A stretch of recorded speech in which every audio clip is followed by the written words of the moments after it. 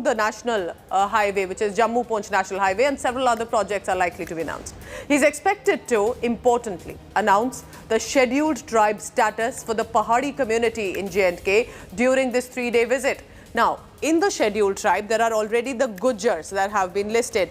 They appear to be slightly apprehensive if they could shrink the benefits that are now coming with the Pahadi community. But the Pahadis have been demanding for the longest time that they should also get the same rights and benefits like the Gujars and Bakarwals, because they also live in the tough and backward terrain and are primarily from the village areas. जब जहाँ पर कोई high level visit हुआ तो इस तरह की नापाक हरकतें और साजिशें की। आपको याद होगा कि ऑनरेबल प्राइम मिनिस्टर का विजिट जब हुआ था तब जैश के 2 फदाइन जहां पर जम्मू शहर में आके ठिकाना बनाए बैठे थे ताकि उस विजिट के साथ साथ कोई बड़ी कार्रवाई करें। मगर उस वक्त भी ये अच्छा हुआ कि पुलिस की सतर्कता के रहते टाइम से पता चला और उन दोनों आतंकियों को न्यूट्रलाइज किया गया और जैश का बहुत बड़ा मॉड्यूल जो था उसको ध्वस्त किया गया। इस बार भी ये लश्कर का मॉड्यूल है। बेसिकली असलम शेख लश्कर के साथ वाबस्ता है। 2005 में ये एक्टिव आतंकी होता था और बिलावर के केस में गिरफ्तार हुआ था जिसमें इसको सजा हुई थी और थोड़ा ही अर्सा पहले जेल से शूट करके ये वापस आया था। So I'll be tracking the latest on this visit by the Union Home Minister in J&K. I'm heading to a very short commercial break, but when I return, the PCM campaign now has moved on to the Tipu Sultan campaign against Siddaramaiah. We get you the latest on that after a very short break, coming in from the BJP state unit's new creative campaign against Siddaramaiah.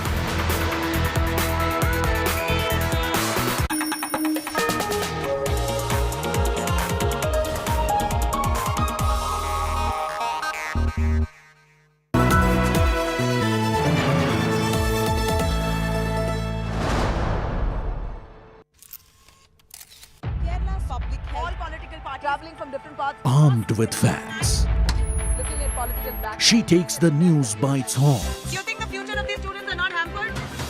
Fierce, bold and direct, setting the tone for the biggest stories from every corner and every angle. Expect nothing but the unfiltered truth. News first, niceties later. Watch me, Nabila Jamal, on India Today.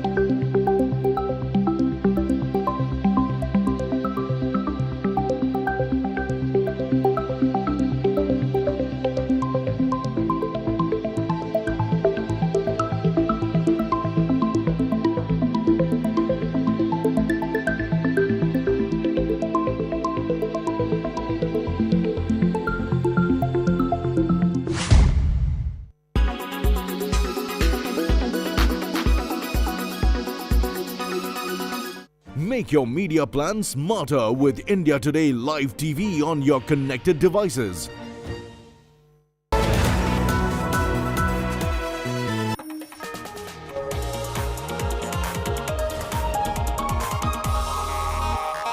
The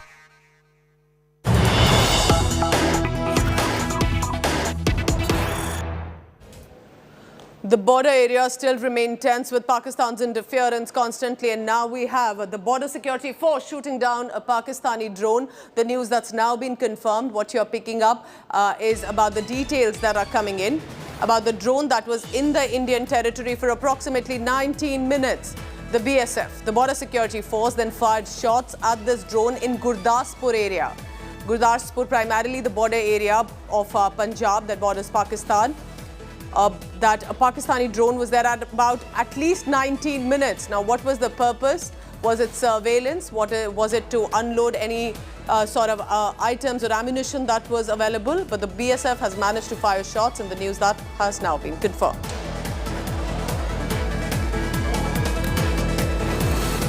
So one by one, creative campaigns political parties are emerging with in the election-bound state of Karnataka. So remember the PCM campaign against Basavaraj Bommai, and that was primarily about a QR code with Bommai's pictures and even in his own mantris posing with it.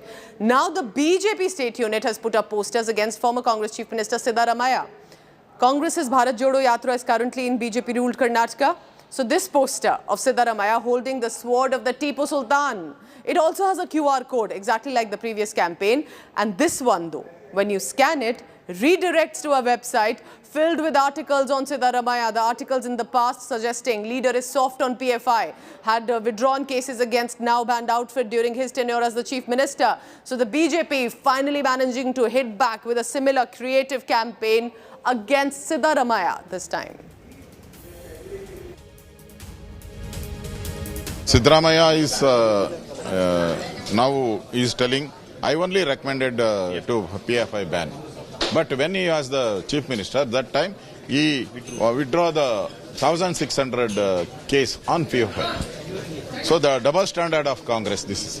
That's why Siddaramaiah have to apologize the Karnataka people. कई सवाल हैं, मैं समझता हूँ गंभीर सवाल हैं और सिद्धरामैया जी को उनका जवाब देना चाहिए और उनको लगता है कि ये सवाल गलत हैं तो इसके लिए हम जांच एजेंसियों की मदद ली जा सकती है जानने में, लेकिन यात्रा सुरक्षित गुजरे ये हम सबका कर्तव्य है और ये मेरी इच्छा. So the new campaign now, this time by the BJP, and the attack is on Siddaramaiah. I'm wrapping up this bulletin for now, but stay tuned, lots more on the other side as well. Thank you for watching. Take care of yourself.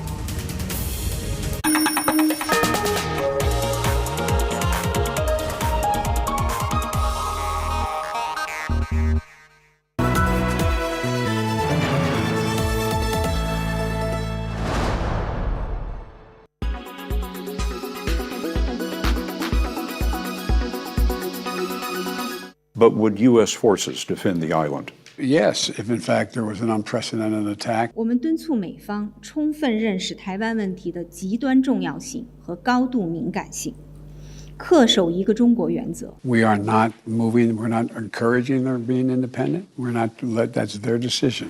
Nancy Pelosi's visit, multiple military exercises, and a lot of back and forth, discussions and warnings. Taiwan is still looming under an attack threat. China has time and again warned the United States about the consequences of interfering in the One China policy. Amid the constant warnings, Joe Biden came on record and said that the United States would defend Taiwan. China has been flexing its military power at the Taiwan Strait by conducting several military drills. In fact, at the recent SCO meeting, Putin and Jinping discussed the state of Ukraine and Taiwan. Although the island country says it is independent, China's policies do not recognize Taiwan as a separate country. Xi Jinping has vowed to bring Taiwan under Beijing's control, and they haven't ruled out the use of force.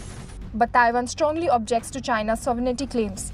Ever since Nancy Pelosi's visit to Taiwan, China has invaded Taiwan's airspace and conducted many hostile military attacks across the Taiwan Strait.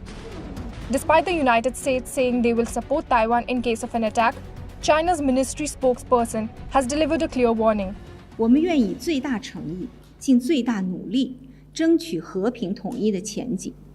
同时，我们绝不容忍任何旨在分裂国家的活动，保留采取一切必要措施的选项。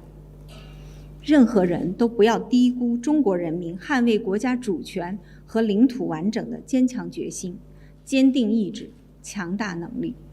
不要站在14亿中国人民的对立面。We agree with what we signed on to. a long time ago, and that there's a one China policy, and Taiwan makes their own judgments about their independence. We are not we're not encouraging their being independent. That's their decision. Both the statements come from the same day. After Biden's statement, Taiwan welcomed the United States' support. It said that Biden's words reflect United States' rock-solid security commitment to Taiwan.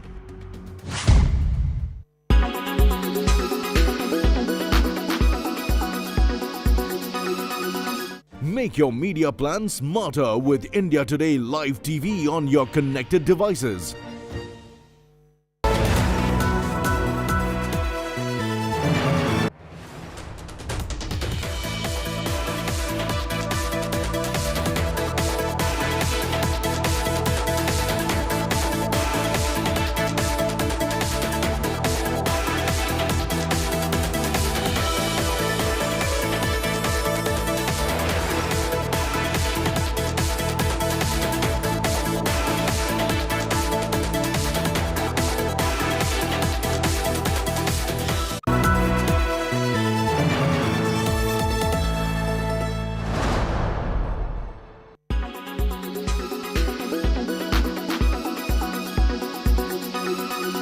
The World Health Organization only very recently cited a report to talk about the fact that over 144 million people could be affected by long COVID.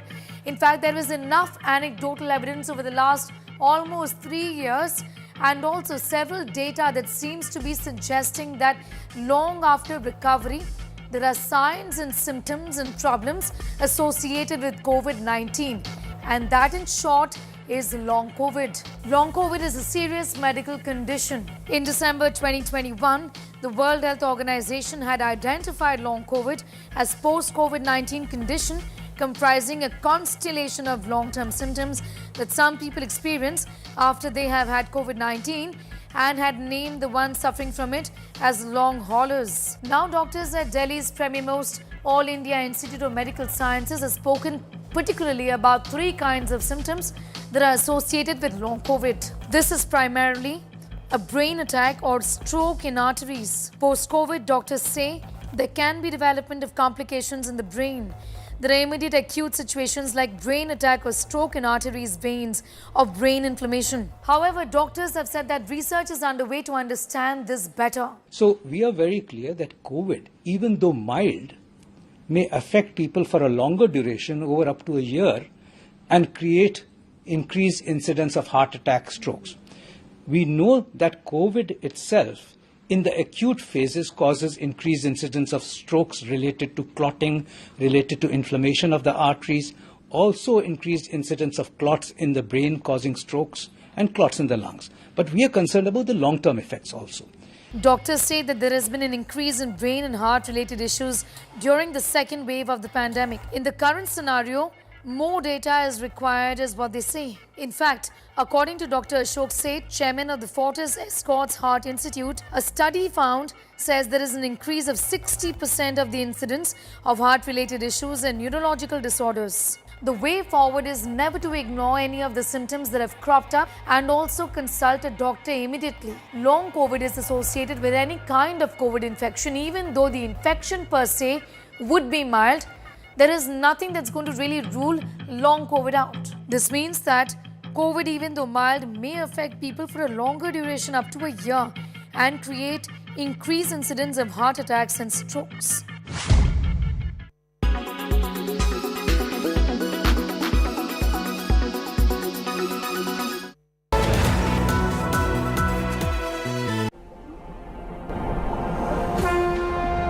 धस जाए ये धरती या चटक जाए आकाश. The first look of film Adi Purush के हाथों होकर रहेगा न्याय का संग.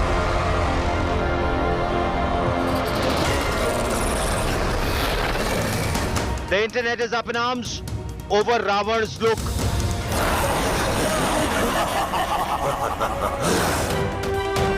Ravan's khilji and barber look angers netizens.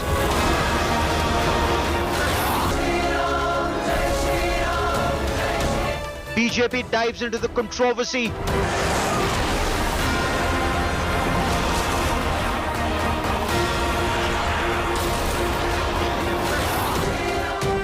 Ravan compared to Turkish tyrant.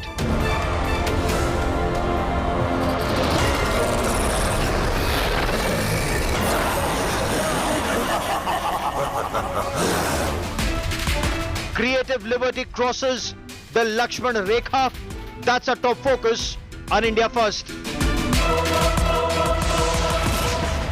We had all heard and read about Ravan having the Pushpak Viman. But Saif Ali Khan as Ravan in motion picture Adipurush is flying a beast that resembles perhaps a cross between a bat and a dragon. Watch that image. The scenes appear to be a straight lift from Hollywood films and series like The Avengers and The Game of Thrones.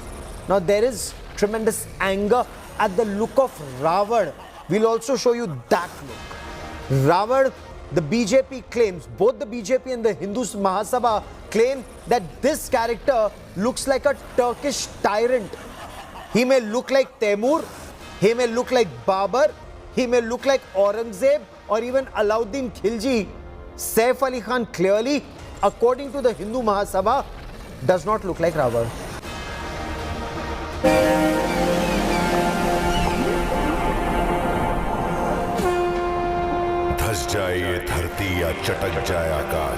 The first teaser of Om Raut's Adipurush is out and things are not looking too good.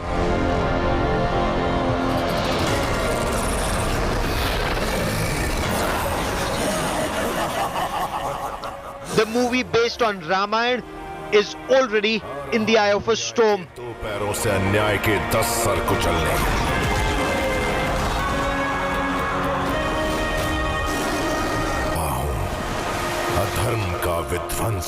A day after Adipurush teaser was released at a mega event at Ayodhya, it is facing endless flack on social media.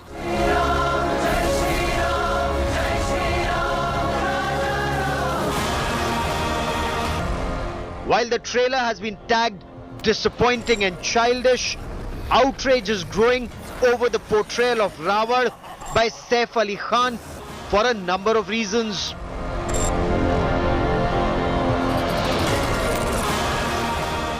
In the teaser, Saif is donning a beard, spiked hair look, completely different from the Ravan we've seen in films before or have imagined.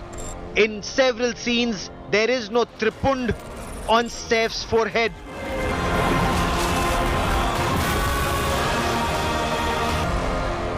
And even the Janeyu, or sacred thread, is missing. Some argued Saif as Ravan looks more like a Turkish or Mongol invader.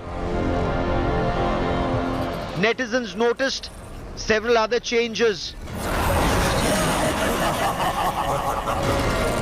Ravan's Pushpak Viman has been replaced by a dragon or a flying bat, leading to questions: is this Ramayana or the Game of Thrones?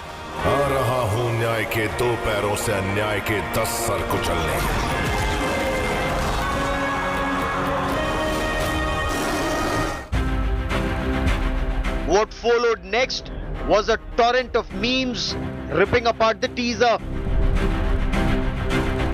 BJP leader and legal convener dived into the controversy, claiming alleged Islamization of Ravan and the Vanar Sena, asserting that creative freedom had crossed the Lakshman Rekha. What concerns me is the manner in which this actor has portrayed Ravan. First and foremost, we must remember that Ravana was a Brahmana from Lanka and he was a great Shiva Bhakta. So here is a Ravana in the poster with nothing on his forehead. We wear vibhuti on our forehead. I am sure Ravana did too.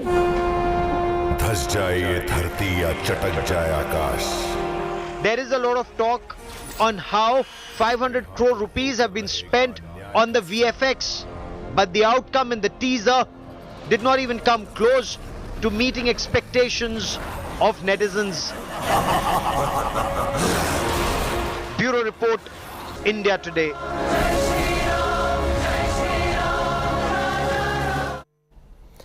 So is this taking creative liberty a bit too far? Or what is art if there is a Lakshman Rekha? Let's throw this open to our panel of experts. And we have the finest panel of experts joining me on the broadcast. I have Samakhya Idmarku. Samakhya is Cinema Sam, our in-house film expert. Amir Raza Hussain, actor and director. Adwaita Kala, author and screenplay writer. Nasir Abdullah, actor. Malvika Avinash is an actor and BJP leader. And Malvika Avinash, I want to begin by asking you, Madam, what is your objection to Saif Ali Khan playing Ravan? Why are you so unhappy? See, who am I to decide which actor plays what character? What I'm concerned is the manner in which characters that are from our history, characters that represent us in many ways, characters that we are, even after 10,000 years as a civilization, is what Ramayana is. The least a director or a writer can do, if the intent is to make Ramayana in a new format or in a new interpretation, is to research. You don't have to understand Samskrita, read Valmiki. Ramayana is available in all languages. In Kannada, Kuvempu is written. There is Kambar for Tamil. There is Tulsidas for Hindi. In every language possible that one can think of, there is Ramayana available. Valmiki is Ramayana itself. One can read up where there are details of how every character looked and behaved and what every character did. So all of this is recorded history. So what is wrong with this? What is wrong with this Ravan, ma'am? Quickly, before I can bring in my other guests, what is wrong with this character of Ravan? Is it not in your face? Everything that's wrong with this Ravana. Where is the Janayu? He's a Brahmin, no? Where is the Janayu? Why is his forehead empty? Why has he got a beard? Why is he wearing leather jackets? Why is he flying some crazy animal? I don't know what that is, animal or bird or whatever. What is the intent? Is the intent to take creative liberty as far as misrepresentation of history? I am an actor too. If it was somebody's own story, a matter of fiction, then we have no objection. They can portray whoever the way they feel like. But if it is indeed Ramayana, then I am sorry. You go by the book. You have to go by the book, Nasir Abdullah. You've heard Malvika Avinash. She's written that this character may look like some Turkish tyrant. He clearly is not Ravan. Okay. Gentlemen, ladies, here's the deal. Nobody knows what Ravan really looked like. They didn't have any cameras, etc. They know here. No. Please, madam. Okay, I take my words back. I take my words back. Okay, I will read the book. Can you ask her to let me speak or I go home? Okay. So we know for certain that he had 12 heads. And from what the photos I have seen, that madam. Oh, come on, Savant. Can you get her to let me speak? If you do not know the subject, I mean, you're enjoying yourself, I can see. I mean, he had 10, not 12, but go on, sir. Minor detail, but go on, sir. See, now you're again. You see, this happens on the channel. If someone like me speaks, either one of the guests or you yourself will trip me and I'll not be allowed to speak. So what am I supposed to do? You want me to toe the line? You are representing Bollywood. Sir, you are representing Bollywood and... I'd say it differently. You are representing Bollywood and you say Ravan had 12 heads. We'll go with that, sir. It's Bollywood, sir. 11. Oh my God. See, we will never get anywhere like this. Of course. We will never reach anywhere. Can I start afresh? Yes, please. Can I start afresh? Madam, please control yourself. I've been waiting for half an hour to show off. So enjoy your soup. Enjoy your soup or whatever you're having. I do not think it is right for anybody from anywhere unless there is a strict, a very strong contradiction about the story, etc. How a person looks should not be made an issue. You say Turkish. Babar looked actually a Mongolian. He's supposed to have seen the paintings. Then I've seen later one where he looks more Muslimi, more Indian, more Persian. But I don't think that is an issue. It's a no-brainer. Let me take this to Amir Raza Hussain. Let me take this to Amir Raza Hussain. Thank you for interrupting me. No, let me take this only Amir Raza Hussain. Thank you for interrupting me. A Ravan that looks like Taimur, a Ravan that looks like Babar or Khilji. Amir Raza Hussain, you've been here in this industry for so long, sir. Is this artistic freedom or is this crossing the Lakshmana Rekha, sir? So I don't know where the Lakshman Rekha is, but certainly one must conform to certain preconceived notions of what Ram, Ravan, Lakshman, Sita would perhaps be in the Indian mind. You know, we all as children have heard, read Ramayana. Everybody has an idea of what the battle would look like, what Ayodhya, what Lanka, what Chitrakoot, what all these places look like. We'd all have an idea.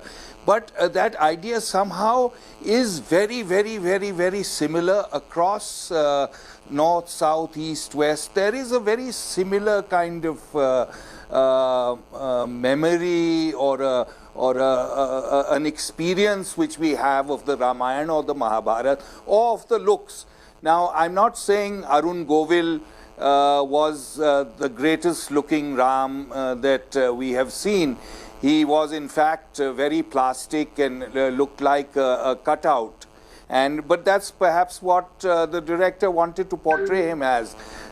This director, I don't know what he has in his mind, and I think, you know, when you judge a book by its cover, obviously there's a problem. When you judge a 2.5-hour movie by 1 hour and 45 minutes, 1 minute and 45 seconds, there is a problem.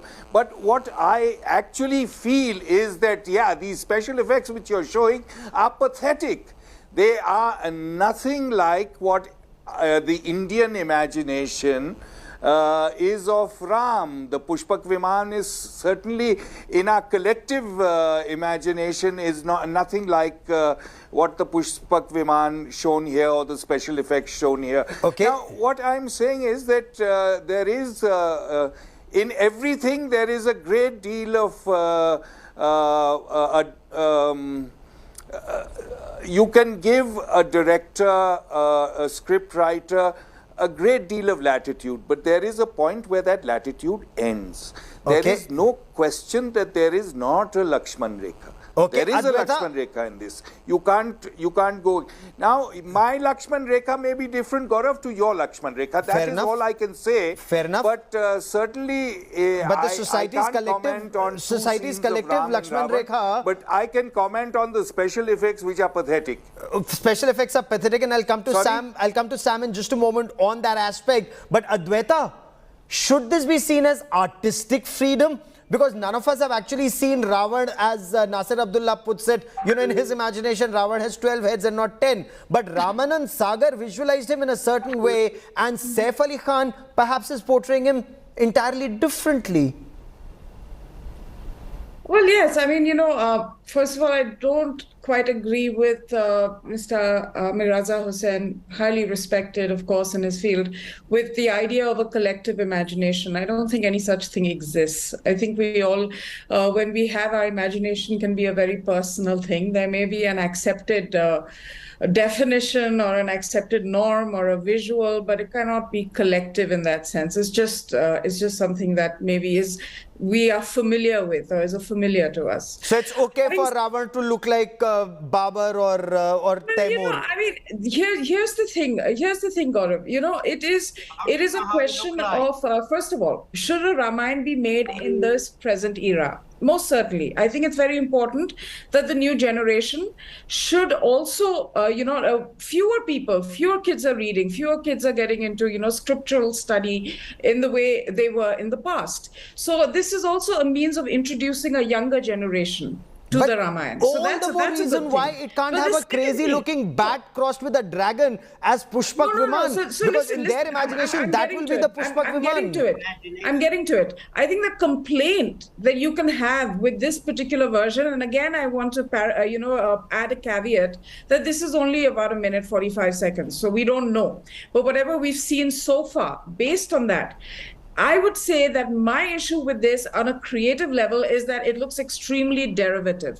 It looks like it's been inspired by the Marvel universe, by a little bit of Game of Thrones, by even an older film, Land of the Apes. And a combination of these films has been used as an influence. So it does lack a sense of originality, and it lacks originality. Okay, Sam, can I quickly bring you in? As well.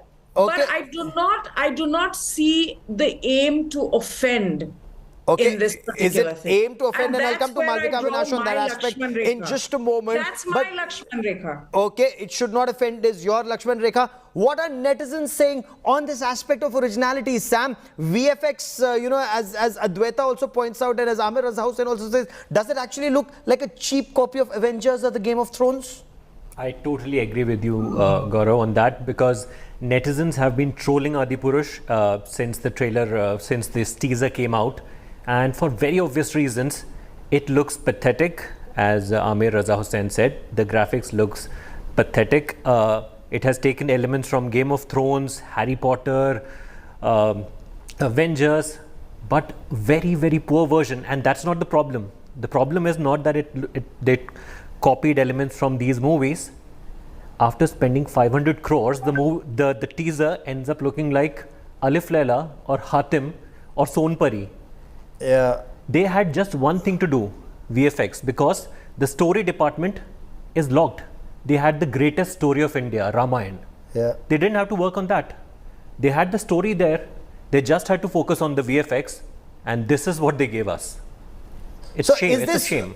So is this what, I mean, are desperate to make a quick buck? But Malvika Avinash, whether it is Ramayana or Mahabharat, the characters of Arun Govil as Maryada Purushottam Sri Ram or Nitish Bharadwaj as Yogeshwar Sri Krishna, that's still with us. Are you objecting, to this Turkish invader? Turkish tyrant is the word you used, ma'am.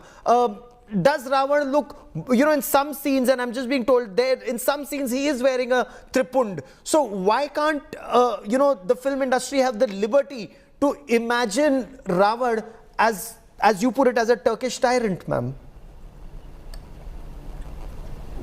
Valmiki's Ramayana, Tulsidas's Ramayana, Kambar's Ramayanam, Ramayana Darshanam of Kuvempu, there are umpteen texts which are available which detail how these people looked and behaved, what was their language, what was their body language, what was their height, what was the color of the skin, how did their eyes look. Everything is available. You just have to research, or else, better still, go back and watch N.T. Ramarao's Sri Ramayana Darshanam.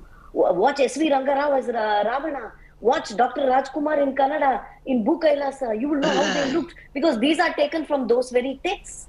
The simple thing for the director to have done creatively is to research a bit. Go as far as Indonesia. I am a dancer. I have seen Indonesian ballets on Ramayana and how beautiful they are. The least you can do is respect your history. Do a bit of research and respect it. Why bring about all these juvenile VFX effects? Juvenile VFX. Making a mockery of Ramayana. Nasir Abdullah, this is what the Hindi film industry needs to do. Invest a little in research to be treated as credible, instead of almost every guess says it's cheap VFX, sir.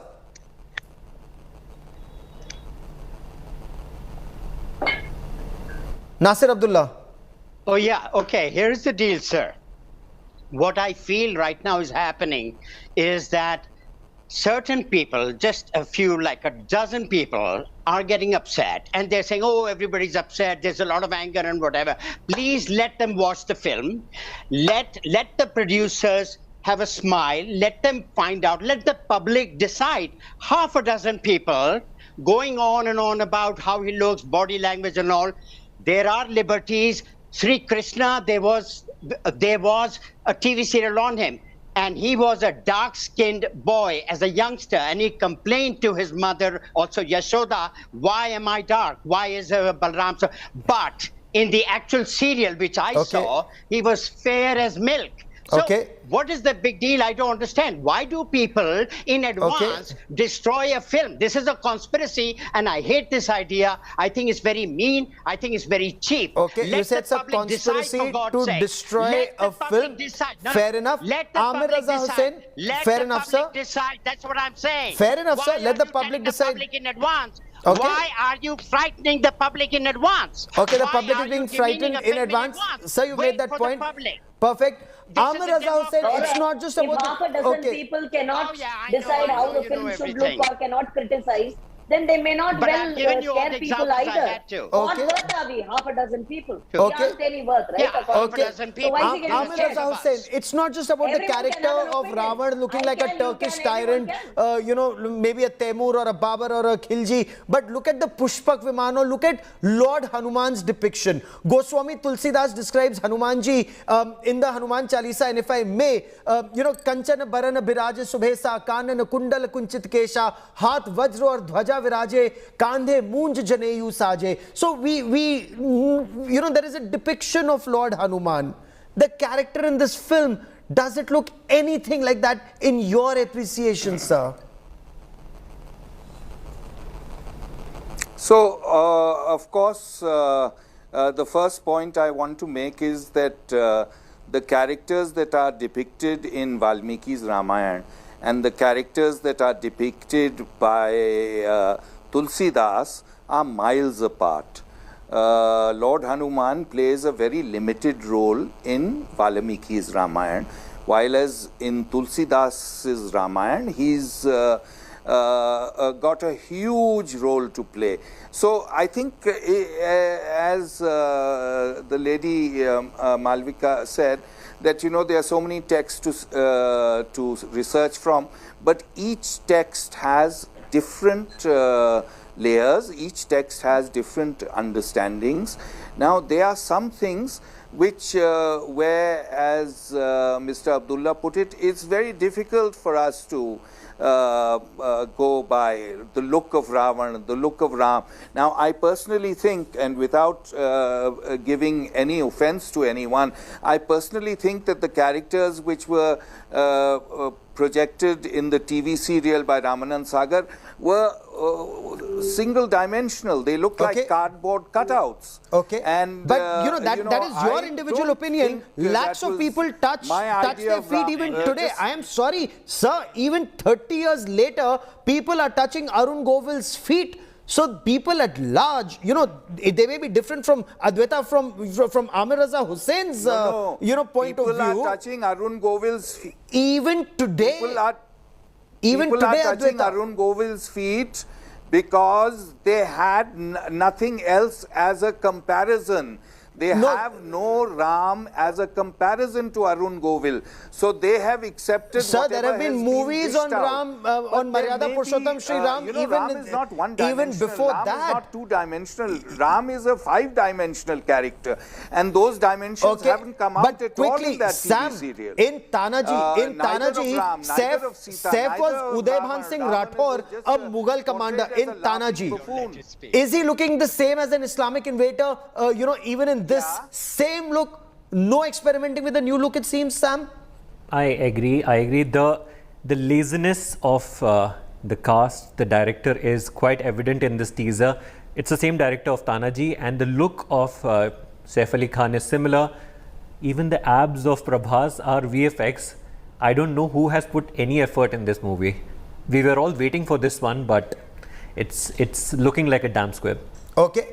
So you're saying it's very lazy, better research needed, Advaita? You're a you're an author, you're a screenplay writer, better research needed in future? Well, I want to say that a screenplay writer has very little to do with the actual look of the character. This would be a world that was visualized by the director and along with the costume designer.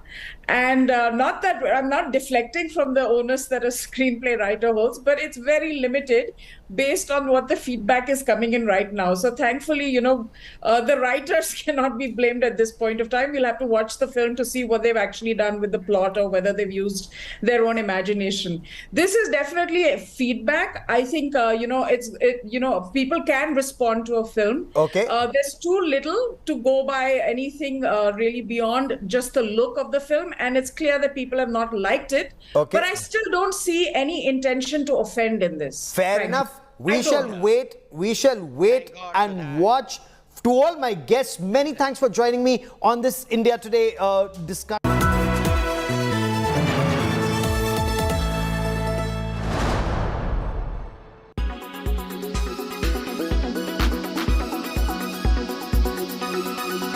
Ever wondered how much startup engineers earn annually? Well, they do earn a lot, but not all of their packages make it to the headlines. Software engineers with jobs at Wipro, TCS of the world get paid anything between 4 to 5 lakhs per annum as their starting salary. That looks like mere change when you really look at what startups are throwing at fresh software engineers as of today. Data from 50,000 engineers' salaries suggests that startup companies like Meesho, Cred, Swiggy and others pay a lot more LPA as compared to traditional IT companies. The data was shared by Amit Shah, co-founder of IT hiring startup Weekday.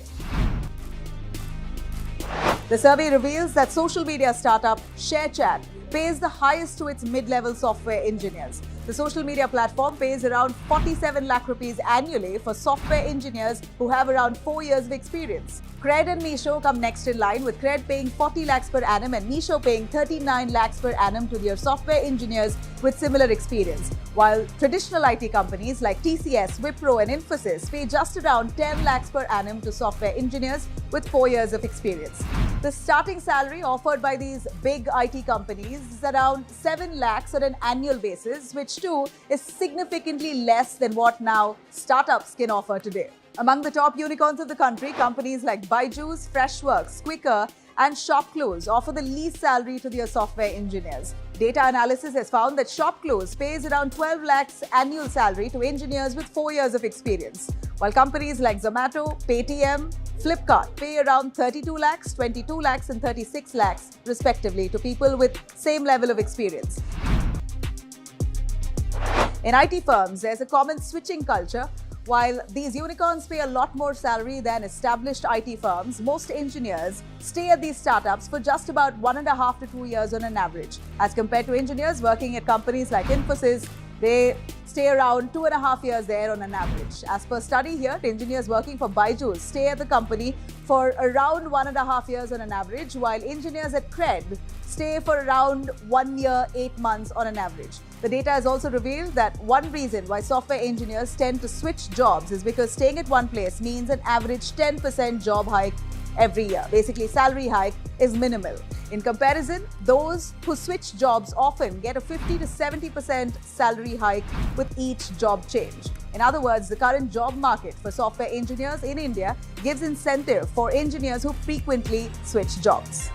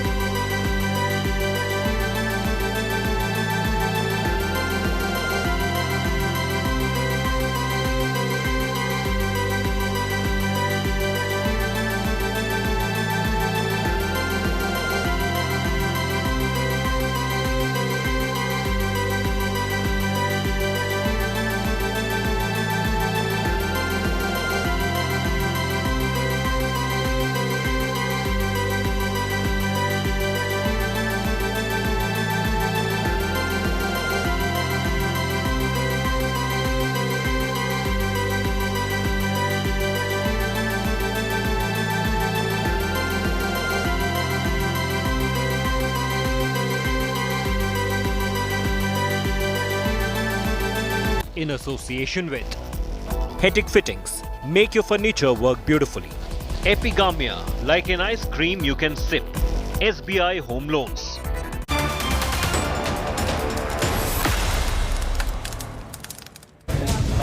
Good morning and welcome. Thank you for tuning into India Today. I'm Pooja Shali. Let's begin first with the headlines at 9 today morning.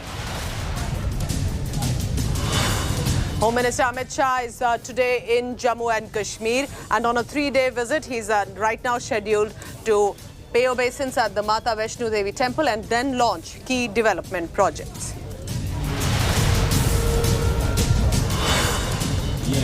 But amid this visit, there's also been a tragic news coming in. The terror outfit claiming responsibility after the death in mysterious circumstances of DG Prisons. The suspect is one of the house help who's been missing. Police is currently sending the search teams. After Congress's Pay CM campaign against Karnataka Chief Minister Bommai, BJP unit has hit back and releasing this poster campaign against former Chief Minister Siddaramaiah. After Congress leader Nana Patole bizarrely links lumpy virus to the newly returned cheetahs, claiming they were brought from Nigeria, BJP hits back. Aviation Minister Scindia fact-checks the Congress leader by reminding him wildcats came from Namibia.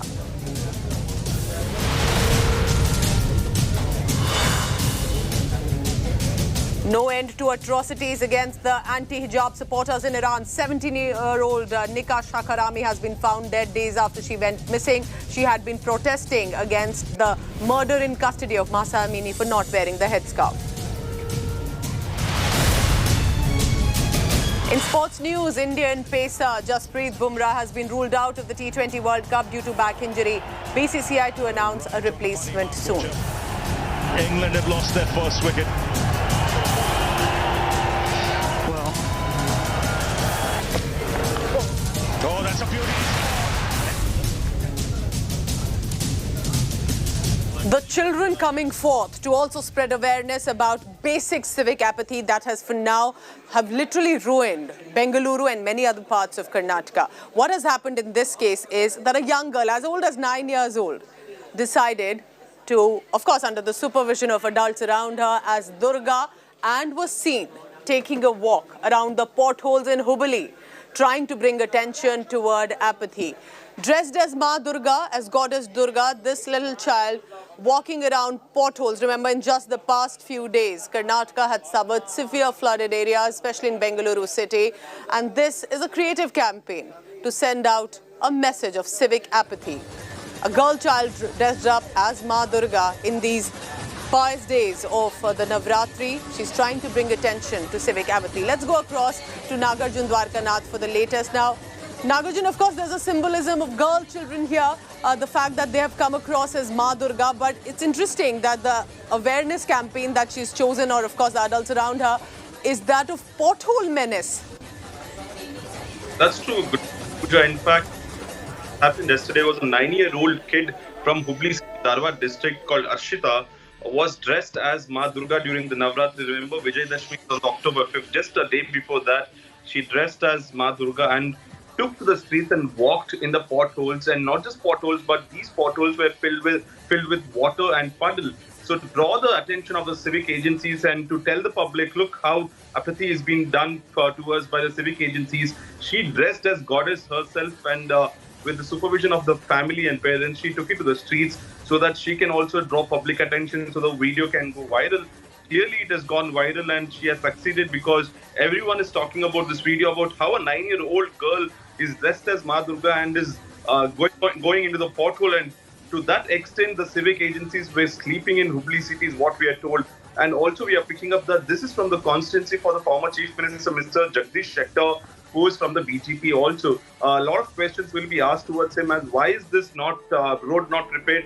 Not just the pothole menace. If you see the 40-second or 60-second video, Pooja, she's also walking by garbage which has not been picked by the civic agencies. Overall, she's trying to draw attention of the civic agencies. And Nagarjun, these are issues that have long prevailed in Karnataka, irrespective of successive governments. The pothole menace, civic apathy in cities which are supposed to be developed in Karnataka, which is seen usually people even coming from across the country. It is becoming an IT hub, and basic civic issues have not been addressed. That is absolutely true. Hubli city is one of the biggest business hub after Bangalore city in Karnataka, and time and again successive governments have ignored the civic agencies' work. Not just the pothole, but also garbage menace is been a redundant problem for the city of Hubli. Also, we are told. So the kid finally decided, along with the family, that to draw the attention, let's decide that during the Navratri, let's make the most of it and dress as Ma Durga, so that the video can go viral. Now the civic agencies will wake up, is what we are told. Today the officials will also go visit the spot as to see, is this really that big a pothole and is this puddle? And what civic agencies are also saying, that it's constantly been raining every alternate day, so to take up repair work will be difficult during the monsoon. So they are also waiting for the monsoon to recede so that finally work can be done. Also, Nagarjun, do tell us that, if you can explain the video, how did this video surface? How did it start to be circulated? And what are the reactions coming in to people watching this young girl dressed as Ma Durga, which is seen as a symbolism of power, of feminine divinity, to be bringing attention to civic issues? Pooja, this video was shot yesterday, so just 24 hours ago it was shot. The family themselves had given it or shared it with family friend WhatsApp groups, and it became viral. They also got circulated in different WhatsApp groups and finally reached to the media, the local media first, and then we also picked it up. So the video was definitely done with a cause to draw attention of not just the public, also with the people who are all the stakeholders, the media, the government and others. It has finally reached the media right now, and the family is also willing to speak. They will be speaking to India Today around 10 a.m. is what we are told. We'll have to wait and watch as to what was the motive behind this that they did and how was the preparations. We'll be hearing from them very soon. But like you said, it's all symbolism. Ma Durga is a symbol of strength, divinity, and today the Navratris, which is the Ayush Puja, is a big day in Karnataka. That is the time when the video has been viral, when Ma Durga herself as a 9-year-old is walking in the potholes, trying to give out a message that civic agencies time and again have ignored the city of Hubli. Stay on with me, Nagarjun, because I want our viewers who've just tuned in to watch this video, so you really understand what it's about and how the girl and her family decided to choose this occasion to bring attention to civic issues. Here's the video.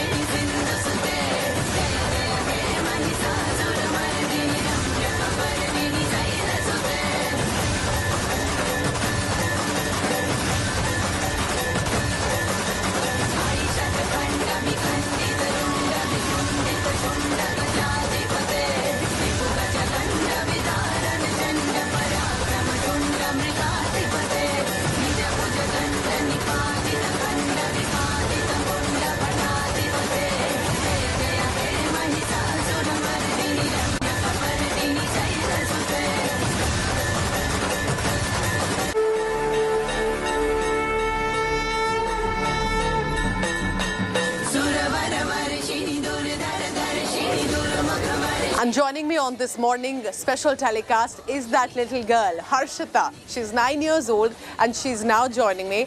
Harshita, आपको अगर मेरी आवाज़ आ रही है, आपने ये माँ दुर्गा बन के इतना इम्पोर्टेंट इशू जो है एड्रेस किया, किस तरह से आपने इसको रिकॉर्ड किया? क्या आपके माइंड में था कि ये ज़रूरी है? और ड्रेसअप होने में बहुत मेहनत भी लगी होगी माँ दुर्गा की तरह जब आप बनी? हाँ जी मैडम। हाँ जी मैडम। So, कौन आपके साथ था इस वीडियो में? आपके parents were also with you, Harshita? हमारे पेरेंट्स। आपके पेरेंट्स साथ में थे उस वक्त? तो कुछ हमें बताइए, आपने क्या-क्या पहना था और कहाँ आप गए थे हुबली में? ज्वेलरी पहना था। साड़ी पहना था, ज्वेलरी पहना था। और क्या वहाँ पे बहुत पानी था जहाँ पे आप ये वीडियो रिकॉर्ड कर रहे थे? बहुत गंद था, गार्बेज था आपके आसपास? पानी भी था, कीचड़ भी था वहाँ पे। क्या आपको स्कूल जाते वक्त बहुत प्रॉब्लम होता है जब आप ये जो पॉट होल होते हैं, गड्ढे होते हैं, पानी भरा होता है, उससे आपके और आपके फ्रेंड्स को बहुत प्रॉब्लम रहता है? स्कूल को जाने के 5 मिनट रास्ता 15 मिनट लगता है। तो आपके पेरेंट्स को भी बहुत कंसर्न रहता है कि यहाँ पे इतना सब पानी भर जाता है तो लोगों को बहुत प्रॉब्लम होता होगा। बहुत तकलीफ होता है। ऑटो में से बचते हैं। Okay Harshita, thank you very much. आपको शायद रियलाइज नहीं हो रहा है कि आपके जो इस इनिशिएटिव से गवर्नमेंट शायद नोटिस करेगी and there will be slight embarrassment on their part and they may finally take this up. Children are our future and of course under adult supervision. I could also hear likely the father और one of the people behind her as well. But thank you so much Harshita and your family, because these are little moments when children come together and give out messages that need to be taken into account, that the government must listen. She has done her bit. Will the government today do hers?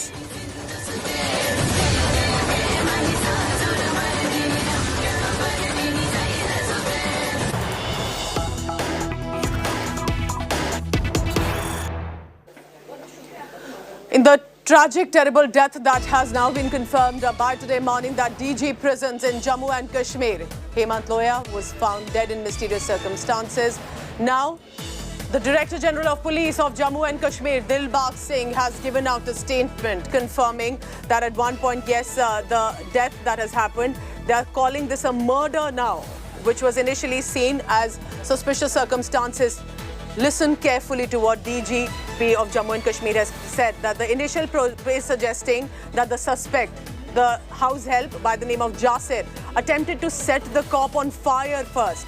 Further, the probe is suggesting that the DG was suffocated then to death, and there is also a broken ketchup bottle that has been found nearby, the glass of which was used to slit the throat of the DG prisons. Now remember, the suspicion is on the house help because he's gone missing. It is being believed that he's absconding after the crime, because this was at the house, at a residence where the DG prisons, Hemant Loya, was staying. His family was also there at the house. But then at late into the night, the focus is now coming on the domestic help that's been gone missing. Ashraf Ani joins me with the latest on that.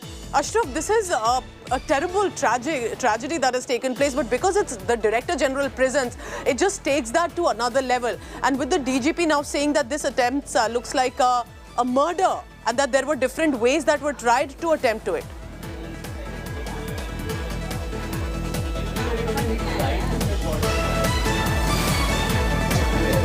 Ashraf, if you can hear me, because it is the death of the DG prisons, there's definitely going to be a massive search operation on this. So the focus is one on the house help Jasir. Why is that? And secondly, what the DG statement appears to be saying is that there were repeated attempts to murder eventually of the DG prison. So there were different attempts that were tried from within the house.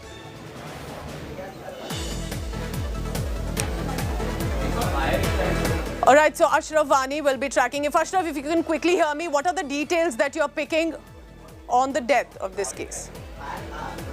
Okay, we'll try and go back to this story. This is a developing story. Remember, the Director General Prisons, Hemant Loya, was found dead late last night at the residence where he was staying. The suspicion on one of the house help, but importantly, a new terror outfit, the PAFF, has claimed responsibility like it has done in the past few days as well. And that focusing on primarily that it was deliberately a murder that was done.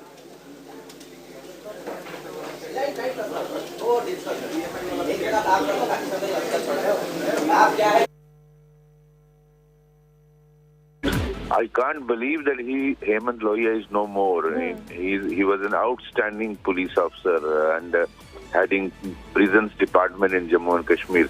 It was so shocking. In fact, he was a family personal friend of mine, my junior colleague, and we had a family relation. I just can't believe that he's no more, and it's a very, very serious case, and I think J&K police should put all its efforts to trace and track down this perpetrator, and he should be brought to justice. And very, very shocking. In fact, I was woken in the morning by this shocking news. I can't believe that Hemant Loya is no more. Fani joins me now from Srinagar. Ashraf, because it is the death and murder of the DG prisons, it just takes that tragedy to another level. Now, with the DGP saying that there were repeated attempts to eventually murder him and the focus is on the domestic help Jasir. Why is that? How is the Director General of Police managing to now going ahead to investigate this? Absolutely, Pooja. Now, this is a big revelation in this murder. Basically, what the DGP has said, not only DGP, but in fact, Mukesh Kumar, who is the IGP Jammu, he has said that Hemant Kumar Lohia was inside the room. Room was locked from inside. In the house, only his domestic help, Yasir, was present in the evening. Then it is being believed what the police, after the investigation, to reach the conclusion that first, Hemant Kumar Lohia has been murdered by a broken bottle by Yasir. Then there was an attempt to burn his body after the murder. That is a big revelation that clearly indicates that probably there may be the hand of Yasir, who was only the person present inside the house where Hemant Kumar Lohia was resting in a room. Then only the guards of house came towards the Lohia's room when they saw abrupt fire inside the room and went to the room. Room was locked from inside, and then they broke the door of the room and entered inside. There they saw the body of Hemant Kumar Lohia laying on the bed. And it is believed that probably the domestic help, after committing the murder of Hemant Kumar Lohia, may have escaped from the window and fled from the area. Now all the focus is on Yasir, the domestic help.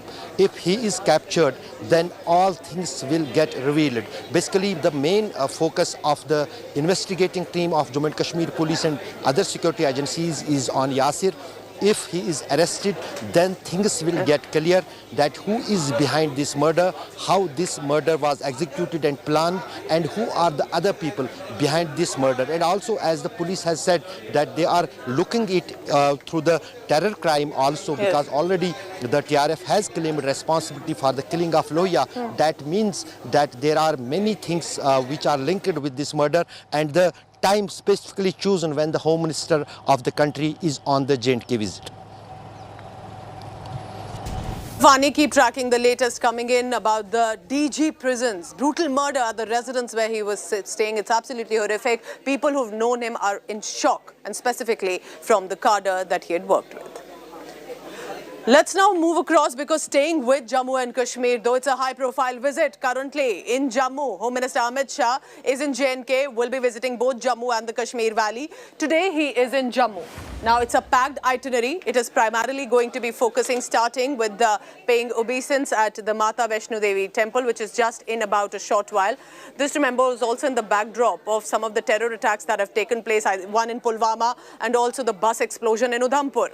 At about 1 p.m, there's a mega rally that's expected in Rajouri, because it is after this rally that while Home Minister Amit Shah will return to Jammu and inaugurate the Jammu-Aknoor flyover, which is along the Jammu-Poonch National Highway, and there are some other several projects that he will then be announcing, specifically development projects. But the big highlight could be the scheduled tribe status announcement for the Pahadi community in Jammu and Kashmir during this 3-day visit. Now, remember, the Pahadis had been for very long asking for the scheduled tribe status and get its benefits. But the Gujjars and Bakarwals that are already listed as ST are slightly apprehensive if their benefits could also shrink when this announcement is made. The Pahadis, primarily from the rural village areas living in the border regions, have said that just like Gujjar and Bakarwals, they also live in the tough and backward terrain and expect the ST status. जब जब जहां पर कोई high level visit हुआ तो इस तरह की नापाक हरकतें और साजिशें की। आपको याद होगा कि ऑनरेबल प्राइम मिनिस्टर का विजिट जब हुआ था, तब जैश के 2 फदाइन जहां पर जम्मू शहर में आके ठिकाना बनाए बैठे थे ताकि उस विजिट के साथ साथ कोई बड़ी कार्रवाई करें। मगर उस वक्त भी ये अच्छा हुआ कि पुलिस की सतर्कता के रहते टाइम से पता चला और उन दोनों आतंकियों को न्यूट्रलाइज किया गया और जैश का बहुत बड़ा मॉड्यूल जो था उसको ध्वस्त किया गया।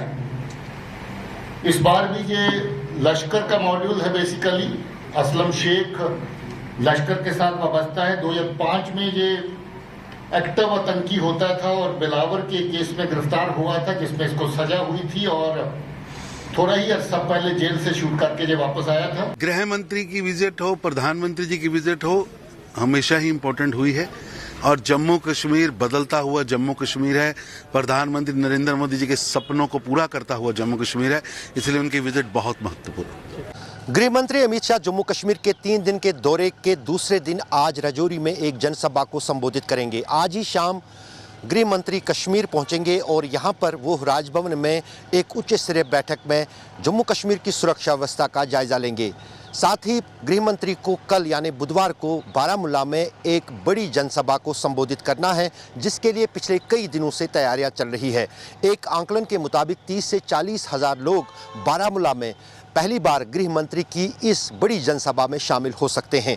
महत्वपूर्ण है कि बारामूला में कुछ घोषणाएं भी गृह मंत्री कर सकते हैं, जिनमें कुछ विकास कार्यों के साथ साथ खास तौर से पहाड़ी इलाकों में रहने वाले लोगों के लिए शेड्यूल्ड ट्राइब का दर्जा देने की बात भी वो कह सकते हैं। Let's go across now on the ground where Home Minister Amit Shah is, and that's in Rajouri where the mega rally is planned. Sunil G. Bhatt telling us all the latest. Sunil, how mega is going to be the preparations for Home Minister Amit Shah's visit, and how is the security protocol in place? There have been terror attacks recently, and then the DG prison's murder also just about a few hours ago. What is the security apparatus ensuring that the visit is going to be safe and smooth for Home Minister? Absolutely, Pooja. Security remains a major challenge as far as the itinerary of Union Home Minister Amit Shah is concerned here in Jammu and Kashmir. We have learned from our sources that multi-tier security arrangements have been made in and around the rally venue that's in Rajouri city. And apart from that, right now I'm in almost about to reach Rajouri, and I can see that there is presence of army personnel and other security personnel on the highway. Vehicles are being stopped, documents are being checked, so you can understand that it's a high profile visit of the Union Home Minister to border district of Rajouri. So that is why the security agencies are not taking any chances. Multi-tier security arrangements have been made. Different agencies are working in close coordination to ensure that this rally passes off peacefully. And as far as the agenda of this rally is concerned, we have learned from our sources that BJP is right now trying to reach out to the scheduled tribe community here in Jammu and Kashmir, and there has been a demand from the Pahadi community for a long time that they should be also given scheduled tribe status. Now it's expected that Amit Shah may announce today that Pahadi community will get scheduled tribe status, and it is going to be very significant for the BJP. And Sunil, keep tracking the latest. Yes, and Sunil will be telling us that why this is an important announcement, much awaited, and how it could actually benefit the BJP as well. We'll be tracking the latest coming in on that from Jammu and Kashmir. I'm heading into a short break. Don't go anywhere, because when I return, remember the PCM campaign in Karnataka? It has now turned over. The BJP has hit back with a similar but a different campaign. This is also with a QR code, but Siddaramaiah is holding a sword like the Tipu Sultan. Let's bring you that creative campaign after the break.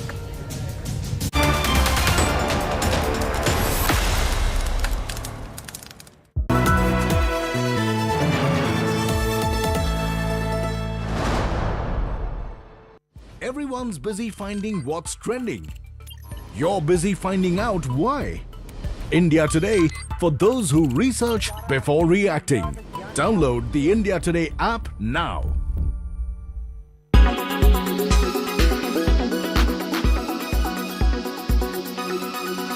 Internet. For humans, life on Earth is unimaginable without it. We spend hours together on cell phones, but have you ever wondered how you catch this high-speed internet? So how does satellite internet work? Why is it useful and criticized?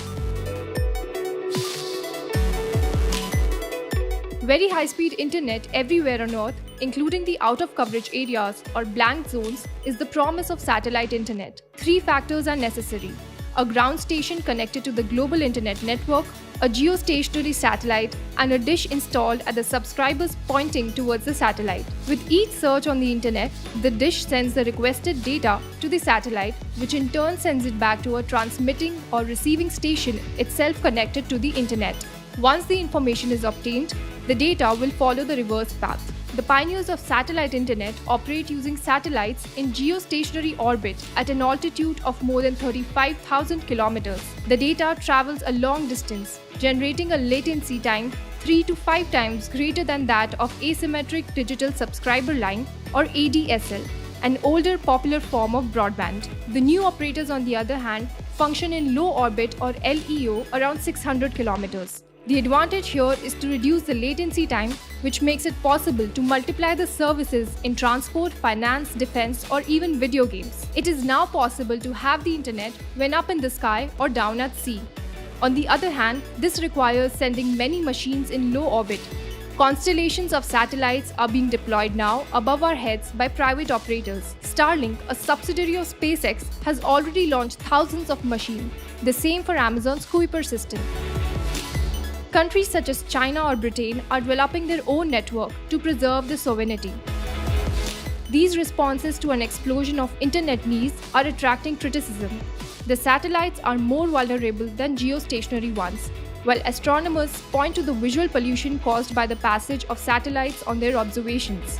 NASA fears the proliferation of satellites will raise the risk of collision in space.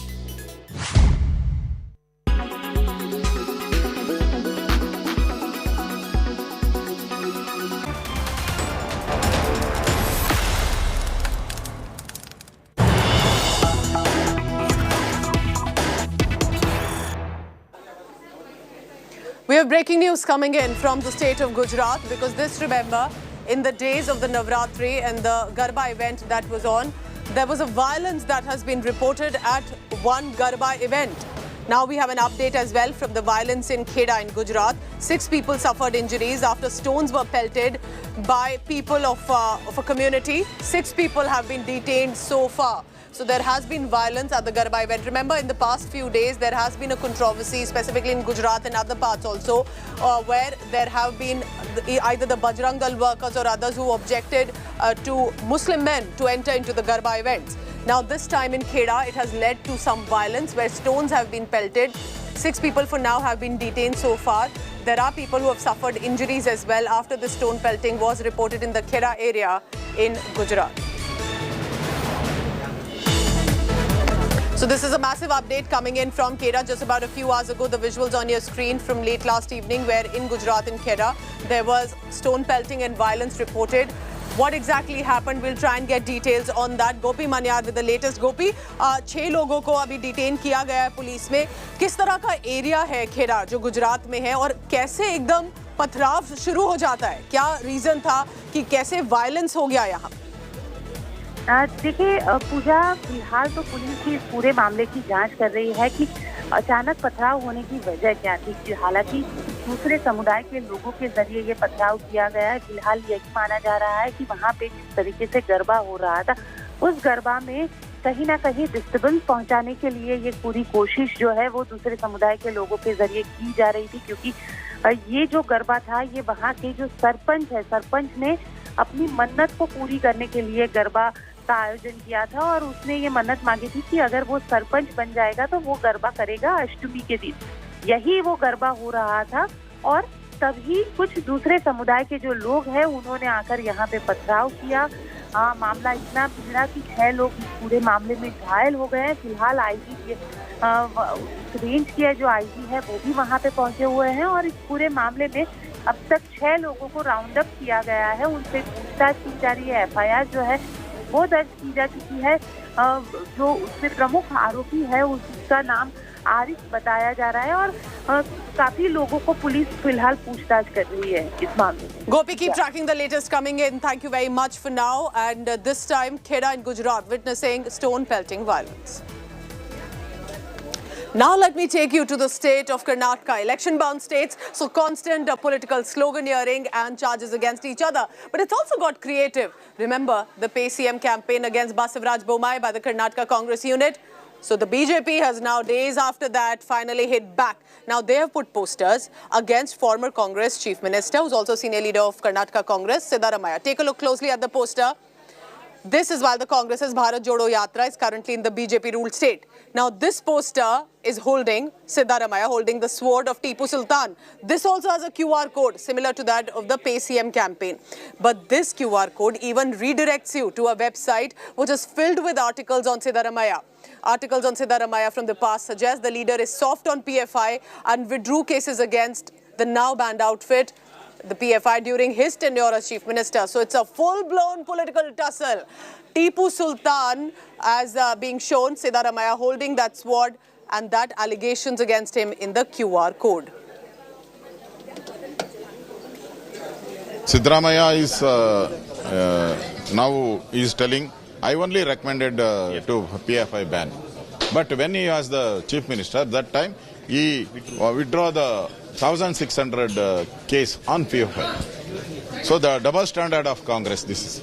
That's why Siddaramaiah have to apologize the Karnataka people. कई सवाल हैं, मैं समझता हूँ गंभीर सवाल हैं और सिद्धरामैया जी को उनका जवाब देना चाहिए और उनको लगता है कि ये सवाल गलत हैं तो इसके लिए हम जांच एजेंसियों की मदद ली जा सकती है जानने में, लेकिन यात्रा सुरक्षित गुजरे ये हम सबका कर्तव्य है और ये मेरी इच्छा है.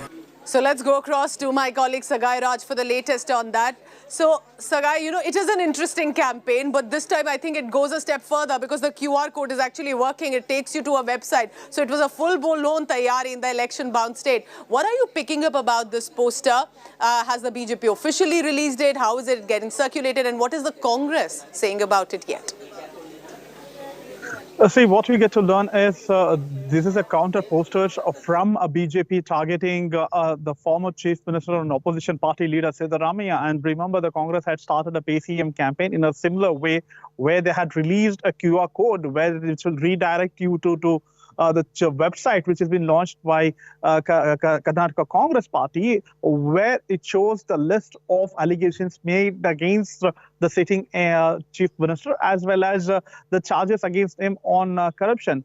And the counter poster which has been released by Revenue Minister, it is on a communal basis where they are targeting the former Chief Minister who has been allegedly appeasing the minority community. And this particular QR code will redirect you the articles and the feature stories which has been written on Siddaramaiah, where he was trying to appease the minority community. And they have also put out this particular posters with the flag of PFI as well as with the posters of Tipu Sultan. And this particular poster had been widely criticized by Congress, stating that when they are targeting them on corruption, on not doing development work, the BJP is trying to come out with the criminal charges. So it is an election-bound state, but definitely in Karnataka, there is a different kind of a creative political sloganeering and charging at each other. It is more tech-savvy, so to say. Thank you very much, Sagai Raj, for the latest. So the new video, the poster campaign is of that of Siddaramaiah holding a sword like Tipu Sultan. I'm moving across now to other stories because it is in Maharashtra, where it's been the longest running tussle between who's the real Shiv Sena, and now it is who is the real heir to Bala Saheb's legacy. It's a video war now, full on, from the Uddhav camp and the Shinde camp. Here's what the video war in Maharashtra is about.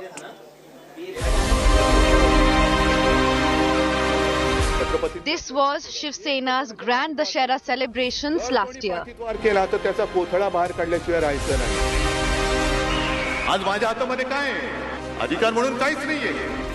A lot has changed in a year. Bala Saheb's army has split into two groups, each claiming to be the real Shiv Sena. Now the bitter fight between the Uddhav and Shinde Senas has extended into the Dashera festivities. This war is being fought with videos from each camp, both laying claim to Bal Thackeray's legacy. After the Uddhav Sena video took pot shots at Shinde for backstabbing Shiv Sena. अभी आपको लग रहा है शिंदे गढ़ स्थापन होने के बाद कुछ तो अलग है, कुछ अलग नहीं है. वही मैदान है, वही झंडा है, वही पक्ष है, वही सुनने वाले हैं, सब कुछ वही है. खाली अभी गद्दारी का जो माहौल चल रहा है वो आपको लगता है अलग है. The Chief Minister's followers released a counter video that showed Bal Thackeray saying, "We will not only burn this Ravan of Congress party, we will also bury it." तो पहले से हम यही कह रहे थे कि राष्ट्रवादी और कांग्रेस के बैनर्स लगते हैं, उनके लोग जो बीच में सभी जगह पे आक्रोश सभा हो रही थी उसमें वही लोग हैं. तो यहाँ पे माननीय बाला साहब ठाकरे के हिंदुत्व के विचार वाली माननीय मुख्यमंत्री एकनाथ शिंदे जी, इनकी दशहरा रैली सभा है और वहाँ पे महाविकास आघाड़ी की सभा है. Both Senas are gearing up for Dashera. looking at the festival as a show of strength of supporters.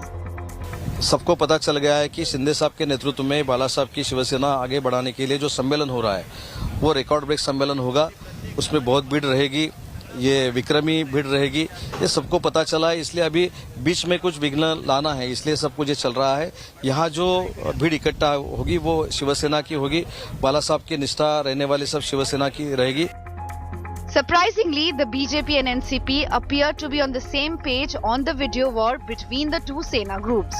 शिवसेनेचेच दोन मिळाले, दोन्ही ठिकाणी भगवे झेंडे, दोन्ही ठिकाणी बाळासाहेबांचे फोटो। हे पहिल्यांदा घडतंय। खरं तर हे नको घडायला हवं। शिवसेना प्रमुखांचं स्वप्नच भंग पावलेलं आहे। या गोष्टी होतात, असं काही नवीन नाही। संघर्ष होतो, पण त्याला एक मर्यादा ठेवली पाहिजे। राज्यातले जे जबाबदार लोक आहेत त्या लोकांनी हे वातावरण दुरुस्त करायला पावलं टाकली पाहिजे। The Uddhav Sena got a boost over Shinde after the Bombay High Court ruled it has the right to hold the annual Dussehra rally at the historic Shivaji Park ground, the traditional venue of the Shiv Sena since 1966. With Ritik Mondal in Mumbai, Bureau Report, India Today.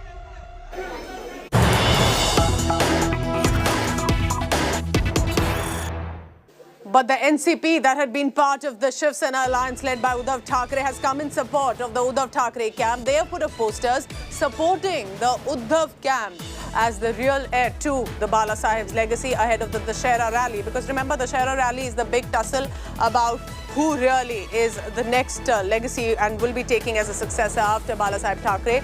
But right outside Matoshri ahead of the Dussehra rally, NCP has put up these posters in support of Uddhav Thackeray and against Shinde camp. Let's quickly go across to my colleague Dev Kotak on the same. Dev, so have these posters been put up right outside Matoshri where Uddhav Thackeray stays? And if you can help us translate, what exactly are these posters about?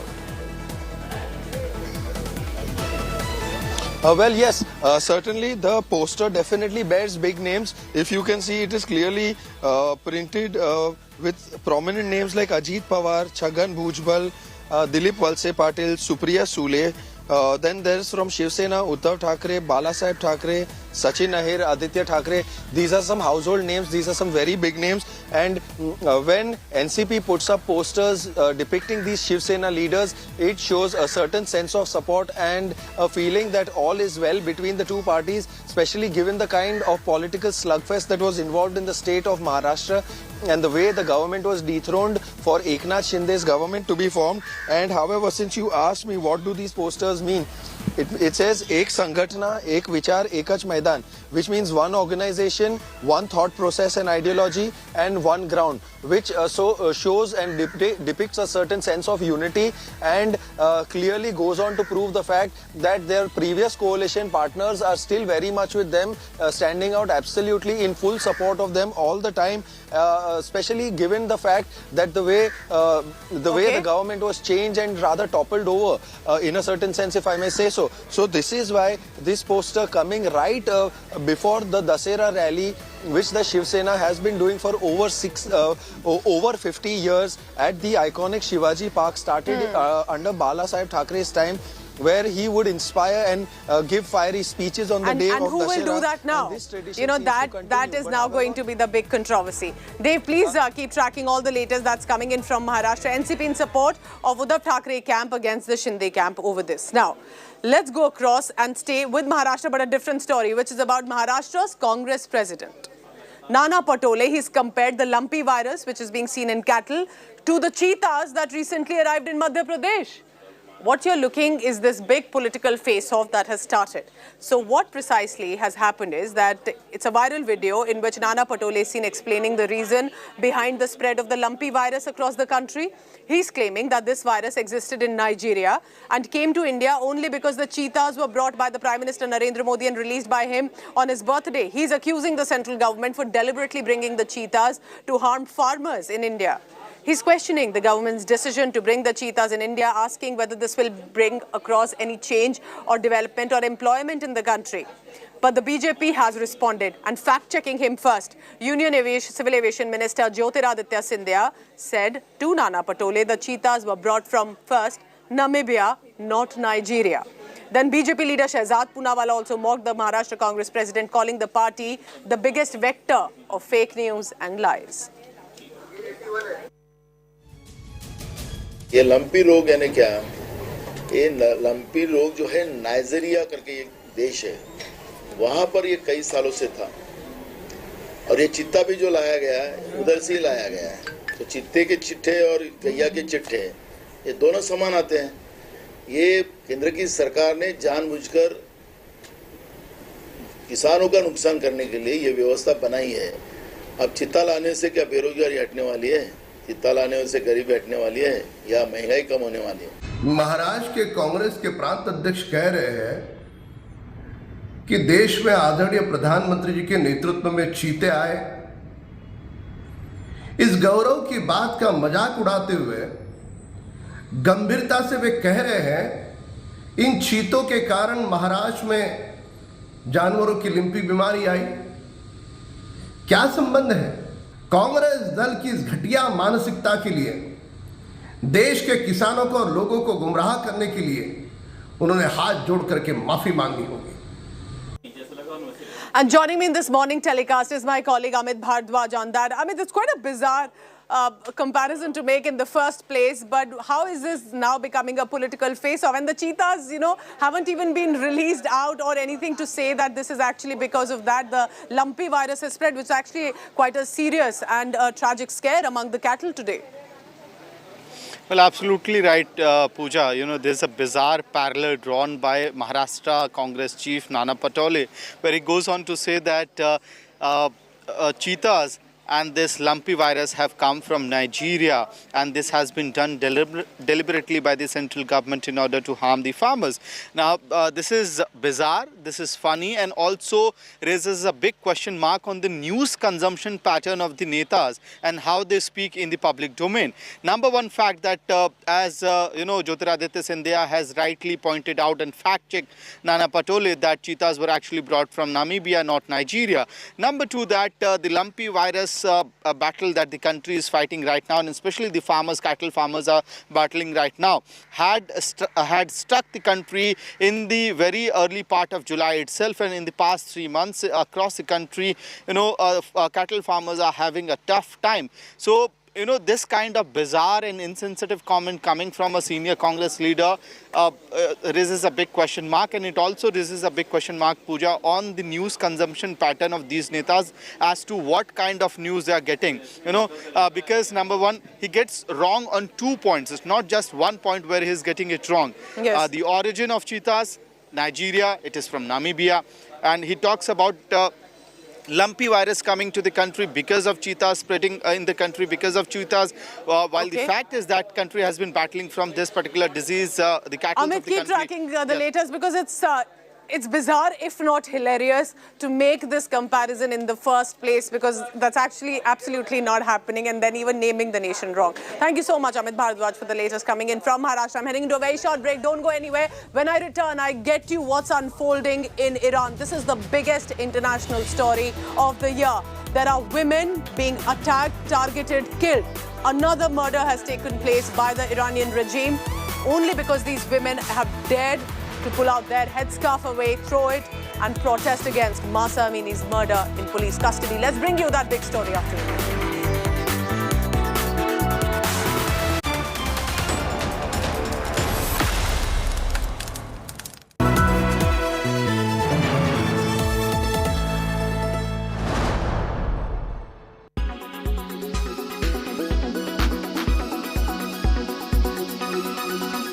The Bermuda Triangle, the Devil's Triangle, the Hoodoo Sea.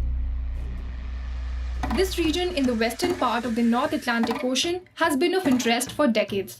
The mysterious place has captured the human imagination with unexplained disappearances of ships, planes, and people. And now an Australian scientist claims that he has solved the mystery. The region first gained notice in 1945. Flight 19 was a 5-plane flight that took off from Florida with 14 crew members on board. The TBM Avenger torpedo bombers of the US Navy were on a 2-hour normal training flight when they lost communication with the base. The planes mysteriously vanished along with their crews and no debris was ever discovered. To add to it, the PBM-5 with 13 crew members on board departed to search for the missing flight. But 20 minutes into the flight, it exploded. Since then, about 50 ships and 20 airplanes have disappeared in the Bermuda Triangle for unknown causes. The wreckage has not been recovered. The Bermuda Triangle has been the subject of many Hollywood thrillers and mysteries. Beyond the Bermuda Triangle, Satan's Triangle, Death Ship, The Triangle, and many more movies catapulted the region into the mainstream. The unsolved mystery, of course, led to conspiracy theories. Some people point to wormhole as a reason why many vessels aren't found after crashing in the Bermuda. Others point to a hole in the planet's electromagnetic forces. Some even believe that large amounts of methane gas that exist in some spots of the ocean floor are responsible for the disappearances. Then there are also theories about aliens and the existence of the mythical lost city of Atlantis in the area. Australian scientist Carl Krushelnicki has dismissed all these claims. According to him, the high number of disappearances cannot be explained by aliens or Atlantis.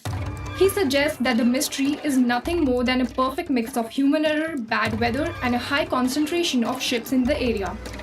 He in fact suggests that there is no mystery at all. He said that because of its proximity to the equator and the United States, there is a lot of traffic in the region, and the number of disappearances in the Bermuda Triangle is the same as in any other part of the world. So what do you make of the mystery? Has the mystery of Bermuda Triangle been solved?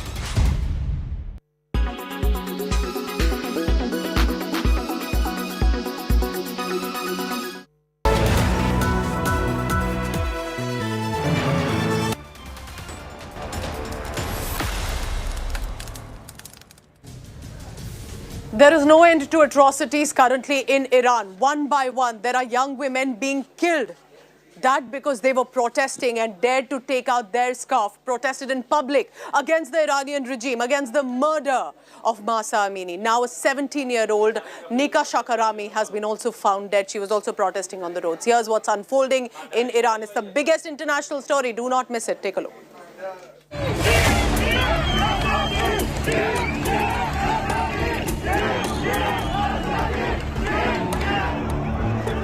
An endless war of equality, a nationwide outrage against gender discrimination.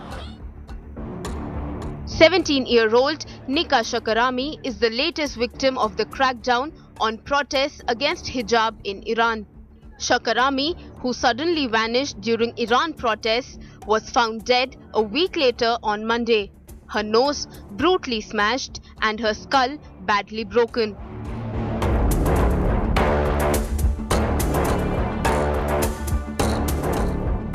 The anti-establishment protests in Iran that started with the death of a young woman in the custody of country's morality police is gaining strength day by day. 22-year-old Mahsa Amini was arrested for not wearing hijab properly. The Iranian government, rattled by the agitation, has intensified its crackdown to suppress the protests. Breaking weeks of silence, Iran's supreme leader Ayatollah Ali Khamenei has accused the US and Israel of conspiring to fan the protests. میگه ما قصد کی این برنامه ریزی رو کرده؟ بنده به صراحت میگم این برنامه ریزی کار آمریکا، کار رژیم غاصب و جعلی صهیونیستی و دنبال روای اونهاست. Calling it a foreign plot to destabilize Iran, Khamenei sharply condemned the protests. With students hitting the streets, there has been a significant rise in clashes between protesters and the Iranian security forces.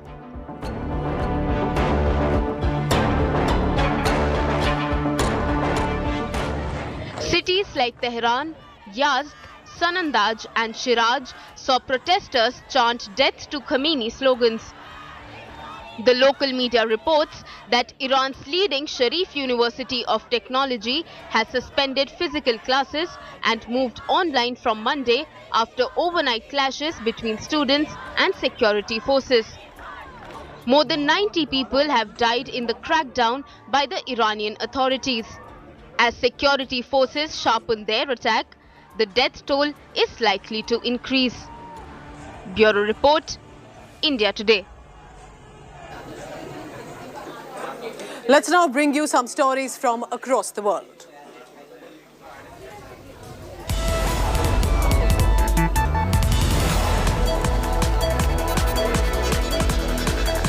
Austin to host the Pakistani Army Chief. That's the big news coming in, and that is one of the top news from across the world. This is US Defense Secretary Lloyd Austin on Tuesday will be hosting Pakistan Army Chief General Qamar Javed Bajwa at the Pentagon.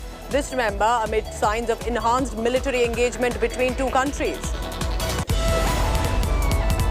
Nuclear-armed North Korea fired a ballistic missile over Japan for the first time in 5 years on Tuesday, prompting a warning for residents to take cover and a temporary suspension of train operations in northern Japan. A strong election night for allies of President Jair Bolsonaro have now given his party the most seats in both chambers of Congress, highlighting the enduring strength of the conservative movement, even if he falls short of a re-election. Elon Musk has prompted an online controversy with Ukraine's President Zelensky after he asked Twitter users to weigh in on his ideas to end Russia's war. In a tweet, Musk has suggested UN-supervised elections in 4 occupied regions that Moscow has now annexed, calling for referendums. The votes were denounced by Kyiv and Western governments as illegal and coercive.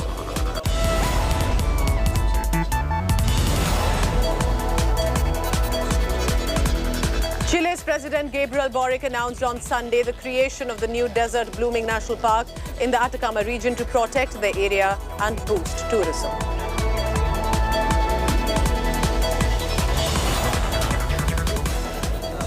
After a very short break, let's bring you some sports news because Indian pacer Bumrah is out. Who's in then for the Indian squad in the World T20 International Cup? Let's get you the latest on that.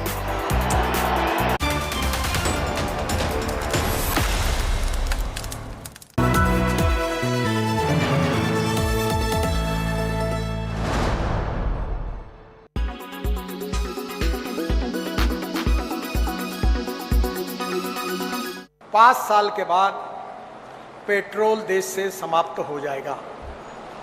आपकी scooter, आपकी car एक तो hydrogen पे होगी, green hydrogen पर, या ethanol पर, flex engine पर होगी, या सीएनजी और एलएनजी पर होगी। India's clean energy transition is rapidly underway, but can it replace petrol? The term green describes any type of fuel derived from biomass. This includes all kinds of organic matter from plant and animal. This is eco-friendly and sustainable alternative as the feedstocks used to make green fuel are sustainable and naturally replenished. Unlike oil, which is naturally occurring but requires an extremely long geological process to form, biofuel can be produced in a matter of days. A huge variety of feedstocks can be used to create biofuel ranging from vegetable oil and crop residue to algae and byproducts from beer breweries. They can be utilized in engines without engine modification. Between April to September 2021, CNG car sales saw a surge of 96%. Another alternative is CBG or compressed biogas, that is biogas produced naturally from waste like agriculture residue, cattle dung, sugarcane press mud, municipal solid waste, sewage treatment plant waste. So far, 9 CBG plants have been commissioned and started to supply across India. Autogas or LPG is a clean, high-octane, abundant and eco-friendly fuel. The use of LPG as an automotive fuel has become legal in India with effect from 24th April 2000.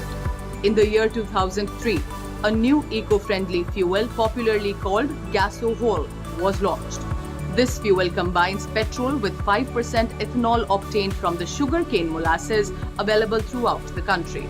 India has achieved the target of supplying 10% ethanol blended petrol extracted from sugarcane and other agriculture commodities, and aims to double it by 2025-26 to cut oil import dependence and address environmental issues.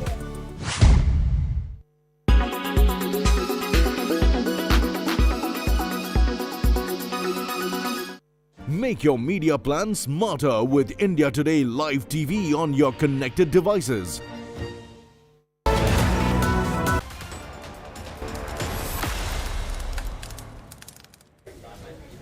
And just days to go as the Indian squad leaves for Australia, Jasprit Bumrah, Indian pacer, has been ruled out because of a back injury.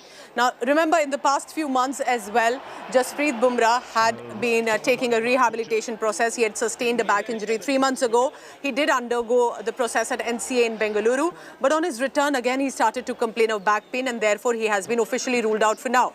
Now, the Indian team is set to leave for Australia on 6th October. Bumrah's replacement is going to be announced very soon.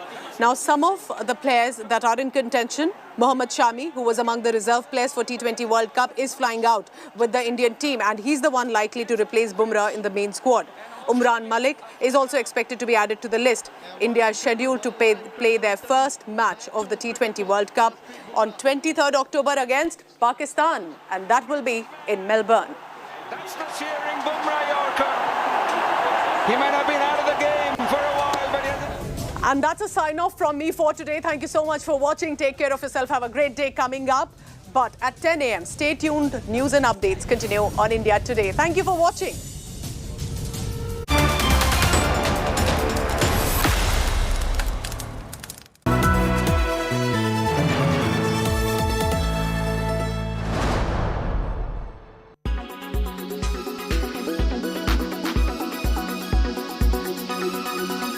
Is it so hot and humid in your city that you're finding it difficult to fall asleep? Well, you are not alone.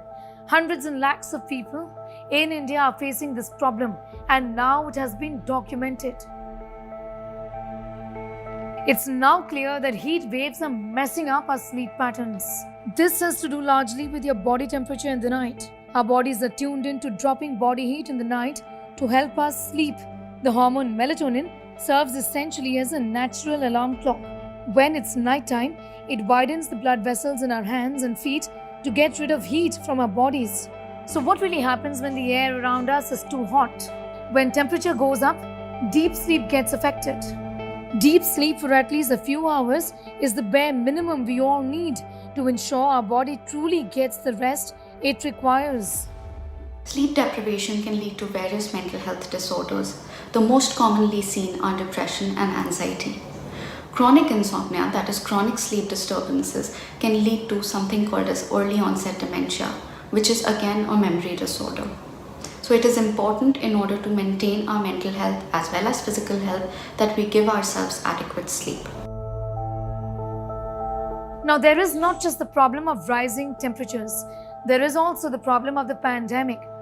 COVID-19 has interfered with our sleep patterns, and this too has now been documented. The pandemic ruined sleep cycles. The stress and anxiety of COVID added to the work from home patterns completely hit our lifestyle choices. A recent survey by a social media platform found that 54% Indians surveyed confirmed that their sleep patterns have changed post the pandemic. Many of these Indians speak about the fact that they're suffering from sleep apnea, finding it difficult to go off to sleep or sleep properly at a stretch altogether. This has now even got a term called coronasomnia, caused by personal stress, by grief of losing a loved one, and even anxiety over any COVID-related news.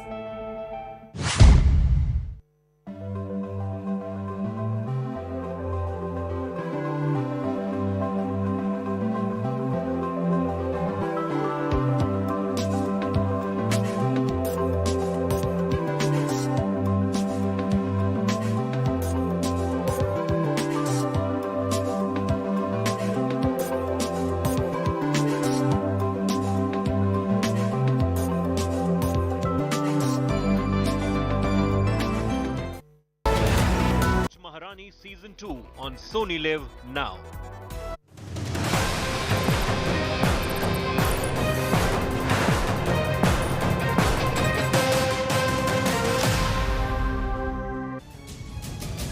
Good morning and a warm welcome to India Today. I'm Amit Shah. Here are the headlines we are tracking at the top of this hour. Home Minister Amit Shah has arrived in Jammu and Kashmir. He will launch a slew of developmental projects in the Union Territory while also paying a visit to the holy Vaishno Devi temple.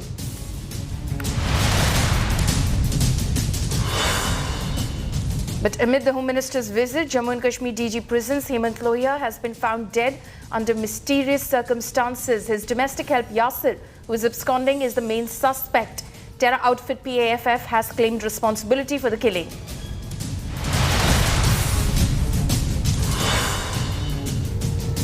After Congress's Pay CM campaign against Karnataka Chief Minister Bommai, the BJP state unit has hit back at the Grand Old Party, releasing its own poster campaign against former Chief Minister Siddaramaiah.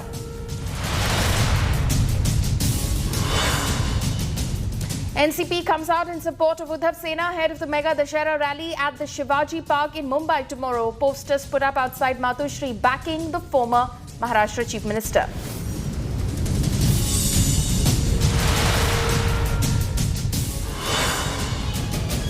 Air raid sirens play in Japan after North Korea fires missiles over the island nation. Residents asked to take shelter. Missile lands in the Pacific Ocean.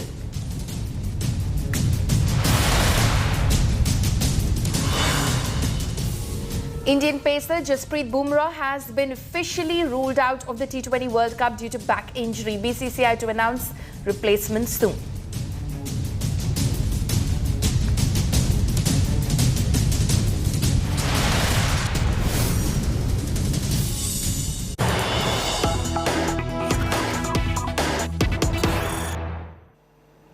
News coming in right now. In the initial investigation into the incident of the death of DG Prisons of Jammu and Kashmir, Hemant Lohia, it has now come to the fore, say sources, that one domestic help, Yasir Ahmed, resident of Ramban, is the main accused. Some CCTV footages have been collected from the incident site. They also show the suspect, in fact, the accused, running away after committing the crime. He, in fact, was working in this house for nearly 6 months. Initial investigation also reveals that he was quite aggressive in his behavior and he was also under depression, as per some sources. So far, no terror act is apparent, say sources, as per initial investigation, but a thorough probe is on to rule out any possibility. The weapon of offence has now been seized, besides some documentary evidence reflecting his mental state, that is the accused's mental state.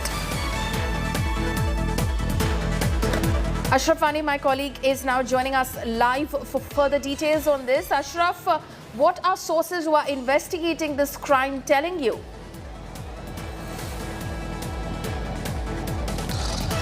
Follow me. Basically, now the whole focus is on the domestic help Yasir, who is absconding from the scene of crime since night. And after his arrest, the things will get clear. That is the sure.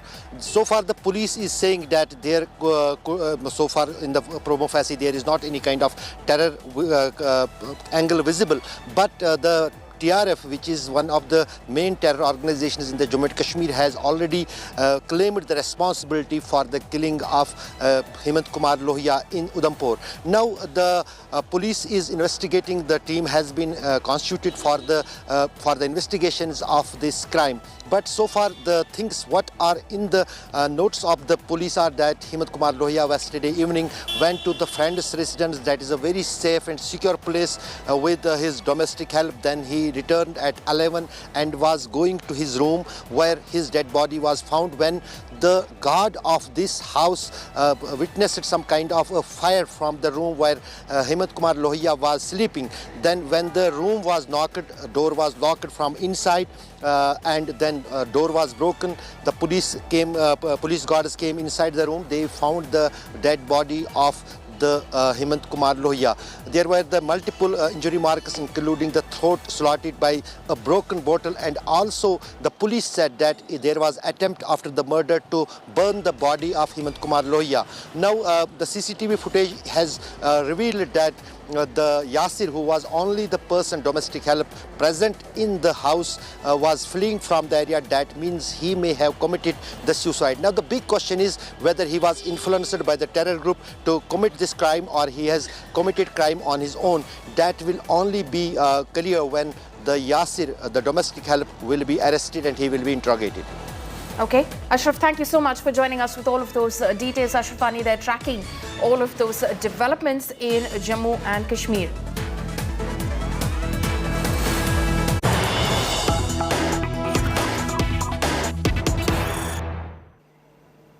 More news coming in right now that politics has in fact broken out over the unfortunate murder of Jammu and Kashmir DG prisons. Congress leader Nadeem Ahmed, in fact Nadeem Javed, has hit out at the BJP's administration, saying all talks about peace in the valley have failed and people are being kept hostage since the abrogation of Article 370. So the Congress there in Jammu and Kashmir now in fact blaming the BJP, saying security has failed, peace talks have failed, everything has failed in Jammu and Kashmir since the abrogation of Article 370 in 2019. He asks, when will the situation improve? Now this after the unfortunate murder of DG prisons Jammu and Kashmir Hemant Loya in fact mysterious circumstances. Under mysterious circumstances, his body was recovered yesterday.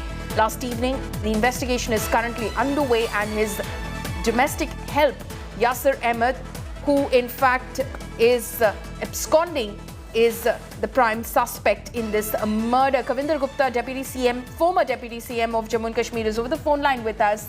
Sir, Congress का कहना है कि जो वारदात कल हुई, जो DG prisons की मौत हुई, जिस तरह से उनका मर्डर किया गया, सस्पेक्ट अभी भी एक तरह से फरार है, ये सारा कुछ इसीलिए हो रहा है क्योंकि पीस, सिक्योरिटी, ये पूरा जो अपैरेटस है वो क्रम्बल कर गया है जम्मू एंड कश्मीर में, पूरी तरह से तहस नहस हो चुका है जब से 2019 में आप लोगों ने आर्टिकल 370 को एब्रोगेट किया। देखिए, सबसे पहले इस घटना पर जो डीजी लोहिया साहब की हुई है, तो कुल मिलाकर के जो एंगल इसमें देखा जा रहा है वो जांच के बाद ही सामने आएगा। ये कहा है कि घर के ही नौकर पर भी शंका जताई जा रही है और वही सबसे जायज है, लेकिन कांग्रेस का इस प्रकार से हत्या पर राजनीति करना बिल्कुल गलत है। कांग्रेस की सोच गलत है। मुझे लगता है कि जो भी हुआ ये फॉरेंसिक या दूसरी चीजों के बाद जो सीसीटीवी में आया है उस पर देखना चाहिए कि क्या कारण रहे, कहीं ना कहीं तो उस कारण से घर में कोई भी व्यक्ति अगर लोकेर की हैसियत से काम कर रहा है वो किस वक्त क्या करेगा, ये लेकिन कौन लोग उनके पीछे ही, ये सब जानकारी होने के बाद ही मुझे लगता है। लेकिन कांग्रेस की इस गंदी सोच के साथ मुझे लगता है कि उनकी हत्या पर इतनी राजनीति नहीं करनी चाहिए।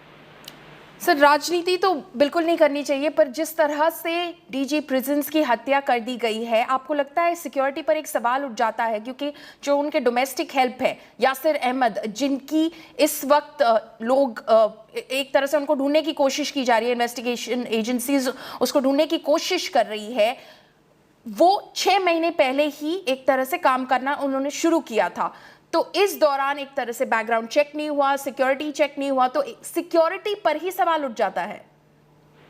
नहीं, बिल्कुल मैं आपकी बात से सहमत हूँ, लेकिन अभी कुछ भी कहना मुझे लगता है कि बहुत जल्दी होगी।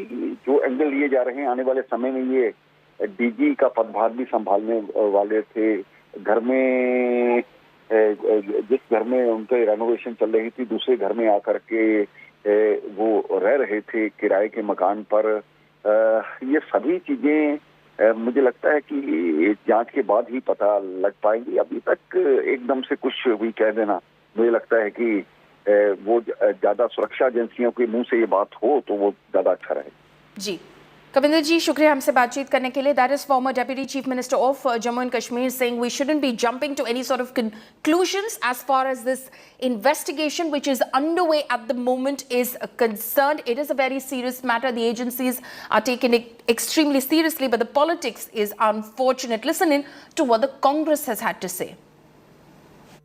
एक तरफ हमारे माननीय गृह मंत्री जी 2 दिन से वहां अपनी रैलियों में, अपनी मीटिंगों में ललकार रहे हैं कि 3 से 70 के बाद आतंकवाद समाप्त हुआ है, नोटबंदी के बाद आतंकवाद पर लगाम लगी है, और दूसरी ओर सर्वाधिक सुरक्षित क्षेत्र में सर्वाधिक सुरक्षा प्राप्त डीजी की हत्या खुली चुनौती है, उनके दावे को खोखला साबित करती है। ये नवरात्रि का पर्व है, माँ दुर्गा से शक्ति मांगिए। गृह मंत्री जी, इंदिरा जी को याद करिए, जान की परवाह किए बगैर जैसे वो आतंकवाद से लड़ी थी, वैसे लड़ना पड़ेगा इस सरकार को, बातों से काम नहीं चलेगा। Now, amid the Home Minister's, in fact, visit to Jammu and Kashmir, terror outfit People's Anti-Fascist Force has claimed responsibility for the murder of Jammu and Kashmir prison's DG HK Lohia. PAFF is a new terrorist organization which has claimed all recent terror attacks in Jammu and Kashmir, including the recent attack on non-locals in the valley. The incident occurred last night at 11 p.m. when HK Lohia was staying at a friend's home. However, Jammu and Kashmir police are investigating the case from all angles, including murder. They suspect the servant, the domestic help, to have murdered the former DG. Prison's diary has been found at the house, which shows the domestic help was under depression. However, police haven't ruled out a terror angle at the moment. The 57-year-old HK Lohia, a 1992 batch IPS officer, was found dead with his throat slit on the outskirts of Jammu. He was posted at the DGP prisons in August. Burn injuries were also found on his body. I can't believe that Hemant Lohia is no more. He was an outstanding police officer and heading prisons department in Jammu and Kashmir. It was so shocking. In fact, he was a family, personal friend of mine, my junior colleague, and we had a family relation. I just can't believe that he's no more. Okay, these are visuals coming in of Union Home Minister Amit Shah, who has in fact landed on a 2-day visit to the valley, to Jammu and Kashmir. He is in Jammu this morning. He landed last evening, in fact, and today, of course, he will kickstart his day by visiting the Vaishno Devi temple in Jammu. That is where he's headed at the moment. Those live pictures are coming in of Amit Shah, Union Home Minister, who will be visiting the Vaishno Devi temple at the moment. He is in Katra. He will be, in fact, visiting the temple first before, of course, carrying forward with his day's agenda. He is, in fact, in Jammu and Kashmir for the next 2 days, where he will be addressing public gatherings and also, of course, having meetings with Jammu and Kashmir BJP leaders as well. Accompanying him over there is Jammu and Kashmir Lieutenant Governor Manoj Sinha, also Union Minister Dr. Jitendra Singh, who is present with him as well, who hails from Jammu. Sunilji Bhatt is now joining us live. Sunilji, those pictures coming in, live pictures coming in of the Union Home Minister, in fact, in Katra. He is to visit the Vaishno Devi temple. What else is on his day's agenda?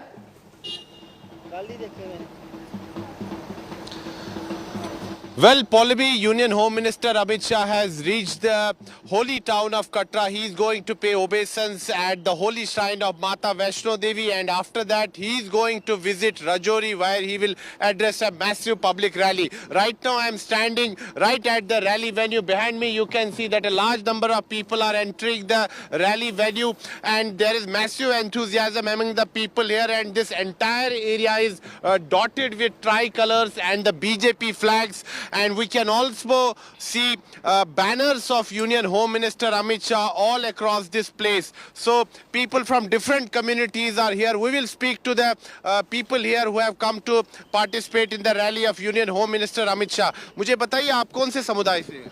I belong to पहाड़ी community. पहाड़ी community. आज आप लोगों के लिए बहुत बड़ा दिन है, जो कयास लगाए जा रहे हैं कि आप लोगों को अनुसूचित जनजाति का दर्जा मिलने जा रहा है, उसकी घोषणा गृह मंत्री करेंगे। आपको उम्मीद है ऐसा होगा? बिल्कुल, हमें पूरी उम्मीद है कि आज गृह मंत्री जी हमें आश्वासन देंगे कि जो हमारी पिछले 50 सालों से एक जदोजहद चली आ रही है, तो वो किसी मंजिल मकसूद तक पहुंचेगी। अच्छा, अगर ये आपको दर्जा मिल जाता है तो आप लोगों के जो बड़े बड़े नेता हैं उन्होंने कहा था कि आप उसी पार्टी को वोट देंगे जो आपको शेड्यूल ट्राइब का जो है दर्जा देंगे, तो आप बीजेपी को वोट देंगे फिर? सब ऑफ कोर्स, ये तो साबित है कि जो हमें कुछ देगा तो हम भी तो देंगे। ऐसे एहसान फरामोश तो हम हैं नहीं कि कुछ लेके मुकर जाएंगे। अगर पिछले 50 सालों से हम जदोजहद कर रहे हैं, आज तक बहुत सारी सियासी पार्टियां इक़्तिदार में रही, लेकिन उनने हमारे साथ इंसाफ नहीं किया, हम उनको वोट भी देते रहे। तो अगर बीजेपी हमें ये हक देती है, हमारी ये दरीना मांग पूरी करती है, तो इसमें कोई शक नहीं कि हम दिल खोल के बीजेपी के साथ हैं। ठीक है, आप बताइए आपका नाम? विशारद राठौर। आप भी पहाड़ी समुदाय से? समुदाय से। तो आज आप लोगों के लिए बड़ा दिन है, क्या लगता है आपको? गृह मंत्री आपके पक्ष में आज वो घोषणा करेंगे कि आपको ये शेड्यूल ट्राइब का स्टेटस मिलेगा? 100% लग रहा है कि होगा हमारा। तो बीजेपी से क्या उम्मीदें हैं आप लोगों को? हाँ, हमें अच्छी उम्मीदें हैं कि हमें एसटी स्टेटस मिल जाएगा और हमारी जो सरकार है, जो बीजेपी की बनेगी नेक्स्ट। ठीक है। So, Pallavi, this is the agenda of this, rally. The BJP is trying to reach out to the Pahadi community. This has been a long pending demand of the Pahadi community here in the twin border districts of Rajouri and Poonch that they should be given scheduled tribe status. Now, the BJP has shown some commitment that it will provide them the scheduled tribe status. And as per sources, Union Home Minister Amit Shah may announce this right at the rally today that Pahadi community will get scheduled tribe status, and this will be a big boost for the BJP, which is nursing ambitions of forming its own government in Jammu and Kashmir and installing its own chief minister here in Jammu and Kashmir. They are banking on the Pahadi community here in Rajouri and Poonch districts because this is a Muslim belt and most of the population here belongs to the scheduled tribe community, whether it's Gujar and Bakarwal community. But Gujar and Bakarwal community already enjoy the scheduled tribe status. That is why they are little apprehensive about this move of the union government that Pahadi community will also be given scheduled tribe status. That is why a few weeks ago the government nominated a Gujar leader, Ghulam Ali Khatana, to Rajya Sabha. He was given Rajya Sabha membership. This was done in order to mollify the Gujar and Bakarwal community. I will just pose that question to the Pahadi community members here. जी, गुजर बकरवाल समुदाय जो है वो थोड़ा नाराज है। वो कह रहे हैं कि अगर आप लोगों को शेड्यूल ट्राइब का स्टेटस मिलता है तो उनका जो बेनिफिट है, उनका जो फायदा है वो कम होगा। कौन कहता है नाराज? ये सिर्फ कुछ लोग हैं जो प्लांट किए गए हैं और ये गुजर समुदाय मतलब उसमें बिलीव रखने वाले नहीं है। ये मेरे ख्याल से ये अपोजिशन पार्टी से जुड़े हुए हैं और सिर्फ एक जो हमारी मुहिम है उसको फेल करने के लिए और बीजेपी को बदनाम करने के लिए। अदरवाइज जितने गुजर बड़े लीडर हैं वो हमारे साथ हैं। उनने कई बार बड़ी बड़ी स्टेजेस से ये तावन देने का वादा किया है कि अगर पहाड़ियों को अपना हक मिलता है तो हम पहाड़ियों के साथ हैं, हम बीजेपी के साथ हैं। तो ये जो छोटे बच्चे हैं, अभी आप देखोगे कहीं भी कोई रैली हो रही है, कोई बड़ा कोई सूझबूझ रखने वाला कोई नेता उनको लीड नहीं कर रहा है। छोटे बच्चे हैं, उनको बरगलाया गया है, बहकाया गया है, जबकि उनका मुद्दा क्या है। अब आप जब भी सुनेंगे तो एक चीज बताइए, आप लोगों ने कहा है कि अगर आप लोगों को अनुसूचित जनजाति का दर्जा मिलता है तो आप लोग जो है भारतीय जनता पार्टी को चुनाव में वोट देंगे। आपका क्या मानना है? क्या मुख्यमंत्री आप ही के समुदाय से होना चाहिए?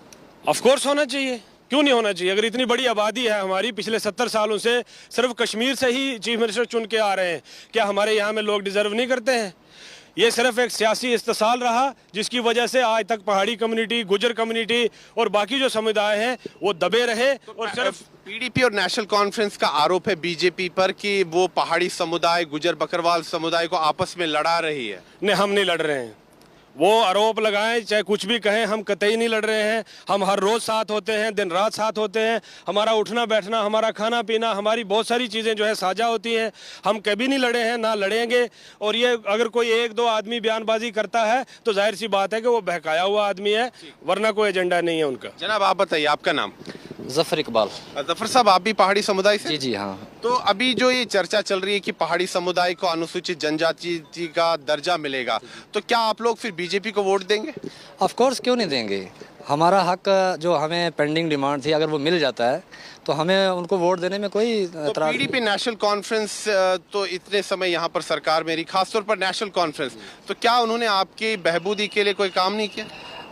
किया, उन्होंने भी अपने टाइम से किया, लेकिन जो अब हमारी जो डिमांड है अगर वो पूरी हो जाती है, जिसके लिए हम इतना दिन रात मेहनत कर रहे हैं, हम किसी का हक नहीं मार रहे हैं। ये हमारा हक है। अगर कॉन्स्टिट्यूशन ऑफ इंडिया हमें हक दे रही है कि आपका कोटा है, आपको ये एसटी स्टेटस मिलना है, हम किसी का हिस्सा नहीं ले रहे। हमारे कुछ फ्रेंड सर्कल में जो है या हमारे जो भाई हैं वो ये सोच रहे हैं कि हमारा हिस्सा कहीं कट रहा है। खबरें तो ये जो खबरें आ रही हैं कि गुजर बकरवाल समुदाय थोड़ा नाराज है, वो कह रहे हैं कि उनका हक छीना जा रहा है। नहीं, ऐसा कुछ नहीं है, ये उनको भी पता है कि हमारा हक नहीं छीना जा रहा। मन में कोई मनमुटाव नहीं है, बस जस्ट एक उनका भी एक अपनी एहतजाज करने का एक तरीका है कि कहीं हमारा हक, लेकिन उनका नहीं है, ये हमारा हक है। उनका भी है, हमारा भी है। जो सरकार ने गुलाम अली खटाना साहब जो कि गुजर समुदाय से आते हैं, उनको राज्यसभा में जो है मनोनीत किया गया है, आप उसको कैसे देखते हैं? बिल्कुल हम खुश हैं, हमें अच्छा लगा। हमने उनको मुबारकबाद पेश की है जब वो सिलेक्ट हुए थे, उनको पार्लियामेंट में मेंबर बनाया गया। हमें खुशी है कि जैसे उस समुदाय से उससे जो है सिलेक्ट होके मेंबर ऑफ पार्लियामेंट बने, इस तरीके से हमारा भी होना चाहिए। हम तो इस चीज़ का हम भाई हैं। आपके चेहरे पर मैं मुस्कान देख सकता हूँ, इतने दशकों से आप लोगों की ये मांग थी, आज आपको लगता है कि गृह मंत्री मंच से ये घोषणा कर देंगे? देखो, हमारी तो उम्मीद है, लेकिन हमें पूरी उम्मीद है कि हो जाए। अगर बाई चांस आज नहीं हुई कल, लेकिन हमारी होनी है, हमारी जेन्युइन डिमांड है। हमारा जो है वो हम किसी से नहीं छीन रहे, हमारा हक है। वो आज होगा, कल होगा, 10 दिन लगेंगे, महीना लगे, लेकिन होगा। लेकिन हमारी आज जो हम उम्मीद लेके आए कि आज ही होगा। तो ये जो महबूबा मुफ्ती आरोप लगा रही है कि जो बीजेपी की सरकार है वो गुजर बकरवालों और पहाड़ियों को आपस में लड़ा रही है, देखो ये उनका नजरिया है, हम उसमें कुछ नहीं कह सकते। आप उस पे विश्वास नहीं रखते? हम नहीं, देखो हमारी अपनी सोच है, उनकी अपनी सोच है। हम तो ये कहते हैं कि जो हमारा भला कर रहे हैं, हम उनका भला कर रहे हैं। मुझे बताइए, प्रधानमंत्री नरेंद्र मोदी, देश के गृह मंत्री अमित शाह, इनके बारे में आपके क्या विचार हैं? क्या जिस प्रकार से अभी देश में वो सरकार चला रहे हैं, कैसे देखते हैं आप? हम तो उसी पे विश्वास करते हैं कि जैसे सबका साथ, सबका विश्वास और सबका साथ। तो अगर ये नारा है तो इसमें हमारा भी विकास होगा, हमारा भी साथ होगा। सब हम सभी मिलजुल के जो है वो रह रहे हैं और रहेंगे भी। और हमारा जो आज आने का मुद्दा है ये भी सारा सहमत है। बातचीत के लिए बहुत बहुत धन्यवाद। आज तक के श्रोताओं को मैं ये बता दूं कि यहाँ पर जम्मू कश्मीर में जो है काफी समय से पहाड़ी समुदाय की ये मांग थी कि उनको अनुसूचित जनजाति का दर्जा मिले, लेकिन वो दर्जा उन्हें नहीं मिला। So that is of course the demand that the Pahadi community is making. They hope that today when the Home Minister addresses that rally in Rajouri, that status of scheduled tribe is granted to them like the Gujar and Bakarwal communities in the Jammu region. Sunil ji, thank you so much for that very detailed report. We're slipping into a short break. Coming up next, NCP comes out in support of Uddhav Sena ahead of the mega Dussehra rally at Shivaji Park tomorrow in Mumbai. Posters put up outside Matoshri backing the former Maharashtra Chief Minister.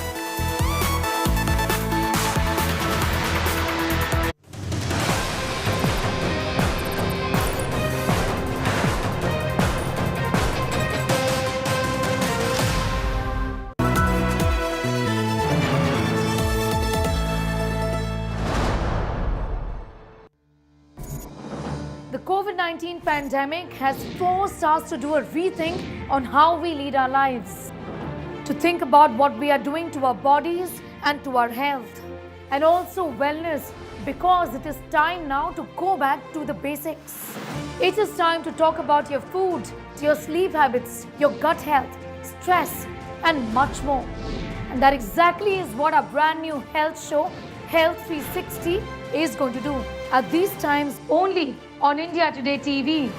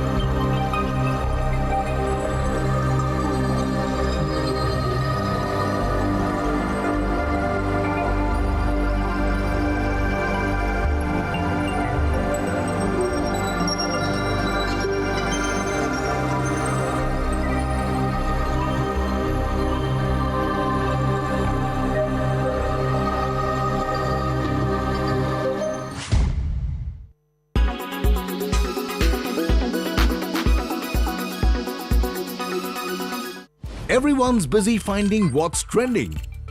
You're busy finding out why. India Today, for those who research before reacting. Download the India Today app now.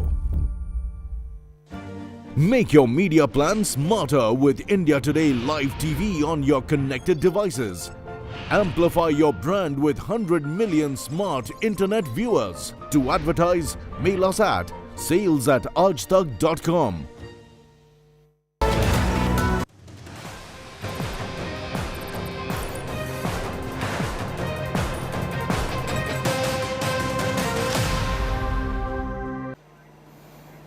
Cutting across live to Union Home Minister Mr. Amit Shah, who is in fact in Jammu and Kashmir. Those pictures from a little earlier when he arrived in Katra. He is on his way to the Vaishno Devi temple in the Jammu region. He is going to spend the next 2 days in Jammu and Kashmir. Those pictures of, in fact, Amit Shah reaching his rally venue as well. Those images from Katra at the moment,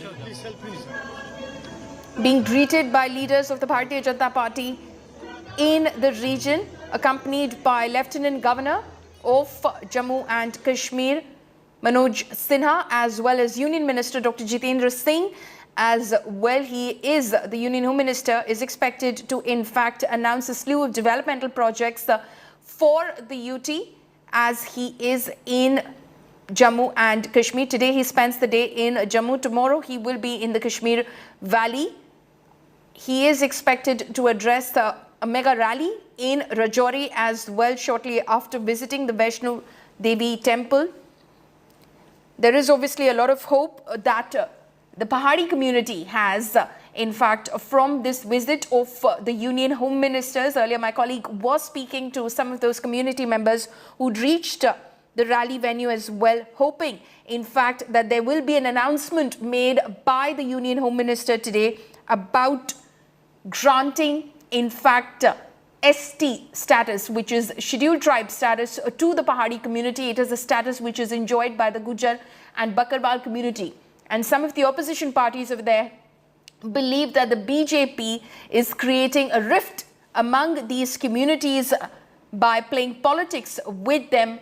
But members of the Pahadi community said that they can all equally enjoy the status and nobody will be one above the other. Those pictures coming in from the Vaishno Devi temple, where the Home Minister has in fact arrived in order to pay his obeisance at the temple. He arrived late last evening in Jammu. This is his first engagement for the day. He will subsequently in fact head to Rajouri, where he will be addressing a public meeting a little later after this. He is also expected to visit the Sri Raghunath Mandir in Jammu as well. That will be post-lunch.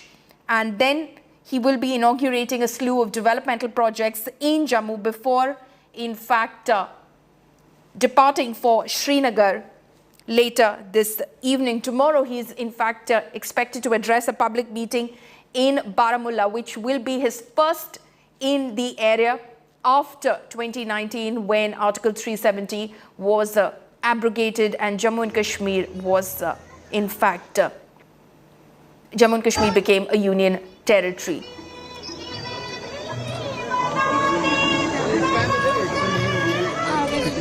This visit, of course, has been marred with the unfortunate news of the murder of DG Jammu and Kashmir prisons. In fact, under mysterious circumstances, it has shocked the security apparatus in Jammu and Kashmir, and a thorough investigation and probe is currently underway. The prime accused, the prime suspect in the case is the domestic help engaged by DG Prisons, late Hemant Kumar Lohia, Yasser Ahmed. He is absconding at the moment and security agencies are on the lookout for him. Meanwhile, terrorist organization PAFF has claimed responsibility for the attack. They have claimed responsibility for most of the recent attacks in Jammu and Kashmir, including the attacks on non-locals in the valley. The security apparatus definitely has been challenged on many fronts, and this at a time that Already, the Delimitation Commission has submitted its report preparing the grounds for elections in Jammu and Kashmir. It is only a matter of time before the security apparatus and the Home Ministry is completely convinced and assured of the security situation on the ground that the Election Commission will go ahead and in fact announce elections in the Union Territory of Jammu and Kashmir. Those live pictures, of course, are coming in from the Vaishno Devi temple in Jammu, in Katra, where the Home Minister has in fact arrived. He has been making frequent visits to the valley in order to assess the security situation on the ground, especially in the wake of the abrogation of Article 370 and the sort of opposition that it saw on the ground, not just from political opponents, but also the challenges and the threats to security that, in fact, the UT faced. Let's listen in to my colleague Sunil Ji. Rajouri जिले में मौजूद हूं जहां पर rally होनी है। मेरे पीछे ये यहां के स्थानीय लोग हैं जो रैली में भाग लेने के लिए आए हैं और यहां पर गृह मंत्री अमित शाह जो है कहीं ना कहीं एक बहुत बड़ी घोषणा करने जा रहे हैं। सूत्रों के हवाले से जो खबर आ रही है और जो राजनीतिक गलियारों में सुगबुगाहट है वो यही है कि आज पहाड़ी समुदाय के लिए एक बहुत बड़ी घोषणा होने जा रही है। दरअसल पहाड़ी समुदाय जिनकी जनसंख्या काफी ज्यादा है, खासतौर पर राजौरी पुंछ जिलों में, यहाँ पर जम्मू संभाग में और कुपवाड़ा बारामूला जिले में कश्मीर संभाग में, उनको लुभाने के लिए भारतीय जनता पार्टी जो है काफी कवायद कर रही है। और यहाँ पर देख सकते हैं कि पहाड़ी समुदाय के लोग जो है शेड्यूल्ड ट्राइब स्टेटस की मांग कर रहे हैं और इन्हीं को लेकर बहुत बड़ी घोषणा होने जा रही है। हम इनसे सीधा बातचीत करते हैं। जी आप बताइए, आपका नाम? मेरा नाम एहसान मिर्जा है। एहसान मिर्जा साहब, आज जो गृह मंत्री अमित शाह यहाँ पर आ रहे हैं, रैली को संबोधित करने जा रहे हैं, उम्मीद आप काफी लगाए बैठे हैं कि पहाड़ी समुदाय को जो है अनुसूचित जनजाति का दर्जा मिलेगा। क्या लगता है, घोषणा होगी आज? सर देखिए, उम्मीद पे तो दुनिया कायम है। आज आप हमारे चेहरे देख रहे हैं, आज सारे हमारे चेहरे जो है खुशी से आपको नजर आ रहे होंगे और हमारी 40 साल की जो एक लड़ाई हम लड़ते आ रहे हैं, हमें यकीन है इस गवर्नमेंट के ऊपर कि जिसने पहली बार जो है वो दिल्ली से भी हमारा नाम लिया, चाहे वो 2019 में प्राइम मिनिस्टर नरेंद्र मोदी साहब हों, अमित शाह साहब हों, हमारा डेलीगेशन भी मिला जिसमें मेयर ठाकुर गुरदेव सिंह साहब और हमारे और भी साथी गए थे। तो आज हम काफी पुरुमीद हैं, पूरे आशावाद हैं। जी आशुतोष, मैं आपको बता दूं, पहाड़ी समुदाय जो है उसमें हिंदू भी आते हैं और मुस्लिम समाज के लोग भी आते हैं। मैं सीधा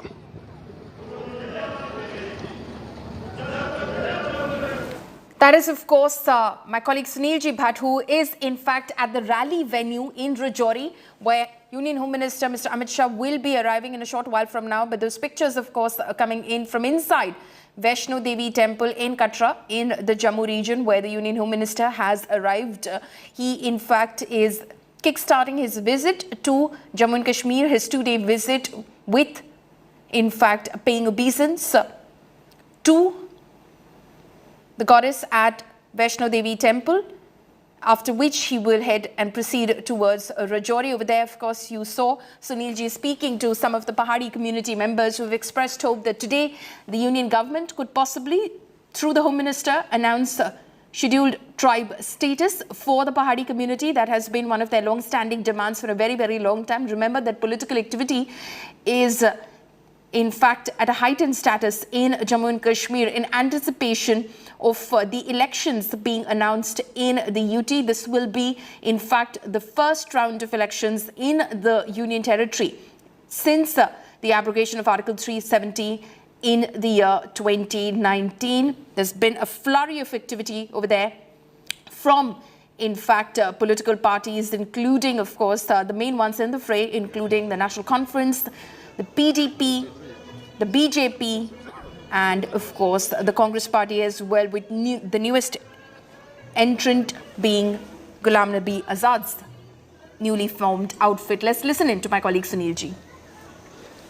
से आज देश के गृह मंत्री अमित शाह माता वैष्णो देवी का आशीर्वाद लेने गए हैं कटरा में, और उसके बाद वो यहाँ राजौरी जिले में एक भारी जनसभा को संबोधित करेंगे। तो कहीं ना कहीं इस नजरिए से भी देखा जा रहा है कि यहाँ पर चुनावी बिगुल बज जाएगा आज। लेकिन आशुतोष में जिस चीज का जिक्र कर रहा था, मैं उसी चीज पर वापस आऊंगा। पहाड़ी समुदाय जो है, इसमें हिंदू समाज के लोग भी आते हैं, मुस्लिम समाज के लोग भी आते हैं, और उसका आप यहाँ पर प्रमाण देख सकते हैं। हिंदू समाज की एक सज्जन है और मुस्लिम समाज की एक सज्जन है, दोनों पहाड़ी समुदाय से।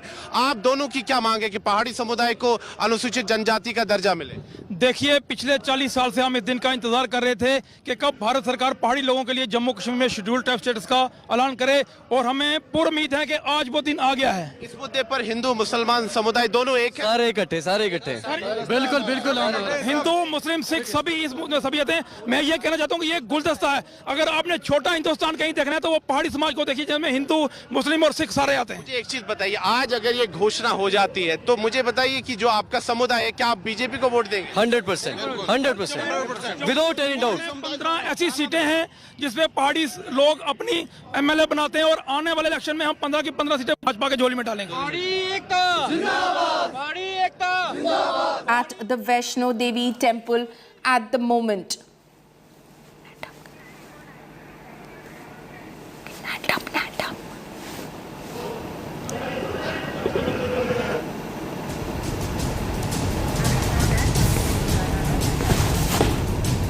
Okay, those pictures, of course, the live pictures coming in from inside Vaishno Devi temple at the moment in Katra. Union Home Minister Mr. Amit Shah has in fact arrived at that temple. He will be paying his obeisance over there before proceeding for his day's engagements. Let's listen in. सामने तो माता जी जे 24 घंटे यहाँ पर चलती है, और जे सुबह शाम यहाँ पर जो भोजन जो है माता का जो रहता है। ओम कमले गर्भ संभूतं कर्पूरेण प्रदीपितम् आरार्तिकं कुर्वे पश्चिमे वरदो भव। पंडित जी को पुजारी को डाल देते हैं तो कुछ दिखेगा नहीं। ओम चंद्रमा मनसो जातशक्यो सूर्यो अजायतं श्रोत्राभाजुषप्राणसमुखादग्निरजायतं कर्पूरगौरं सर्वावतारं संसारसारं भुजगेन्द्रहारं सदा वसन्तं हृदयारविन्दे भवं भवानी सहितं नमामि। ओम जगन्नाथ देवासानि धर्माणि प्रथमन्यसन्नते हनाकं महिमानः सजन्तयत पूर्वे साध्याः सन्ति देवाः।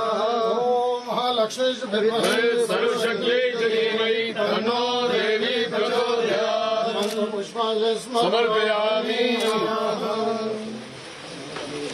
Please, sir. Please, sir.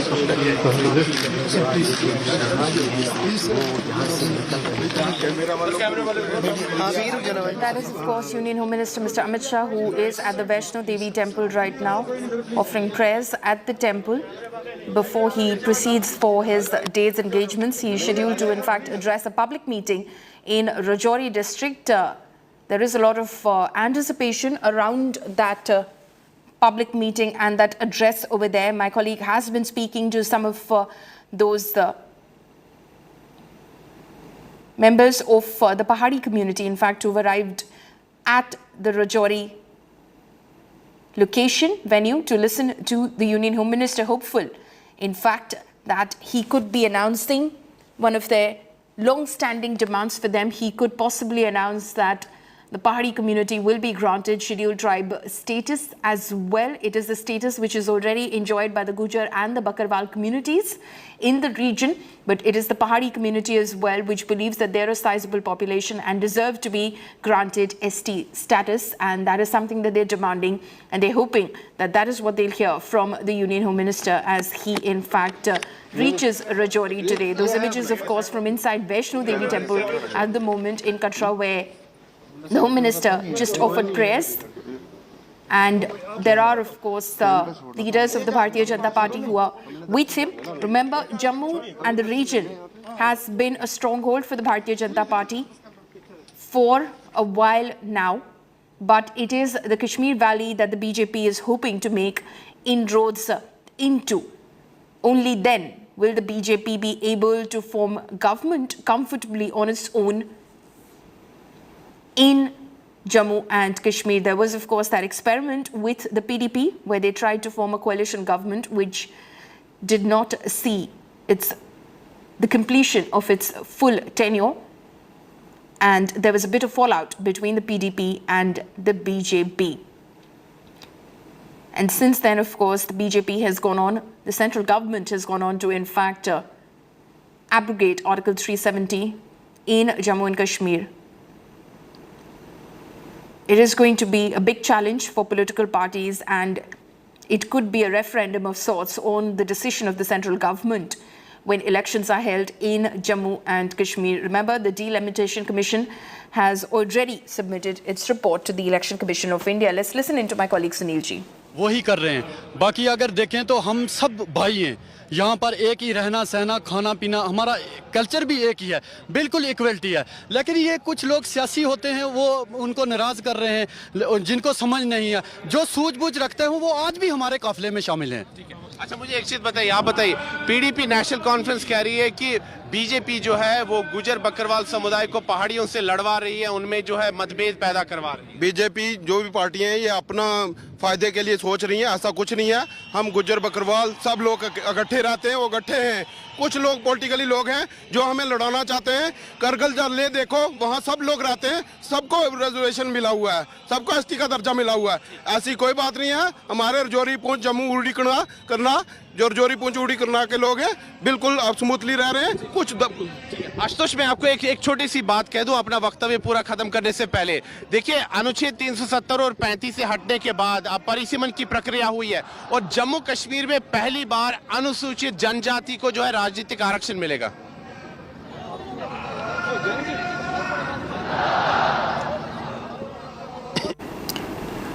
So that is, of course, my colleague Sunilji speaking to some of those who have in fact arrived at the venue in Rajouri, where the Home Minister is scheduled to address a public gathering in a short while from now. He currently is at the Vaishno Devi temple in Katra in the Jammu region. There is a lot of anticipation. The Pahadi community hoping that the Union Minister will be announcing scheduled tribe status for the community.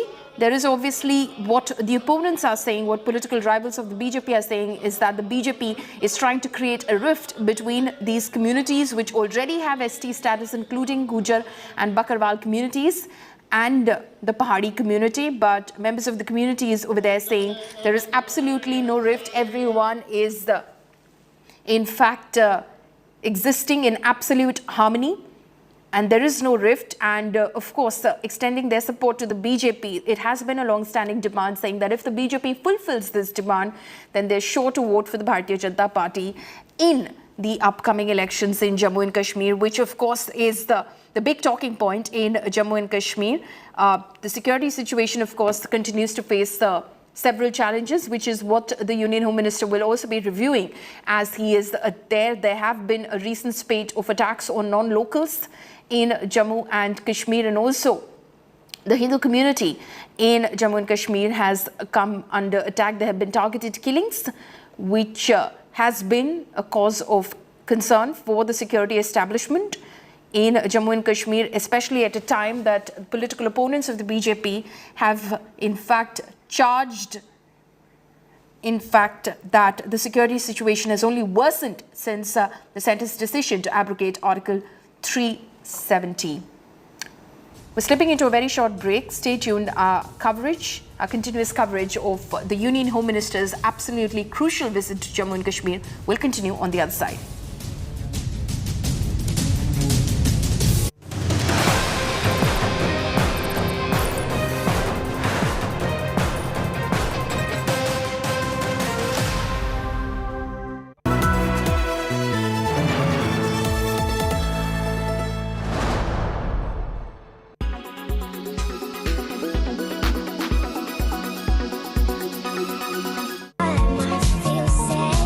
You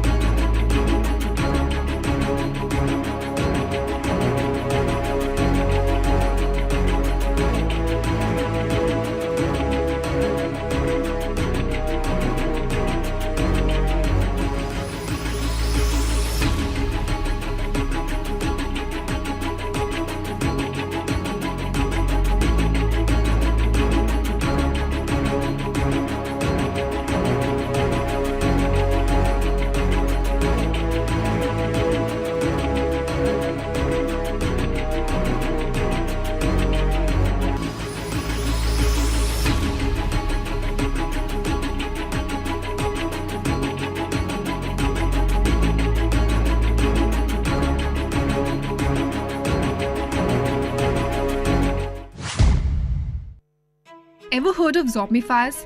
No, I'm not talking about flesh-eating maniacs. This is a rare phenomenon that is also known as overwintering fires. This occurs mostly in countries like Russia, Canada and Alaska. So what are zombie fires really? Peat fires burn underground and are very difficult to detect. They're also known as zombie fires as they can burn underground and reignite weeks or months later. Climate change is drying peatlands and making them more susceptible to fire. During a fire, burnt trees fall to the ground, igniting the flammable peat in the soil. The embers can continue to burn more than a meter underground for weeks or months, even in winter in certain regions of the world. The embers are fed by peat, a spongy material rich in carbon formed by decomposition of organic matter. They burn underground and return to the surface where in dry and windy conditions they can start a new fire.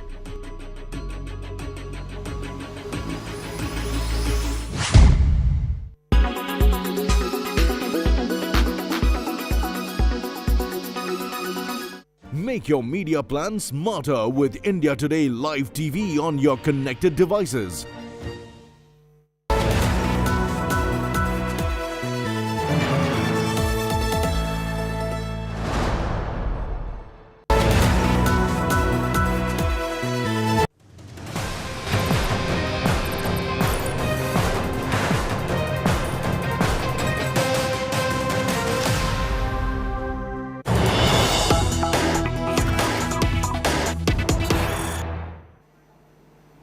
News coming in right now. The Office of the Lieutenant Governor has now issued a statement where they basically say that Hemant Lohia, DG Prisons, Jammu and Kashmir, was an outstanding police officer and a great human being. He served the country with great honor and dedication. Shocked and deeply grieved at his sad demise. My condolences to the bereaved family and friends. That is what the Lieutenant Governor has said, expressing his condolences towards the family of the late DGP Prisons, Jammu and Kashmir, Hemant Lohia, who was murdered under mysterious circumstances last evening. It is a probe which is currently underway. Now the Lieutenant Governor Manoj Sinha has issued a statement expressing his shock at this unfortunate incident, saying Hemant Lohia was an outstanding police officer and a great human being. He served the country with great honor and dedication. Shocked and deeply grieved at his sad demise. My condolences to the bereaved family and friends. Remember, it is a matter of investigation at the moment. The highest levels of the security establishment in Jammu and Kashmir are investigating this incident, which is being treated as a case of murder. The domestic help in this case, in fact, Yasir Ahmed, is on the run, is absconding at the moment. He, in fact, is being treated as a prime accused in this case. He, in fact, had been engaged by the DGP Prisons as, in fact, his help, his domestic help over the last 6 months. He is absconding at the moment. Terror organization PAFF, in fact, has taken responsibility for the same, but at the moment, this is being treated as a case of murder.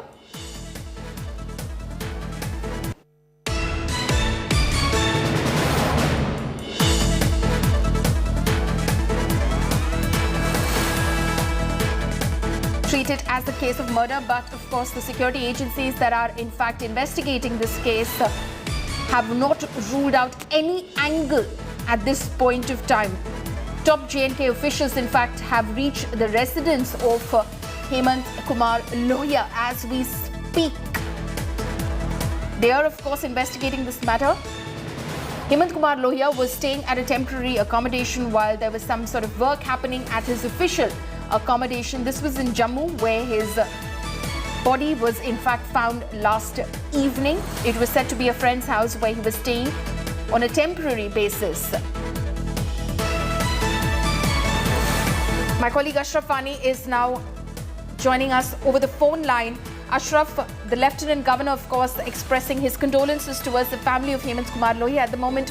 What do we know so far as the ongoing investigation into his alleged murder goes, Ashraf? Follow me, absolutely. Not only the Jammu and Kashmir LG has condoned this killing of this murder of Hemant Kumar Lohia, but in fact Hemant Kumar Lohia himself was a senior most police officer in the Jammu and Kashmir. He served in different capacities as the IPS of J&K cadre in Jammu and Kashmir, and he was shifted to the on deputation to BSF also. Then he returned back 6 months back in February and resumed the charge of the Jammu and Kashmir prisons as Director General. Now, what we latest are getting that the Director General of Jammu and Kashmir Police and the Home Secretary and with the other top security officials of Jammu and Kashmir have reached the scene of crime, the house of the Hemant Kumar Lohia, where he was murdered, and they are monitoring the whole investigations which are going on in this crime. As you said, the main suspect, the domestic help of the Hemant Kumar Lohia, Yasir, is responding.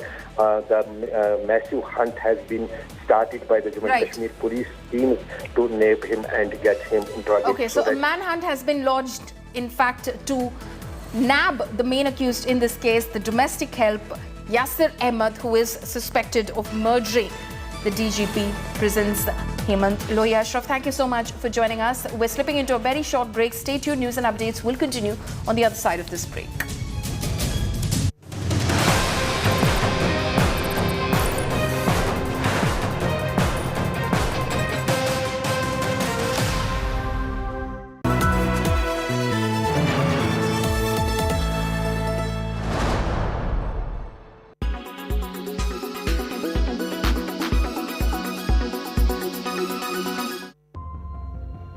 "200 environmental and land defense activists were killed in 2021 globally.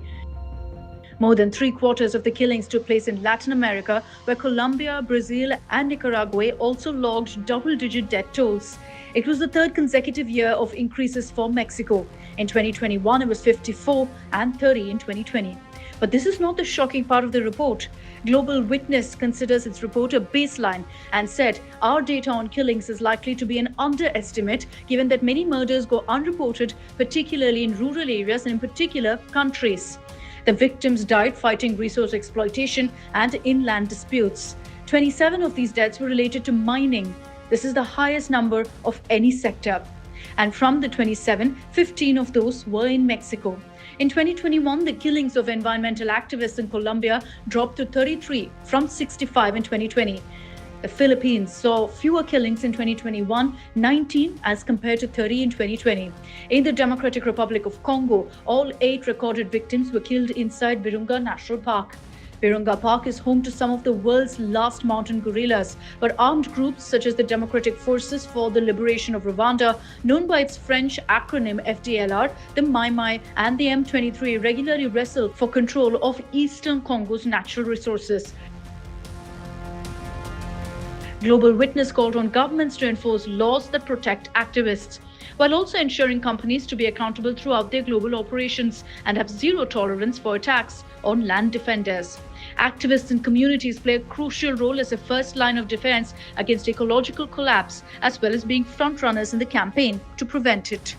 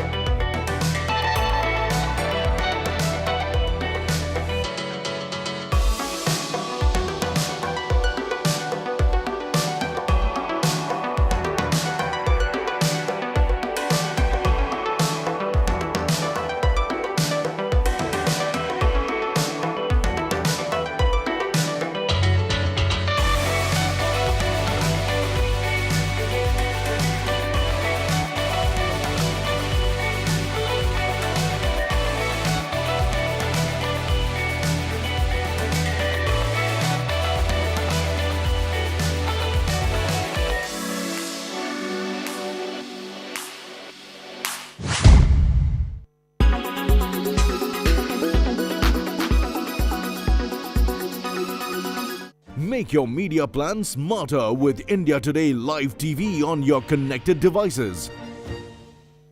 Everyone's busy finding what's trending. You're busy finding out why.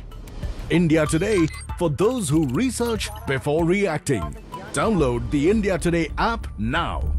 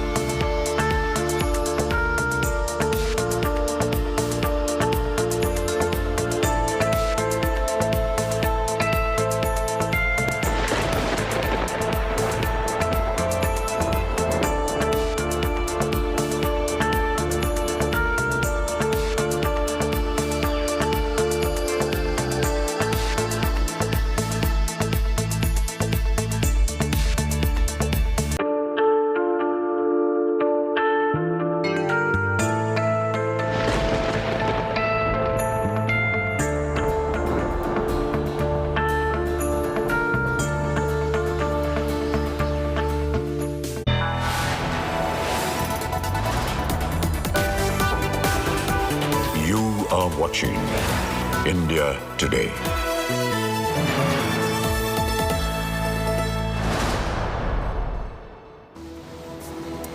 Good morning and a warm welcome to India Today. I'm Amit Shah. Here are the headlines we're tracking at the top of this hour. Home Minister Amit Shah offers prayers at the holy Vaishno Devi shrine in Katra. He will soon hold a mega rally in Rajouri district and is likely to announce tribal status for the Pahari community.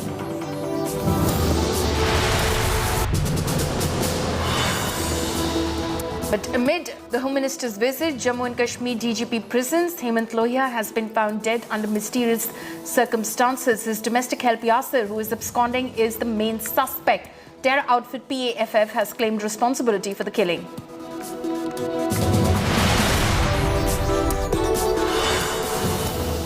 After Congress's Pay CM campaign against Karnataka Chief Minister Bommai, the BJP state unit has hit back at the Grand Old Party, releasing its own poster campaign against the former Chief Minister Siddaramaiah.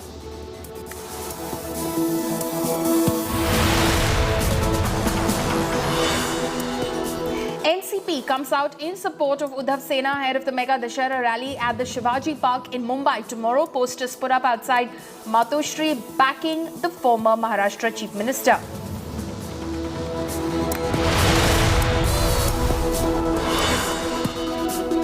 Air raid sirens blare in Japan after North Korea fires missiles over the island nation. Residents asked to take shelter. Missile lands in the Pacific Ocean.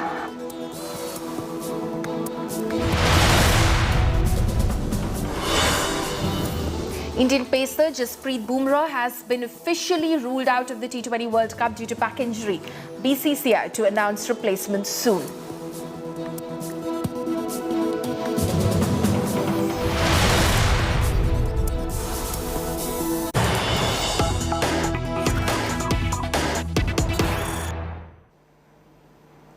News coming in right now. Techie dies by suicide allegedly due to threat made by loan app. In Chennai, 23-year-old Narendran was found hanging from the ceiling of his home on Tuesday morning. MGR Nagar Police, in fact, has initiated an investigation, and preliminary information given by Narendran's family stated that he was working in an IT firm in Perungudi and had borrowed 33,000 through a loan app. However, even after paying the loan app customer service had been constantly calling him and allegedly threatening that he needs to pay 33,000 rupees again. My colleague Pramod Madhav is joining me live from Chennai. Pramod, give us more details about this shocking and tragic case.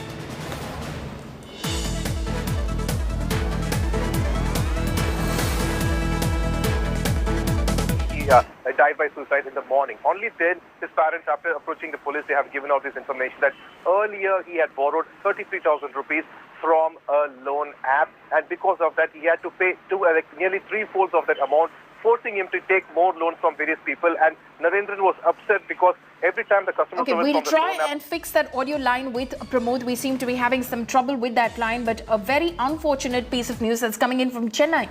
This morning, a 23-year-old young man was found hanging from the ceiling of his home on Tuesday morning because he was being harassed by a loan app from which he had borrowed some money and returned.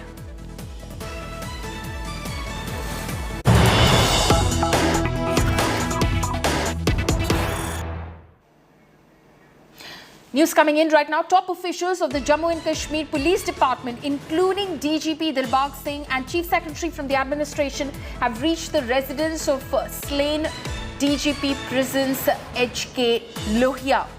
DGP Dilbagh Singh, in fact, is at the residence of late DGP Prisons Hemant Kumar Lohia, as well as the Chief Secretary from the J&K administration. They've both reached, in fact, the residence of HK Lohia as we speak right now. Remember that the police is treating this as a murder investigation.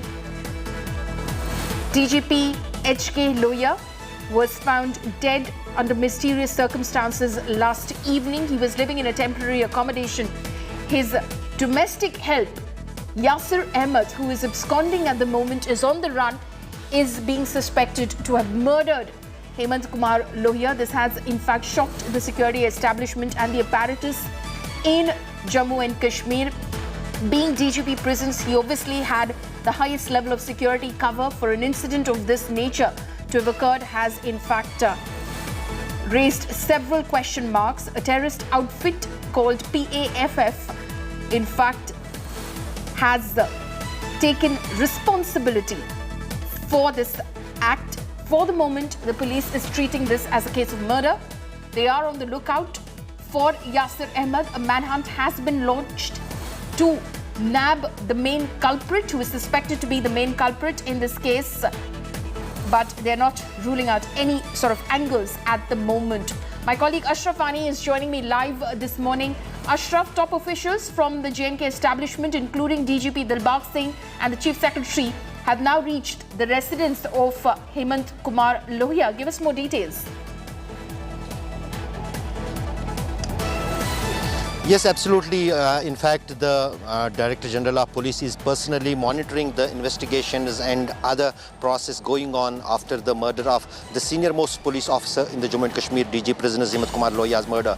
In fact, as you said, the main suspect is absconding Yasir, the domestic help of Hemant Kumar Lohia, who is missing from the house from night after committing this crime. What police is saying that the focus is on him. In fact, the CCTV footage has been also assessed by the police, in which it is clearly visible that Yasir, the domestic help, is fleeing from the house after committing the crime. Now, the police is looking in all the angles, but main focus is on the arrest of Yasir, who is from the Ramban district of the Jammu and Kashmir, and the main focus has been put on that so that he could be nabbed as soon as possible. But so far he has not been arrested, but the many teams had been sent to different areas where possibly he could be hiding. And also one diary has been recovered, which is Yasir's diary, by the police. That is being also looked after by the investigating team so that they could find any clue that why he took this crime and murdered the DG prisoners Hemant Kumar Lohia. In fact, the terror angle is not also been completely ignored in the investigation which are ongoing. And now the visit of DG and the Chief Secretary to the crime squad clearly indicates that how serious the Jammu and Kashmir police is in the investigations, and also Home Minister is in the Jammu and Kashmir. But despite that, the top focus of the investigating teams is on this crime so that as soon as possible they could nab the main culprit, which is being believed Yasir, the domestic help of Hemant Kumar Lohia. Right, Ashraf Ani, they're bringing us all of those details. Thank you so much for joining us.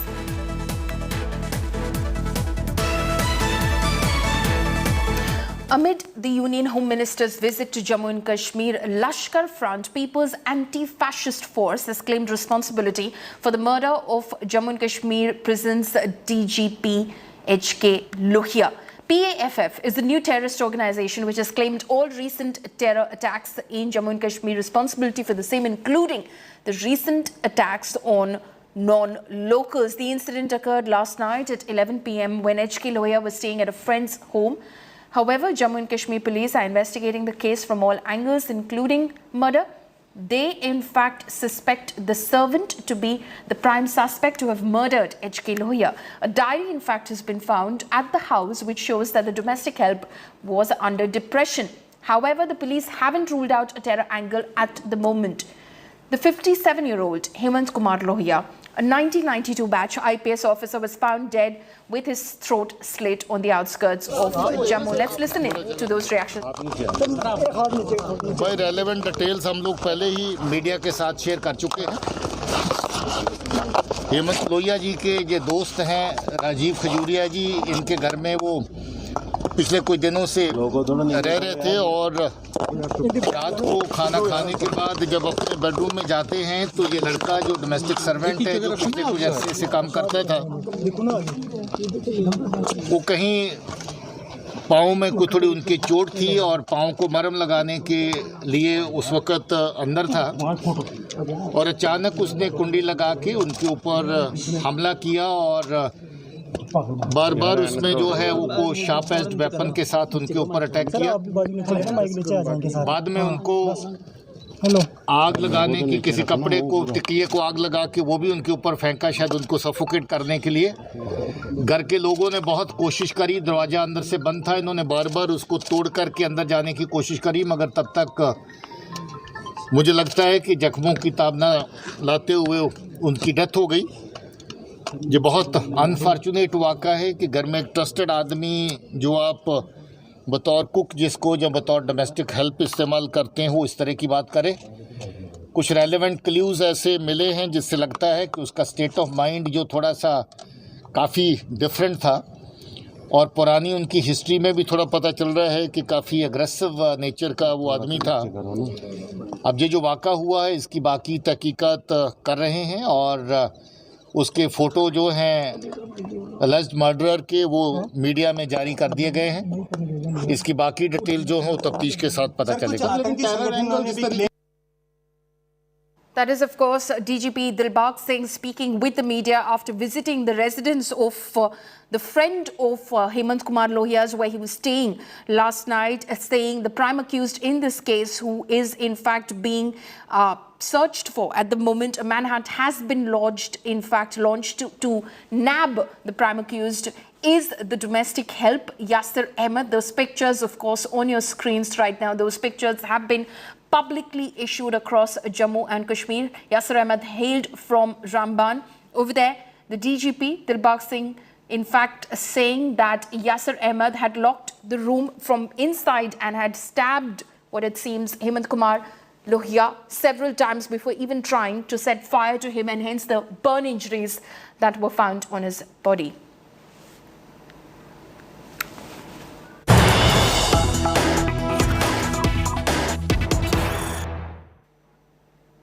News coming in right now. Temporary suspension of mobile data services ordered in district of Jammu and district of Rajouri under fear of services to be misused by anti-national elements that may cause deterioration in public order. Remember, Home Minister Amit Shah is slated to hold a rally in Rajouri shortly. He is in the region at the moment. So there has been an order which has been issued for temporary suspension of mobile data services in Jammu district and in Rajouri as well, under fear of, what the order says, services being misused by anti-national elements that may cause deterioration in public order. My colleague Ashraf Ani is joining me live on this. Ashraf, security obviously has been beefed up around the visit of the Union Home Minister, especially the Udhampur twin blasts as well, where the police force in fact revealed that it was targeted at the Home Minister's visit itself. Absolutely, Polmi. As you said, now the mobile services had been temporarily suspended in the Rajouri as well as in the Udhampur district, so that any kind of misadventure by the terror groups could be averted. That is the reason these internet services had been snapped in the Rajouri district as well as in the Udhampur and Jammu parts of Jammu district ahead of the Prime Home Minister's Jammu and Kashmir visit. That is how where the inputs with the security forces, that there are desperate attempts by the terror groups to disturb the Home Minister's visit. We have seen, as you said, twin blast in the 2 buses in the Udhampur few days back, then a terror attack also in Pulwama, where specifically police and CRPF party was attacked, in which 1 police constable was martyred. That is why now this preventive measure has been taken by the security agencies, so that internet services could be temporarily suspended in the areas where Home Minister is visiting. Right. Ashraf, thank you so much for joining us with all those details.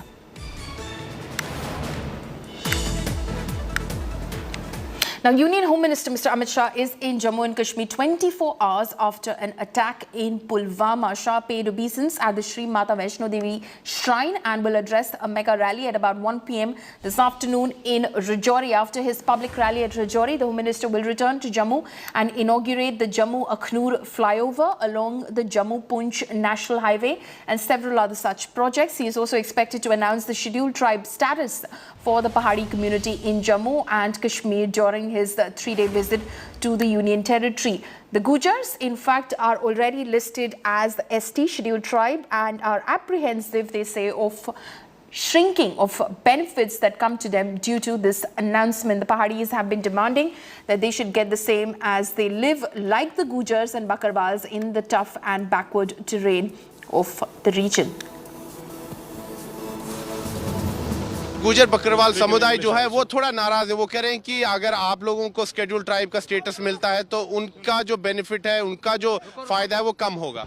कौन कहता है नाराज? ये सिर्फ कुछ लोग हैं जो प्लांट किए गए हैं और ये गुजर समुदाय मतलब उसमें बिलीव रखने वाले नहीं है।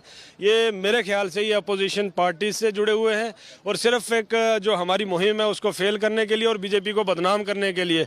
अदरवाइज जितने गुजर बड़े लीडर हैं वो हमारे साथ हैं। उनने कई बार बड़ी बड़ी स्टेजेस से ये तावन देने का वादा किया है कि अगर पहाड़ियों को अपना हक मिलता है तो हम पहाड़ियों के साथ हैं, हम बीजेपी के साथ हैं। अभी जो ये चर्चा चल रही है कि पहाड़ी समुदाय को अनुसूचित जनजाति का दर्जा मिलेगा, तो क्या आप लोग फिर बीजेपी को वोट देंगे? ऑफ कोर्स, क्यों नहीं देंगे। हमारा हक जो हमें पेंडिंग डिमांड थी, अगर वो मिल जाता है तो हमें उनको वोट देने में कोई एतराज नहीं। पीडीपी नेशनल कॉन्फ्रेंस तो इतने समय यहाँ पर सरकार मेरी, खासतौर पर नेशनल कॉन्फ्रेंस, तो क्या उन्होंने आपकी बहबूदी के लिए कोई काम नहीं किया? किया उन्होंने भी अपने टाइम से किया, लेकिन जो अब हमारी जो डिमांड है अगर वो पूरी हो जाती है, जिसके लिए हम इतना दिन रात मेहनत कर रहे हैं, हम किसी का हक नहीं मार रहे। ये हमारा हक है। अगर कॉन्स्टिट्यूशन ऑफ इंडिया हमें हक दे रही है कि आपका कोटा है, आपको ये एसटी स्टेटस मिलना है, हम किसी का हिस्सा नहीं ले रहे। हमारे कुछ फ्रेंड सर्कल में जो है या हमारे जो भाई हैं वो ये सोच रहे हैं कि हमारा हिस्सा कहीं कट रहा है। तो ये जो खबरें आ रही हैं कि गुजर बकरवाल समुदाय थोड़ा नाराज है, वो कह रहे हैं कि उनका हक छीना जा रहा है। नहीं, ऐसा कुछ नहीं है। ये उनको भी पता है कि हमारा हक नहीं छीना जा रहा। मन में कोई मनमुटाव नहीं है, बस जस्ट एक उनका भी एक अपनी एहतजाज करने का एक तरीका है कि कहीं हमारा हक, लेकिन उनका नहीं है। ये हमारा हक है, उनका भी है, हमारा भी है।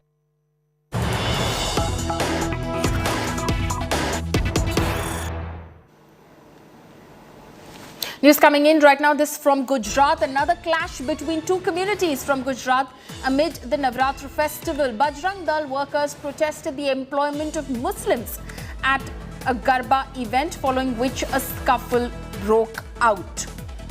News coming in this morning from Surat. Another clash which broke out between two communities. Amid the Navratra festival, Bajrang Dal workers protested the employment of Muslims at a Garba event, following which a scuffle broke out. Those pictures, of course, of that scuffle that broke out between two communities at a Garba event. My colleague Gopi Manyar is now joining me live on this. Gopi, हुआ क्या सूरत में? बिल्कुल follow में आपको बताऊं कि सूरत का ये वैसू इलाका है जहां पे गरबा पंडाल में गरबा चल रहा था और उसी वक्त वहां पे जो बाउंसर थे वो बताया जा रहा है कि वो मुस्लिम समुदाय से थे और बजरंग दल के कार्यकर्ता वहां पे पहुंच गए। उन लोगों ने इन बाउंसर्स के साथ मारपीट की, वहां पे हंगामा किया। जो गरबा आयोजक थे उनका गरबा वहां पे रोक दिया गया और उसके बाद आनंद फानंद में पुलिस को बुलाया गया। पुलिस वहां पे मौके पर पहुंची और पूरे मामले को फिलहाल शांत किया गया है लेकिन जिस तरीके से बजरंग दल के कार्यकर्ता कल वहां पे पहुंचे थे, जो बाउंसर्स करीब 30 जितने बाउंसर्स वहां पे सिक्योरिटी के लिए तैनात किए गए थे, बजरंग दल का ये आरोप था कि ये सारे जो बाउंसर्स है ये मुस्लिम बाउंसर्स है, जिसकी वजह से वो उनका विरोध कर रहे थे और वहां पर जाकर जमकर हंगामा किया है बजरंग दल के कार्यकर्ताओं ने। यहाँ तक कि जो आयोजक था, गरबा आयोजक, उसको भी धमकाया गया है। हालांकि पुलिस ने बाद में मामले को फिलहाल शांत किया है। अभी तक इस मामले में जो जानकारी हमें मिल पाई है वो यही है कि अभी तक इस पूरे मामले में किसी भी तरीके की एफआईआर दर्ज नहीं हुई है। हालांकि पुलिस अब जांच कर रही है वीडियो के आधार पर। जो लोग इसमें शामिल थे, जो बजरंग दल के कार्यकर्ता इसमें शामिल थे, उन लोगों के खिलाफ भी कार्यवाही की जाएगी, इस तरीके का फिलहाल बताया जा रहा है। Follow me. गोपी, किस वजह से एफआईआर अभी तक दर्ज नहीं की गई है? देखिए फॉलो मी, कल देर रात का ये मामला है, क्योंकि गरबा देर रात तक यहाँ पे गुजरात में चलता है, तो कल देर रात का ये मामला है। पुलिस वहां पे पहुंची थी, क्योंकि पुलिस भी इसकी पूरी छानबीन कर रही है। जो लोग वहां पे मौके पर थे उनको थोड़ा सा शांत किया गया। मामला पूरा पहले, क्योंकि यहाँ पे मामला हिंदू मुस्लिम का आ जाता है और कहीं पर भी पुलिस जो है वो इस तरीके के रिस्क नहीं लेती है। पहले मामले को सुलझाने का एक प्रयास किया गया, क्योंकि गुजरात जो है उसे कम्युनली काफी सेंसिटिव माना जा रहा है, तो वैसे में पहले मामले को सुलझाया गया। मामले को सुलझाने के बाद दोनों पक्ष के साथ बातचीत करके पुलिस ने फिलहाल मामले को शांत किया है। अब पुलिस इस मामले में आगे की जो कार्यवाही है वो करेगी। जी गोपी, सरकार का क्या कहना है, क्योंकि ये पहला ऐसा इंसिडेंट नहीं है जो सामने आ रहा है इस दौरान, नवरात्र के दौरान ऐसे कई सारे इंसिडेंट सामने आ चुके हैं जहां पर बजरंग दल के जो वर्कर्स हैं वो पहुंच जाते गरबा इवेंट पर और एक तरह से अपनी धौंस जमाने की कोशिश करते हैं। तो सरकार क्या कर रही है इस मामले में?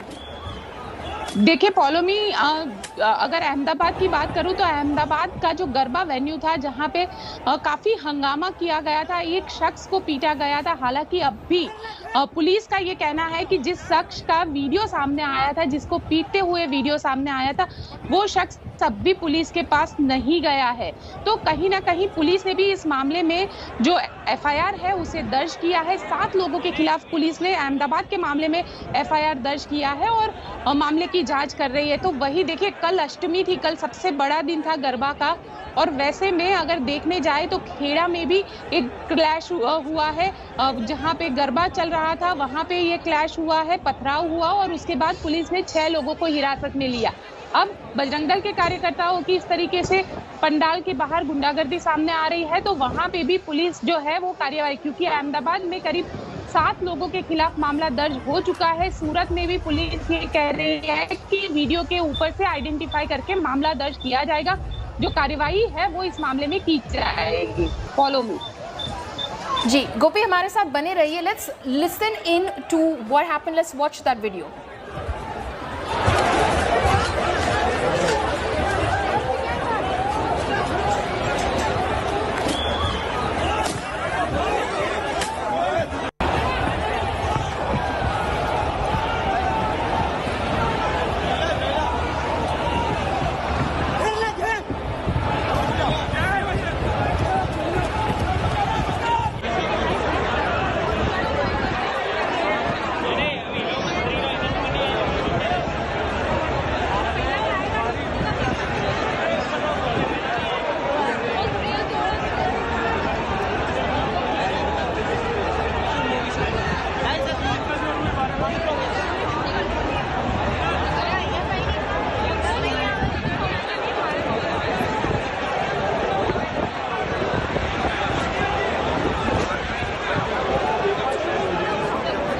My colleague Gopi Manyar continues to be live with us. Gopi, एक बहुत ही सेंसिटिव सिचुएशन जो हम हैं वो देख रहे हैं इस वक्त, जो सूरत के जो विजुअल्स हम देख रहे हैं, जिस तरह से एक तरह से हड़कंप मच गई है वहाँ पर।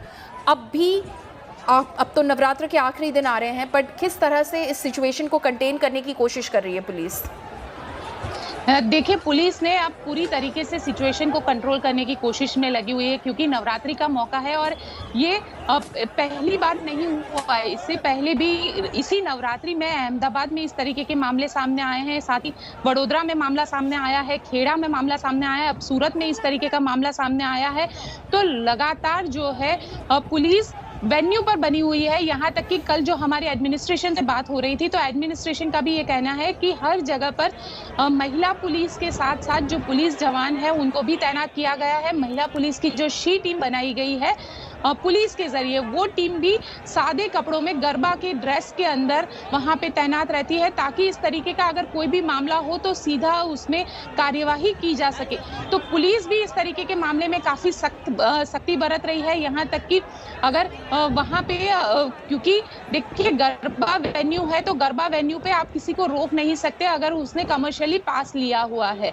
तो बजरंग दल और जो दूसरे संस्थान है वो जिस तरीके से आई कार्ड चेक कर रहे हैं या तिलक लगा रहे हैं या गंगाजल पिला रहे हैं, ये सारी चीजें कहीं ना कहीं कम्युनल माहौल को खराब करने वाली हो रही है। इस तरीके का जो बिलीव है वो लोगों के जरिए किया जा रहा है और उसी के आधार पर पुलिस भी अब काफी सख्त हो गई है। पुलिस भी इस पूरे मामले में काफी सख्ती से कार्यवाही कर रही है। जी गोपी, शुक्रिया इस सब जानकारी के लिए। Gopi Maniyar there reporting from Gujarat on that incident which took place in Surat. Those visuals on your screens after Bajrang Dal workers there tried to stop a Garba event because the bouncers at the venue were from the Muslim community, and you can see the visuals of the scuffle that broke out.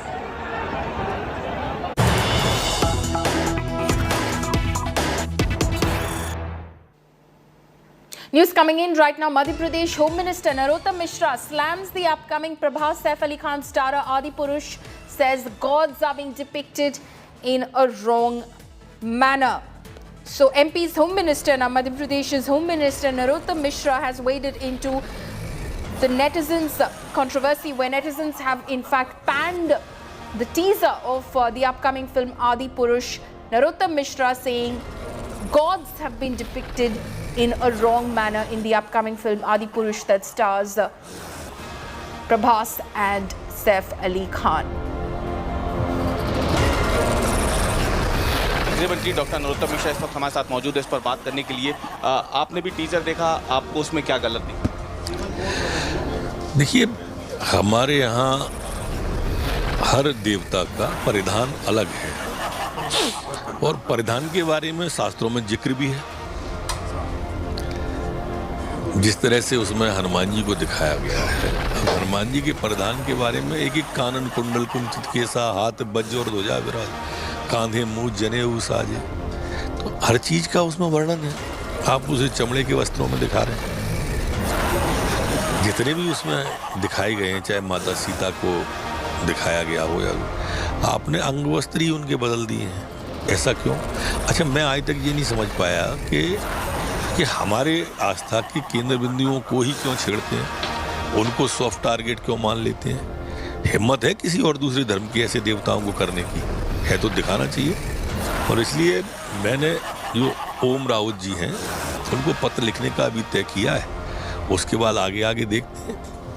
Hanuman ji का Netizens are slamming filmmaker Om Raut for misrepresentation of Ramayana and the way he has portrayed the character of Ravana in the teaser of his upcoming period epic Adi Purush. Here's a detailed report.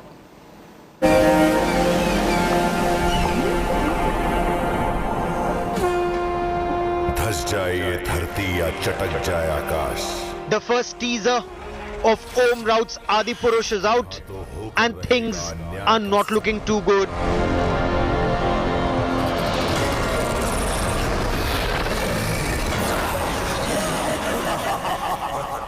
The movie based on Ramayana is already in the eye of a storm. दो पैरों से अन्याय के 10 sir कुचलने।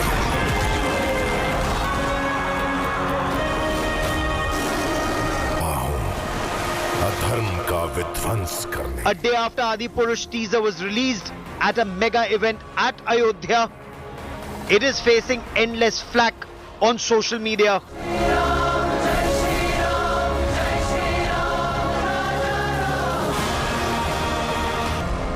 While the trailer has been tagged disappointing and childish, outrage is growing over the portrayal of Ravan by Saif Ali Khan for a number of reasons.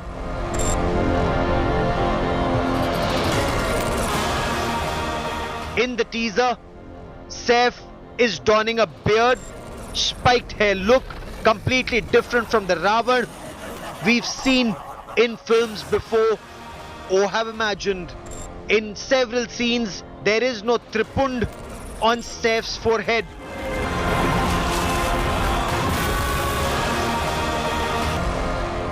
And even the Janeyu, or sacred thread, is missing. Some argued Saif as Ravan looks more like a Turkish or Mongol invader. Netizens noticed several other changes. Ravan's Pushpak Viman has been replaced by a dragon or a flying bat, leading to questions. Is this Ramayana or the Game of Thrones? आ रहा हूं न्याय के दो पैरों से अन्याय के 10 sir कुचलने।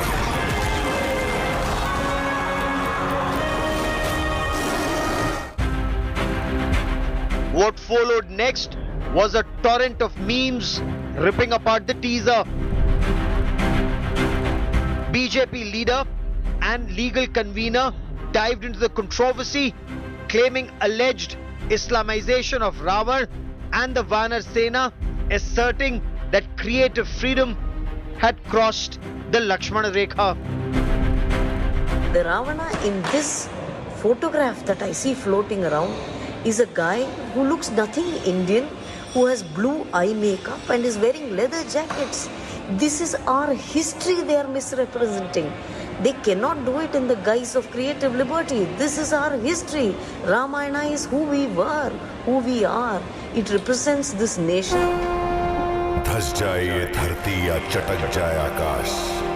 There is a lot of talk on how 500 crore rupees have been spent on the VFX, but the outcome in the teaser did not even come close to meeting expectations of netizens.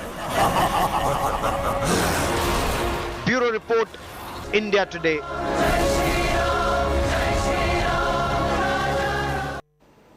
The teaser of Telugu superstar Prabhas's most awaited film Adipurush is finally out, and it has received mixed reactions on social media, with a section of the internet dubbing the VFX of the film as cartoonish and disappointing. Here's the detailed report.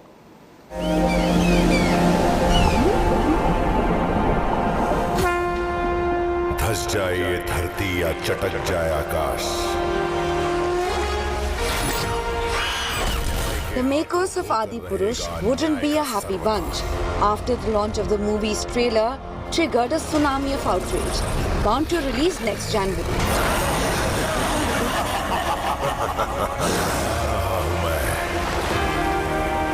आ रहा हूं न्याय के दो पैरों से अन्याय के 10 sir कुचलने।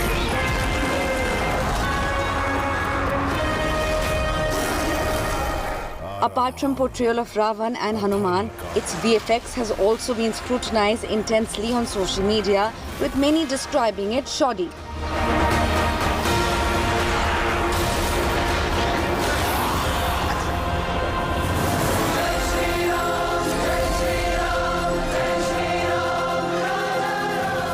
Now, netizens are picking apart the teaser frame by frame and comparing it with many blockbuster Hollywood movies.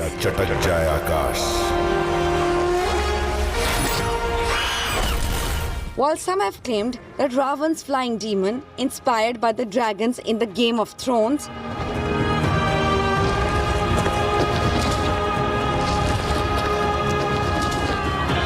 some have called out the look of the Vanar Sena, claiming that they look straight out of the Planet of the Apes.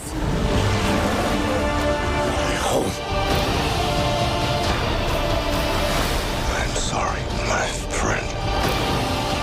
Similarities have also been drawn between the underwater scene of Lord Ram in the movie with shots of Jason Momoa in Aquaman. Now I need something more. Potterheads have claimed that the demons swirling over Ram look like Dementors from the Harry Potter saga.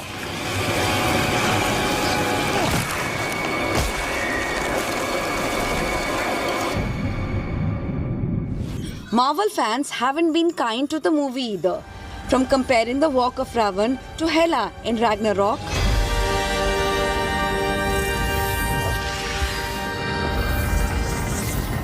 to To Ram walking with Lakshman and Hanuman to the iconic Avengers Assemble shot, the similarities drawn are many.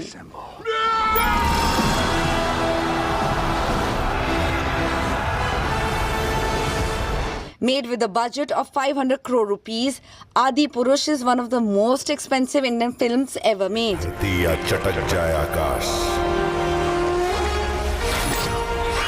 The filmmakers could now be hoping that movie buffs will now pass these apparent flaws when Adi Purush hits the theatres in January. Bureau Report, India Today.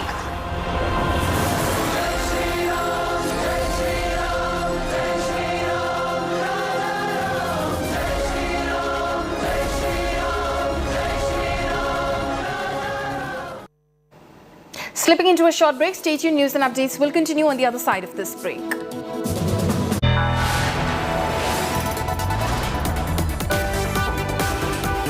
You are watching India Today.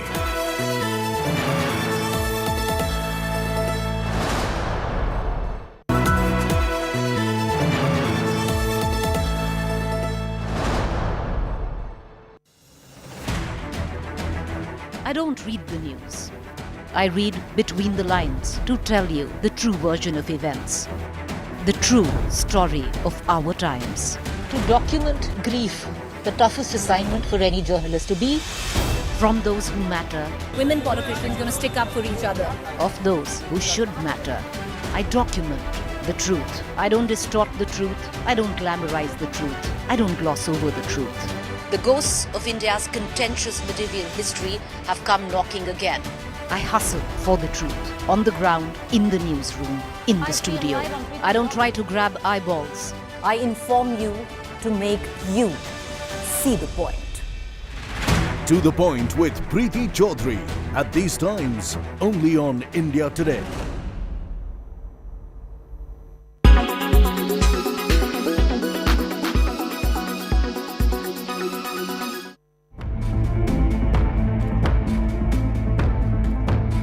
Is China more equipped than the US in the race of nuclear weapons? Unlike the previous battles in history, China this time will not stop its military campaigns against the US, which is backing Taiwan. In fact, the US had predicted that China would attack Taiwan. Pentagon released a report in November 2021 saying that China could have 700 deliverable nuclear warheads by 2027 and could top 1,000 by 2030. On the contrary, the US has 3,750 nuclear warheads and has no plans to increase this. In 2003, the US had a total of 10,000 nuclear warheads. As it is clear that China is using its military drills on Taiwan, the US predicted last year that China is expanding the number of its land, sea, and air military and nuclear platforms. Today, it is using its power against Taiwan through land, water, and air. China is building a nuclear triad like US and Russia. Satellite photographs of new nuclear missile silos in western China are also out. The Chinese Foreign Ministry spokesman Wang Wenbing said, and I quote, "The report released by the US Department of Defense, like previous similar reports, ignores facts and is full of prejudice." He added that Washington was using the report to hype up talk of the China nuclear threat and describe the United States as the world's largest source of nuclear threat. This leaves us with a question. If the US is concerned about its deterrence power, then why is it helping Taiwan against China?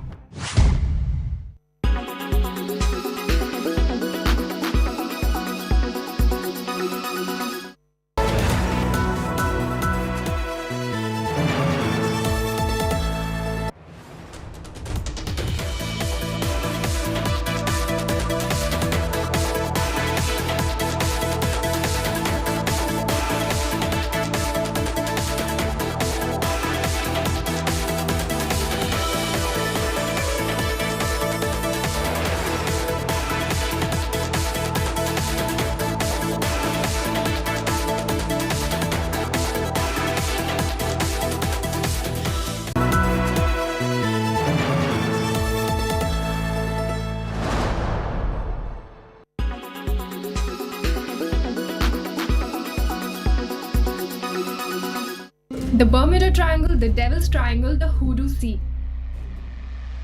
This region in the western part of the North Atlantic Ocean has been of interest for decades. The mysterious place has captured the human imagination with unexplained disappearances of ships, planes and people. And now an Australian scientist claims that he has solved the mystery. The region first gained notice in 1945. Flight 19 was a 5-plane flight that took off from Florida with 14 crew members on board. The TBM Avenger torpedo bombers of the US Navy were on a 2-hour normal training flight when they lost communication with the base. The planes mysteriously vanished along with their crews and no debris was ever discovered. To add to it, the PBM-5 with 13 crew members on board departed to search for the missing flight. But 20 minutes into the flight, it exploded. Since then, about 50 ships and 20 airplanes have disappeared in the Bermuda Triangle for unknown causes. The wreckage has not been recovered. The Bermuda Triangle has been the subject of many Hollywood thrillers and mysteries. Beyond the Bermuda Triangle, Satan's Triangle, Death Ship, The Triangle, and many more movies catapulted the region into the mainstream. The unsolved mystery, of course, led to conspiracy theories. Some people point to wormhole as a reason why many vessels aren't found after crashing in the Bermuda. Others point to a hole in the planet's electromagnetic forces. Some even believe that large amounts of methane gas that exist in some spots of the ocean floor are responsible for the disappearances. Then there are also theories about aliens and the existence of the mythical lost city of Atlantis in the area. Australian scientist Carl Krushelnicki has dismissed all these claims. According to him, the high number of disappearances cannot be explained by aliens or Atlantis. He suggests that the mystery is nothing more than a perfect mix of human error, bad weather, and a high concentration of ships in the area. He in fact suggests that there is no mystery at all. He said that because of its proximity to the equator and the United States, there is a lot of traffic in the region, and the number of disappearances in the Bermuda Triangle is the same as in any other part of the world. So what do you make of the mystery? Has the mystery of Bermuda Triangle been solved?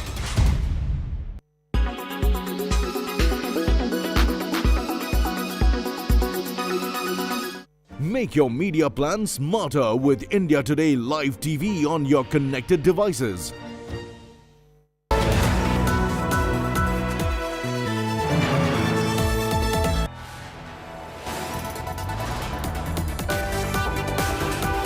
You are watching India Today.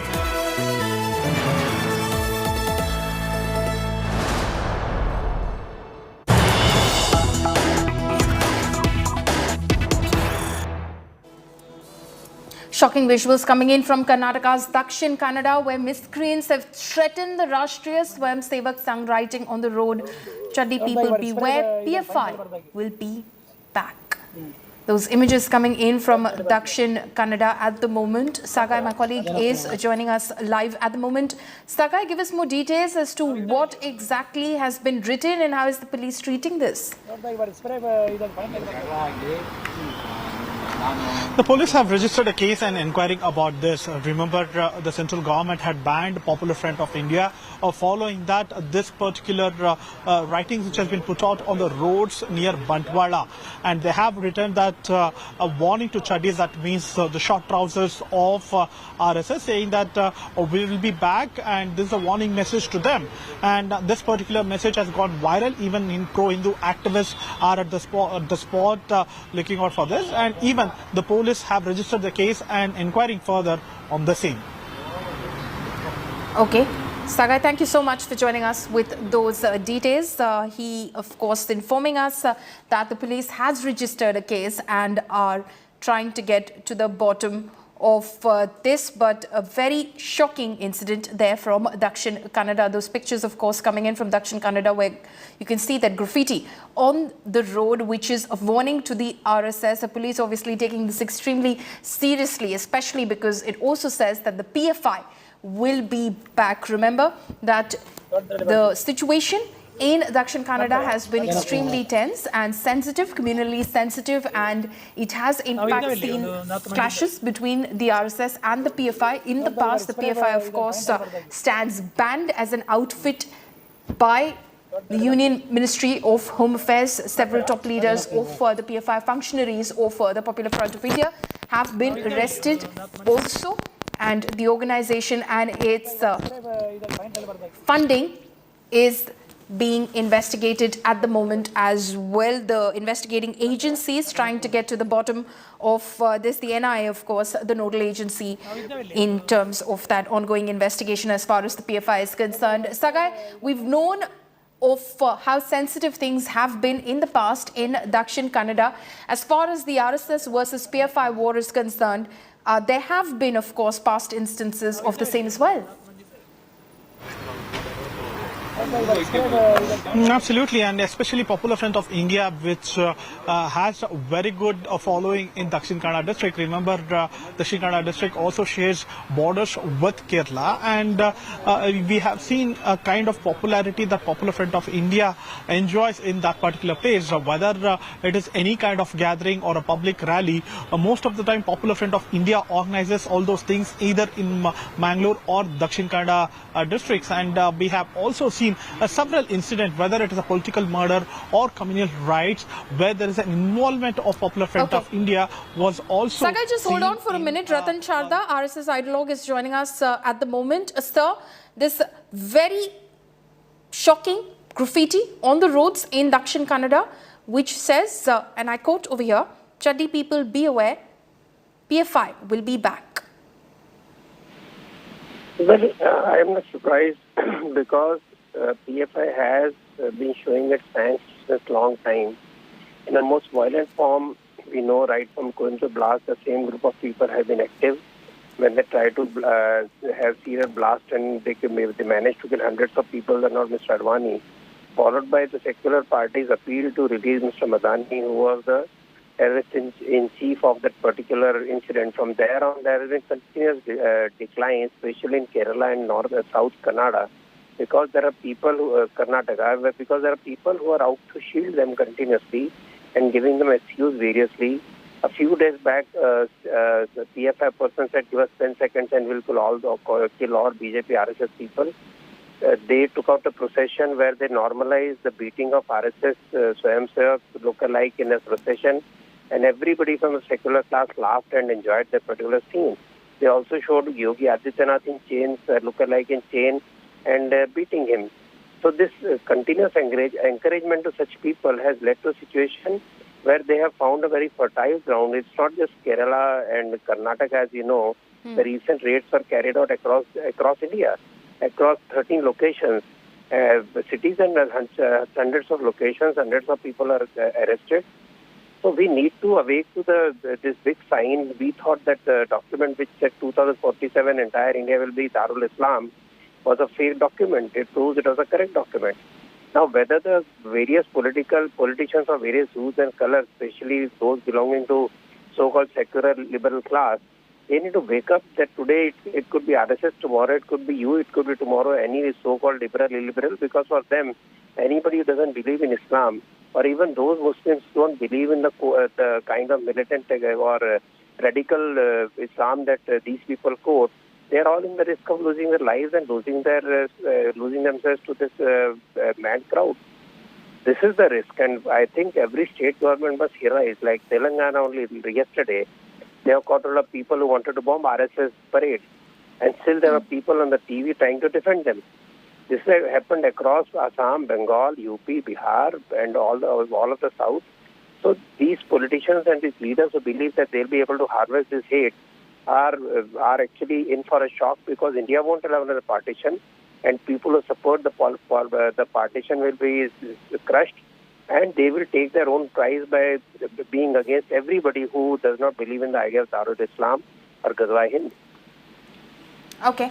Mr. Sharda, thank you so much for joining us. Also, thank you to my colleague Sagai Raj for bringing us all the details of this very shocking incident from Dakshin Kannada. Now, the poster war in Karnataka has a new escalation after Congress's Pay CM posters against Chief Minister Bommai. Now, the BJP has put up posters against the former Congress Chief Minister Siddaramaiah. Now, this comes as the Congress's Bharat Jodo Yatra was being held in the state.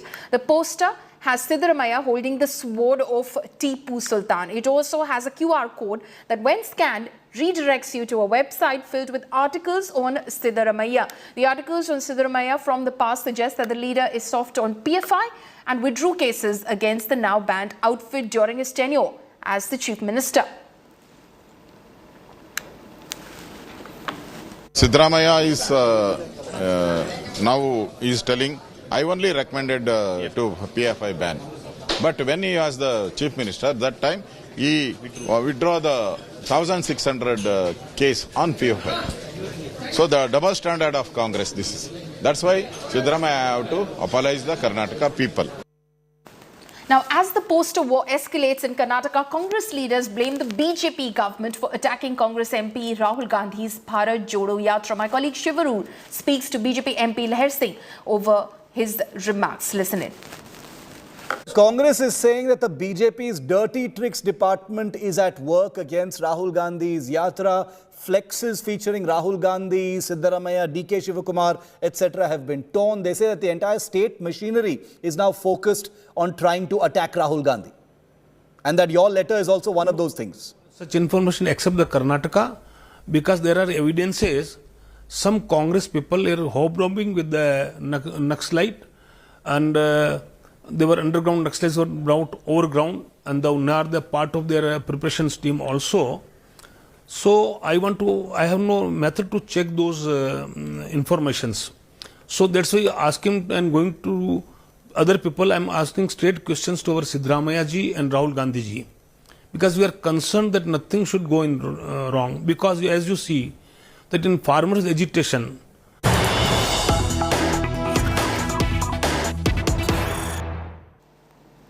News coming in right now. This is with regard to Mumbai's Patra Chaul land scam case. Shiv Sena Member of Parliament Sanjay Raut's judicial custody has now been extended till October 10th. Hearing in his bail plea too, in fact, will also be held on October 10th. So judicial custody of Sanjay Raut, who has been held by the agencies in the Patra Chaul land scam case, has now been extended till October 10th, and his hearing in the bail plea that he's filed as well to be held on the same date, October 10. So no relief for Shiv Sena MP Sanjay Raut till October 10. His judicial custody stands extended till October 10 as we speak.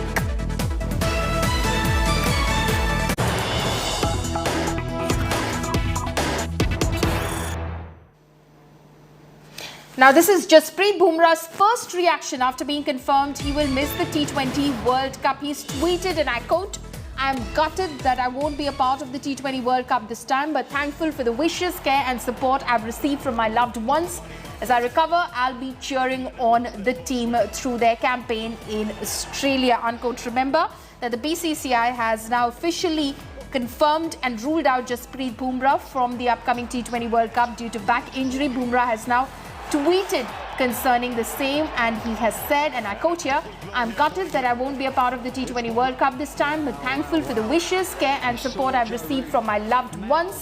As I recover, I'll be cheering on the team through their campaign in Australia," unquote. Waiting and desperate to get off the mark.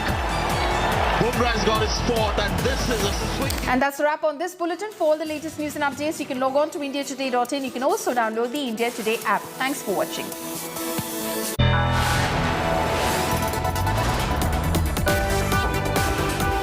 You are watching India Today.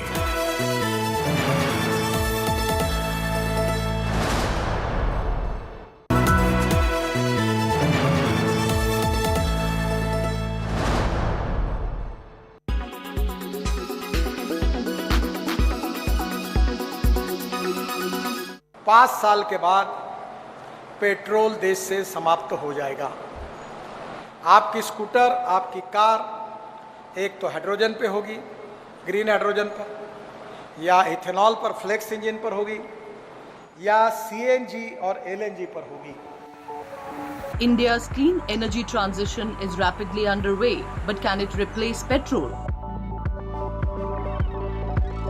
The term green describes any type of fuel derived from biomass. This includes all kinds of organic matter from plant and animal This is eco-friendly and sustainable alternative as the feedstocks used to make green fuel are sustainable and naturally replenished.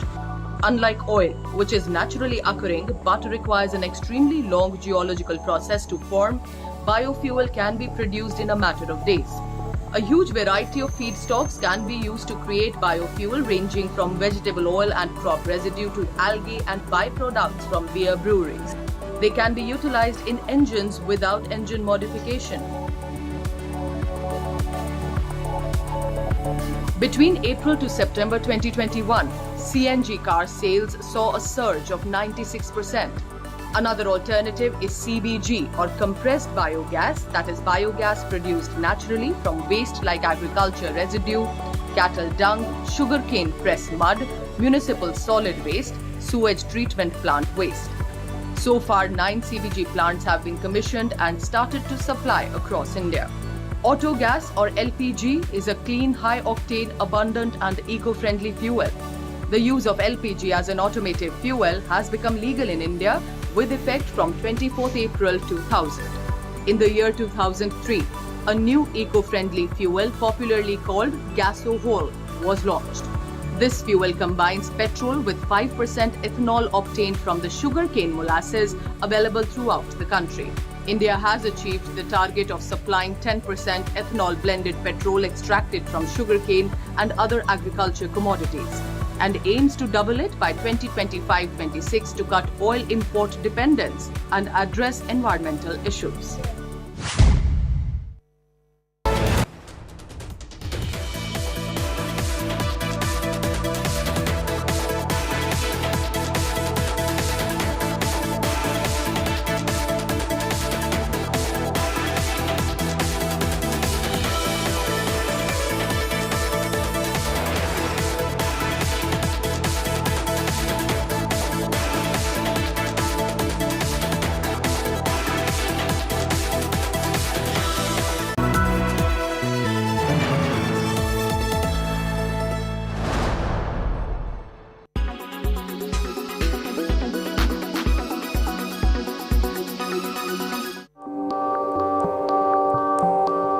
Listening to music puts you in a good mood, but have you ever heard of music that gets you high? In a never-ending quest to get high or feel better, people are listening to binaural beats to mellow their minds. A study shows that many have been trying binaural beats as a form of therapy or even an intoxicant. The term binaural means two sounds, and binaural recording without the beats refers to a kind of stereo recording wherein the listener feels totally surrounded by the musicians. Everyday sounds range from 250 to about 6,000 Hz. Binaural beats are usually below 1,000 Hz, which is in the low range of average human hearing. Hector Orozco Perez, an author of a recent study on the mysterious beats, puts it this way. What happens is when you listen to two pure tones separated into each other, the tiny difference causes a frequency mismatch as the sound travels to the auditory part of your brainstem. Simply put, if your right ear is hearing 260 Hz and your left ear is hearing 250 Hz, then your binaural beat comes in around 10 Hz.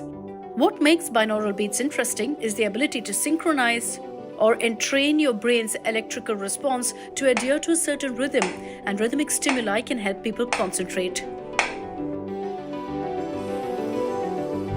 There are several types of beats. Delta is the lowest frequency, just 0.5 to 4 Hz. Next is theta, between 4 and 7 Hz.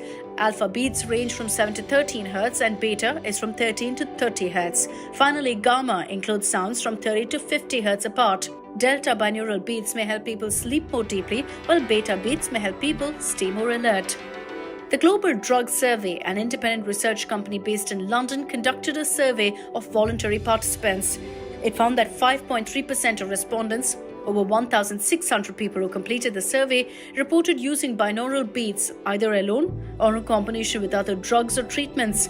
Respondents most commonly used binaural beats to relax or fall asleep, that's 72.2%, and to change their mood, about 34.7%, while 11.7% reported trying to get a similar effect to that of other drugs. The effect of music on people has been studied for long. For instance, it said if babies are made to listen to classical music, they'll turn out to be smarter. Studies showed that those who listened to Mozart and Strauss had markedly low systolic and diastolic blood pressure, as well as lower heart rates. ABBA's tunes, on the other hand, didn't produce the same effects. There's also Mozart's music that can increase your general intelligence. What are your views about this?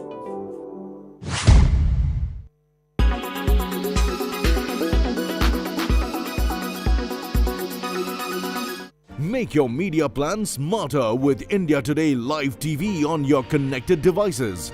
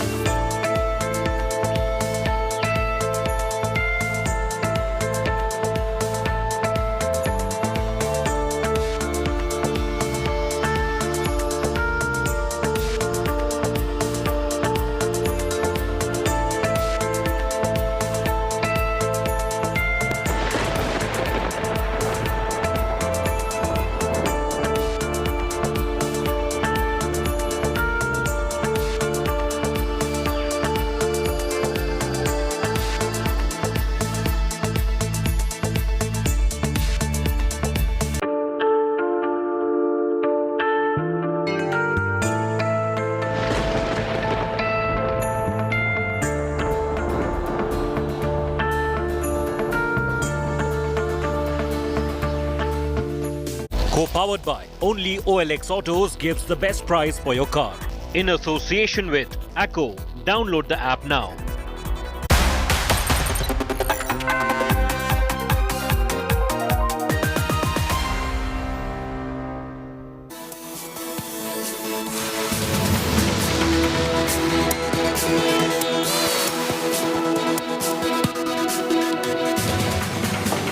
Very good afternoon. You're watching India Today. I'm Nabila Jamal. The headlines first.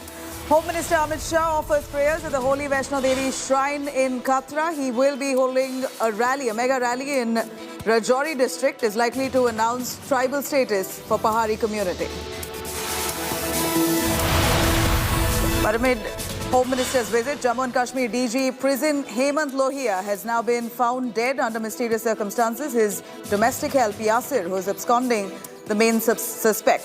Terror outfit PAFF has claimed responsibility for the killing. And violence rocks Garba events in Gujarat. Clashes reported from Vadodara, Kheda and Surat, with instances of stone pelting in 2 places reported.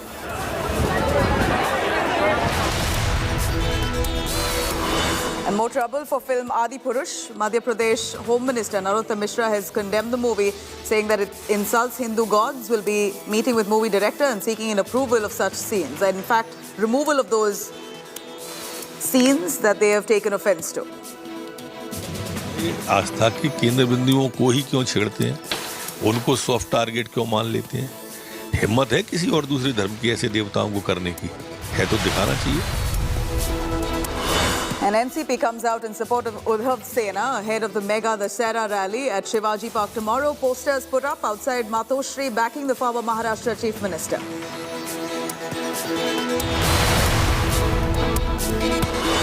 And air raid sirens blare in Japan after North Korea fires missiles over island nation. Residents asked to take shelter. Missiles land in the Pacific Ocean.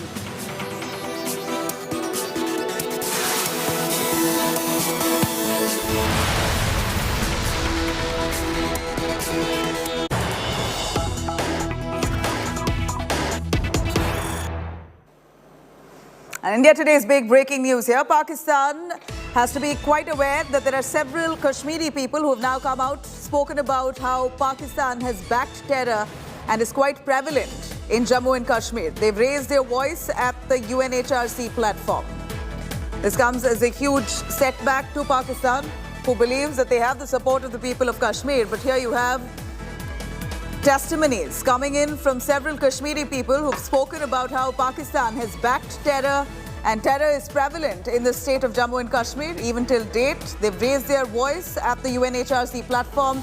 hitting out at Pakistan, saying that they're the ones instigating terror in Jammu and Kashmir region. Let's cut across to the testimony. Women like me end up in social isolation with a thin opportunity to rebuild lives while targeted killings continue.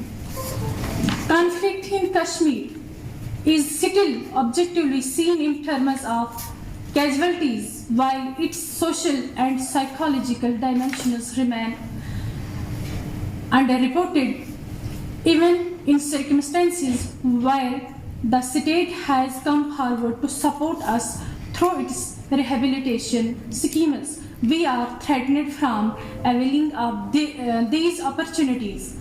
Having lost male family members, our vulnerabilities are exploited to prevent us from rebuilding our lives. The international community, academia, and human rights institutions need to join hands to conduct a fresh investigation with new intersectional tools and methodologies to highlight and, if possible, measure the impact of terrorism on Kashmiri women.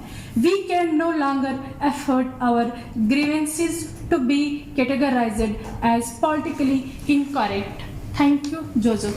Silence is imposed on the victim families, especially when it comes to women. As an activist, I have documented numerous such incidents where women are prevented from speaking out against these atrocities.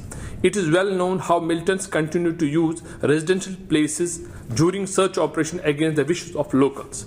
There are numerous instances of involuntary labor by women, cooking, cleaning, sheltering militants, sexually violence and assault on women. Over the last few years, we worked on grassroots level to bring together voices of the victim families and women on the common platform to amplify their voices as well as a community-led effort for rehabilitation. To date, the families of victims of cross-border terrorism continue to live under fear and threat. I have a strong faith in the international community role to address these challenges and an increase in coverage of these incidents with a specific focus on women and reporting about perpetrators who gradually created an environment that would keep such activities in check.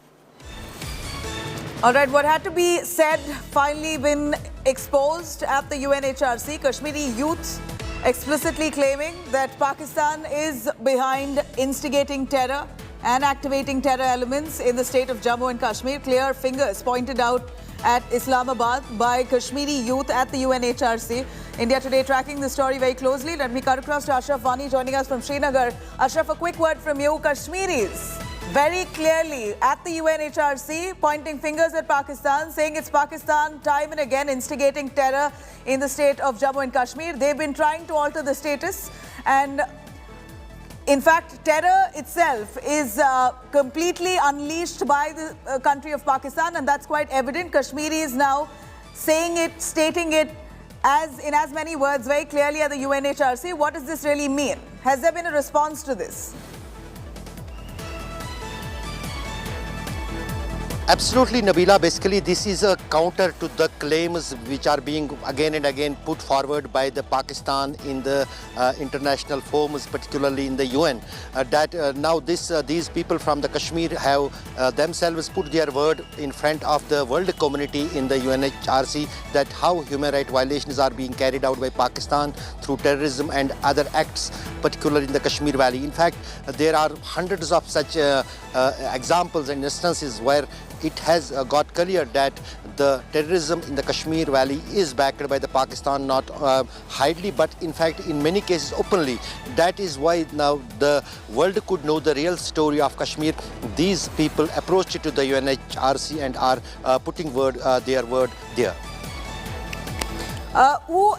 If you could tell us a little more about these people, the Kashmiri youth there who've spoken at the UNHRC, and what have they exactly said? And does this really echo the sentiments of Kashmiris, local Kashmiris by and large?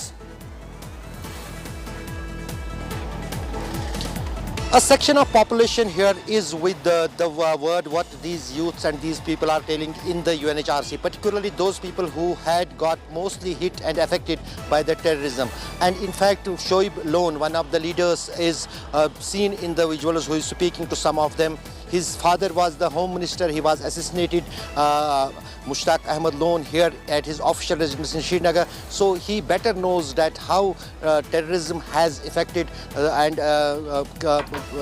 brought problems in the many families, including Shoaib Lone. So there are stories, all those people who have suffered, particularly the people who have served in the security forces in Jammu and Kashmir police, in the army, then they were brutally killed by the terrorists in the Kashmir Valley. They have their word to say. Otherwise, Pakistan always tries to portray the one side of the story, not the other side of the story. They mostly sell the words of the separatist leaders and their rallies and the other human rights issues of the Kashmir. But here, as you know, that many world leaders as well as many countries have sometimes issued the issues of the human rights violation in the Jammu and Kashmir. And some countries also openly spoke about that. To give the reality of the Kashmir to the world forum, these youths have reached to the UNHRC and are putting their word there. All right. Indian government, they're trying desperately to bring in normalcy in the state of Jammu and Kashmir at a time like this. During discussions in the at the UNHRC, you have Kashmiri youth explicitly explaining and testifying on how Pakistan has been backing terror relentlessly along the lines of Jammu and Kashmir. Let me cut across to Amit Raina, who's a Kashmiri Pandit, joining us on the phone line. Mr. Raina, here's Kashmiri youths at the UNHRC speaking on how terror has been unleashed and backed by Pakistan for years now. Yes, that is true, and I think this should have been done many years back. While Narasimha Rao government did try it, and there were representations, especially from Kashmiri Pandit community at UNHRC, subsequently keeping the Dillut policy in mind, the same was reversed and the terrorists were given preference over the terror victims. So definitely it is time that we expose Pakistan, because the Pakistan who claims to be someone who believes in the rights of Kashmiris is the biggest perpetrators of crime against Kashmiri population. We have lost more than 20,000 civilians to terrorists backed by Pakistan, funded by Pakistan. You have an entire community which is on the verge of ethnic cleansing. Genocide has been perpetrated on communities in Kashmir, especially the Hindu community. So it is time that the Pakistan is exposed by the victims of terrorism themselves, because if Pakistan claims that they are the voices of Muslims in Kashmir, it is the victims who are Muslims of Kashmir have now gone to UNHRC and expose the lives of Pakistan. So I think it is a move, and what I think we need to do more as a nation is that we need to even include the people of Pakistan-occupied Jammu and Kashmir in the voices against Pakistan and expose how Pakistan has been treating our people in their occupied areas and trying to commit genocide in Gilgit-Baltistan, ethnic cleansing in Pakistan-occupied Jammu Kashmir. They're trying to do the reversal of population mix. They're trying to change demographics. There has been attempt at multiple levels by Pakistan on committing genocide. And it is time that the Kashmiris themselves get up and expose Pakistan. And I think that's what's happening here. Mr. Raina, thank you very much. I'm going to cut across to Taslina, who's a Kashmiri youth, who's said very clearly how terror has been backed in Jammu and Kashmir by Pakistan. And there's really nothing being done by Pakistan as a country. First of all, they don't admit it. And they continue to play along with terror. And here is a testimony coming in from a Kashmiri youth itself that explains it all. Let's take a listen yet again. Women like me end up in social isolation with a thin opportunity to rebuild lives while targeted killings continue. Conflict in Kashmir is still objectively seen in terms of casualties, while its social and psychological dimensions remain underreported, even in circumstances where the state has come forward to support us through its rehabilitation schemes. we are threatened from availing of these opportunities. Having lost male family members, our vulnerabilities are exploited to prevent us from rebuilding our lives. The international community, academia, and human rights institutions need to join hands to conduct a fresh investigation with new intersectional tools and methodologies to highlight and, if possible, measure the impact of terrorism on Kashmiri women. We can no longer afford our grievances to be categorized as politically incorrect. Thank you, Jojo. All right, these are nothing but victims of terror, and here it's quite evident that Kashmiri youth who are currently speaking at the UNHRC have exposed Pakistan and their lies, clearly busting Pakistan's lies, saying that they've not been involved in terror. What's happening in India, they feign ignorance time and again. Kashmiri youth now very clearly saying at the UNHRC on how Pakistan has been fully backing terror in the region of Kashmir, terrorizing the youth, the people of Jammu and Kashmir, and this is all the handicraft of Pakistan indeed.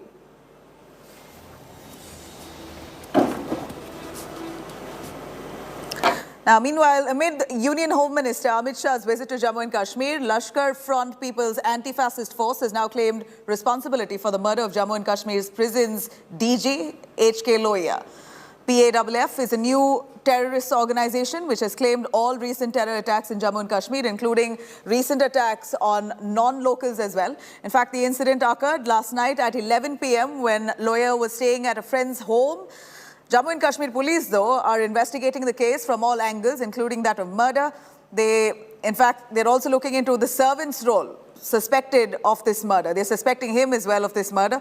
A diary has now been found at the house, which shows domestic help was also under depression. So was he involved in this case? Police now haven't ruled out also the terror angle in this case at the moment. 57-year-old Lohia, a 1992 batch IPS officer, was found dead with his throat slit on the outskirts of Jammu. He was posted as DGP prisons in August. Burn injuries also found on his body. Hemant Lohia ji के ये दोस्त हैं राजीव खजूरिया जी, इनके घर में वो पिछले कुछ दिनों से रह रहे थे और रात को खाना खाने के बाद जब अपने बेडरूम में जाते हैं तो ये लड़का जो डोमेस्टिक सर्वेंट है, जो पिछले कुछ अर्से से काम करता था,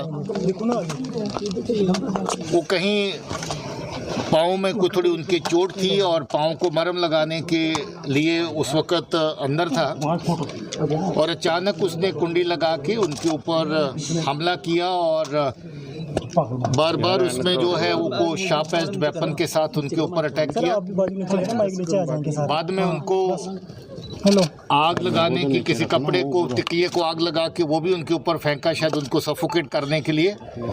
घर के लोगों ने बहुत कोशिश करी, दरवाज़ा अंदर से बंद था, इन्होंने बार बार उसको तोड़ करके अंदर जाने की कोशिश करी, मगर तब तक मुझे लगता है कि जख्मों की ताब न लाते हुए उनकी डेथ हो गई। ये बहुत अनफॉर्चुनेट वाक़ा है कि घर में एक ट्रस्टेड आदमी जो आप बतौर कुक जिसको या बतौर डोमेस्टिक हेल्प इस्तेमाल करते हैं वो इस तरह की बात करे। कुछ रेलेवेंट क्ल्यूज़ ऐसे मिले हैं जिससे लगता है कि उसका स्टेट ऑफ माइंड जो थोड़ा सा काफ़ी डिफरेंट था और पुरानी उनकी हिस्ट्री में भी थोड़ा पता चल रहा है कि काफ़ी एग्रेसिव नेचर का वो आदमी था।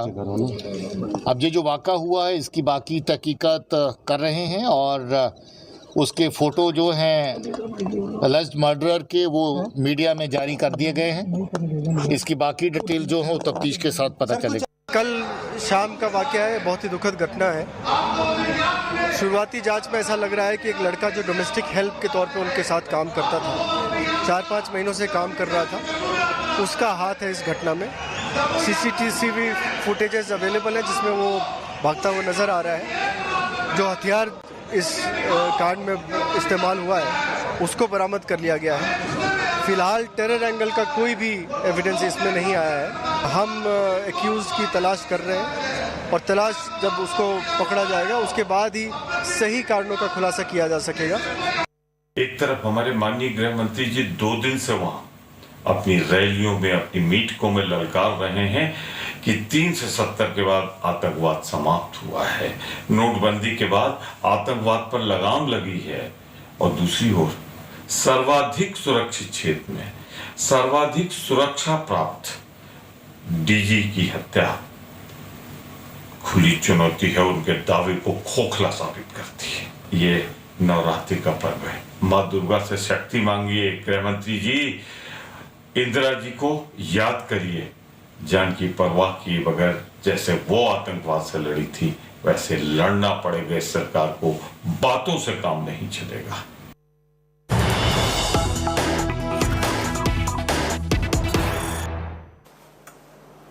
All right, here's some big news coming in after Nana Patole's blunder saying that cheetahs were brought in from Nigeria, because of which lumpy virus has spread among cows.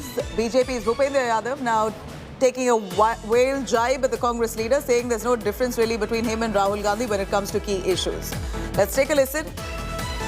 Reaction coming in from Bhupendra, and of course what Nana Patole really said when it came to lumpy virus, drawing connections with the new cheetahs that have been brought in from Nigeria by the Modi government.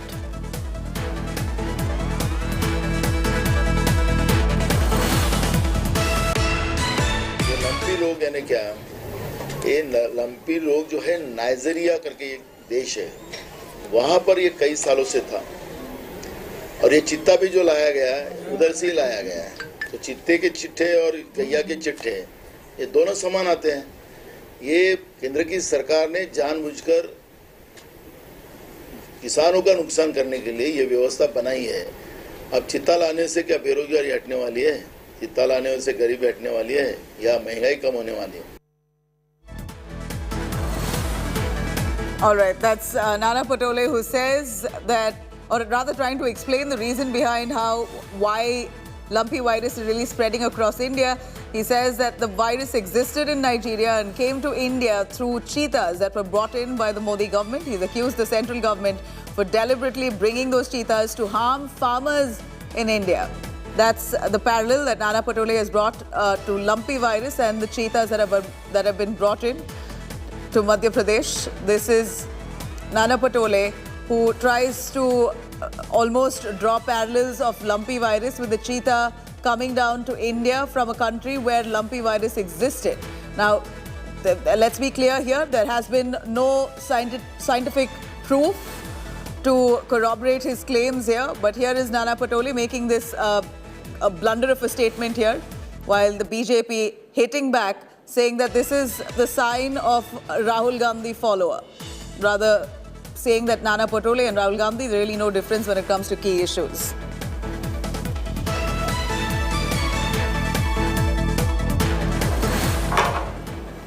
And Maharashtra Congress President, as we saw, Nana Patole has now sparked some controversy there by his remarks over the lumpy virus that spread far and wide in India, killing lakhs of cattle, cows particularly. In this viral video, Nana Patole there seen explaining the reason behind the spread of lumpy virus across India, claiming that the virus has existed in Nigeria and has come to India through cheetahs that were brought in by the Prime Minister Modi himself. He's accused the central government for deliberately bringing cheetahs to harm farmers in India. He's questioned the central government's decision on this, on bringing the cheetahs to India, asking whether the decision would generate employment across the country or not. And if it hasn't, then what was the purpose of bringing those cheetahs down? Meanwhile, launching a scathing attack at Nana Patole, BJP fact-checked him. Union Aviation Minister Jyotiraditya Scindia has taken to Twitter telling Nana Patole that cheetahs were brought from Namibia and not from Nigeria. BJP leader Shehzad Poonawala has mocked the Congress president of Maharashtra, calling the party the biggest vector of fake news and lies. Maharashtra के कांग्रेस के प्रांत अध्यक्ष कह रहे हैं कि देश में आदरणीय प्रधानमंत्री जी के नेतृत्व में चीते आए।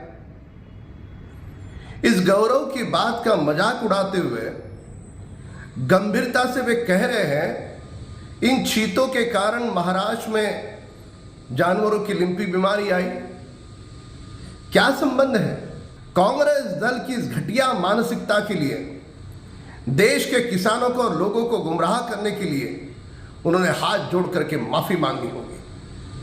नाना पटोले जी के इस बयान पर केवल मुझे नहीं, सारे देश को बहुत हंसी आ रही होगी कि कांग्रेस की क्या हालत हो गई है। वो नाइजीरिया से नहीं, नाइबिया से आए हुए चीते हैं। उनके इस अजीब सी सोच के ऊपर यदि सोनिया गांधी जी चाहें तो उनको कांग्रेस की तरफ से नोबेल पुरस्कार भी दे सकती है। इतना नया और अजीब सोच है। नाइजीरिया से चीता लाया और वो चीते से लंपी हुआ। मुझे लगता है नाना पटोले जी का बुद्धि भ्रष्ट हुआ है, थोड़े जरा इतने में बिगड़े बिगड़े लगते हैं। और मुझे लगता है उनको भी लंपी हुआ है और वो लंपी जैसे लक्षण में दिख रहे हैं, तो उनको भी जरा टेस्ट करने के लिए लेके जाना पड़ेगा। All right, let me quickly cut across to Sudhir, who's joining us, who is the Maharashtra minister. Mr. Sudhir, a quick word on Nana Patole, Congress chief of Maharashtra, making a bizarre claim and drawing parallels of lumpy virus with the cheetahs that are brought in by the Modi government, saying that they both come from Nigeria and it's Modi government's deliberate attempt to harm farmers in India. ऐसा है कि उनके वक्तव्य की और बड़े गंभीरता से देखना नहीं चाहिए। नाना पटोले जी हो या राहुल गांधी जी हो, ये महात्मा गांधी जी के सपनों को साकार करने की कोशिश कर रहे हैं कि कांग्रेस का विसर्जन होना चाहिए। सी फॉर कांग्रेस, अब सी फॉर कॉमेडी सर्कस हुई है। और नाना पटोले का अगर वक्तव्य देखते हैं तो वो राहुल गांधी जी के महामार्ग पे ही चल रहा है कि लंपी ये तो चित्ते आने के पहले आया है देश में, इसी साल नहीं आया, वो आते रहता है, कोई नई बीमारी नहीं है। मगर जब नाना पटोले जी ऐसा कहते हैं तो उनके मन में सत्ता जाने का कितना दुख हो सकता है, उससे क्या परिणाम किसी व्यक्ति के भाष्य पे हो सकता है, ये एक ज्वलंत उदाहरण है कि सत्ता जाने के बाद जल बिन मछली और सत्ता बिन कांग्रेस कैसी तड़पती है, ओठों से, हृदय से, कैसे गगत गगत अफवाहें वो फैलाने की। Ji, stay with us. I'm going to quickly cut across to some big breaking news. Jammu and Kashmir, the top cop who was killed, a major manhunt that's now been launched by the Jammu and Kashmir police. The accused involved in the murder case of Shri Hemant Lohia has now been apprehended. This is the big news that we're currently tracking. Interrogation of the accused has just begun. The cop's killer has been arrested after a massive manhunt. In a major manhunt launched by the Jammu and Kashmir police all through the night, the accused involved in the murder of Shri Hemant Lohia has now been apprehended. Interrogation of the accused has now just begun. Jammu and Kashmir DG Prisons H.K. Lohia was found dead at his residence. In fact, all suspicious circumstances in which that he was found indicating that this was a gruesome murder. And it appears now that the man who murdered the cop has been apprehended by the police. Investigation is currently underway. Sunil Jiba joining us for a little clarity on this. Sunil, a quick word. Is this the house help, Yasir, to be blamed for the murder of Lohia? In fact, he's been apprehended. Interrogation is on. Is there any proof indicating that this man could be behind the murder of the Jammu and Kashmir prisons cop? Well, Nabila, ever since this came to light that HK...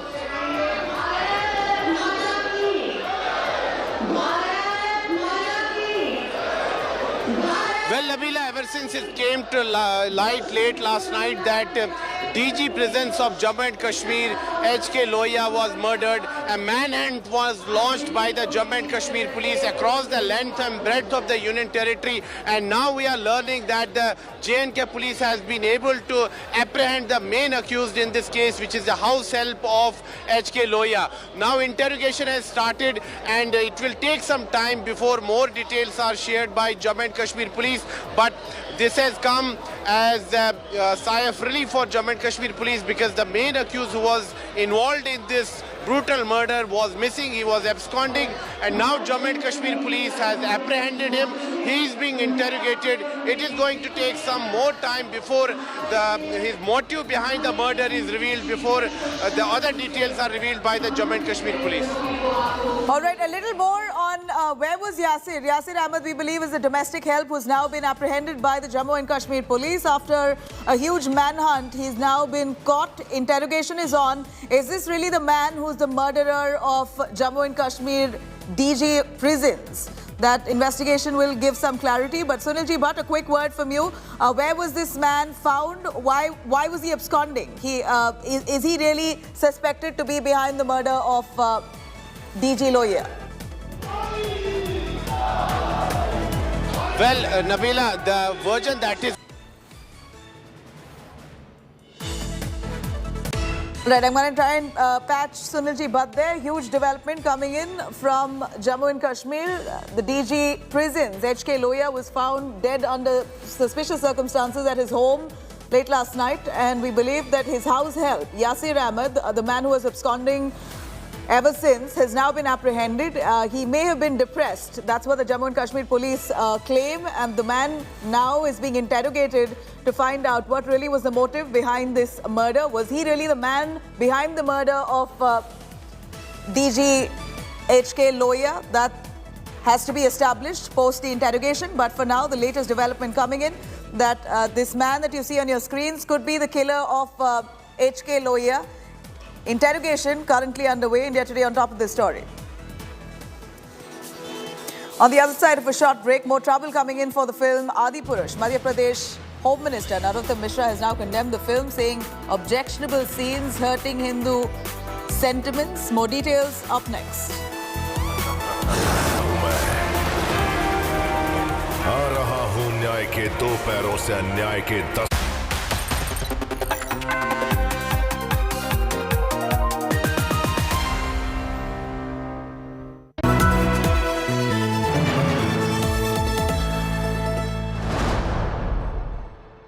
Everyone's busy finding what's trending.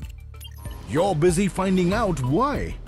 India Today, for those who research before reacting. Download the India Today app now.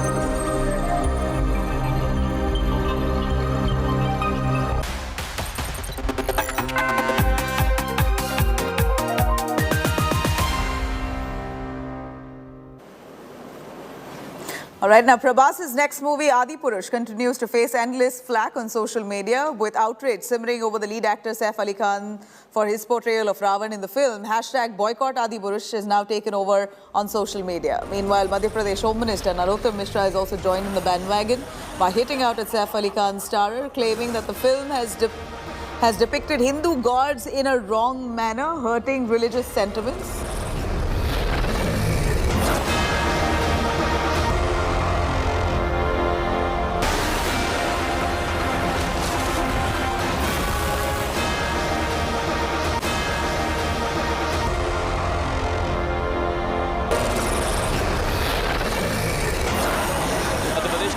Doctor Narottam Mishra इस वक्त हमारे साथ मौजूद है इस पर बात करने के लिए। आपने भी टीजर देखा, आपको उसमें क्या गलत दिखा? देखिए, हमारे यहाँ हर देवता का परिधान अलग है और परिधान के बारे में शास्त्रों में जिक्र भी है। जिस तरह से उसमें हनुमान जी को दिखाया गया है, अब हनुमान जी के परिधान के बारे में एक एक कानन कुंडल कुंचित केसा, हाथ वज्र और ध्वजा विराज, कांधे मुंह जनेऊ साजे, हर चीज का उसमें वर्णन है। आप उसे चमड़े के वस्त्रों में दिखा रहे हैं। जितने भी उसमें दिखाए गए हैं, चाहे माता सीता को दिखाया गया हो या आपने अंग वस्त्र ही उनके बदल दिए हैं। ऐसा क्यों? अच्छा, मैं आज तक ये नहीं समझ पाया कि ये हमारे आस्था के केंद्र बिंदुओं को ही क्यों छेड़ते हैं, उनको सॉफ्ट टारगेट क्यों मान लेते हैं? हिम्मत है किसी और दूसरे धर्म के ऐसे देवताओं को करने की? है तो दिखाना चाहिए। और इसलिए मैंने जो ओम राउत जी हैं उनको पत्र लिखने का अभी तय किया है, उसके बाद आगे देखते हैं। All right, actor Saif Ali Khan's look as Ravan has drawn massive flack as people believe that this portrayal is anything but Ravan. In this debate now, Gaurav Sawant, India Today's executive editor there, managing editor, decodes whether the outrage over Adi Purush on social media is really justified. Let's have a listen.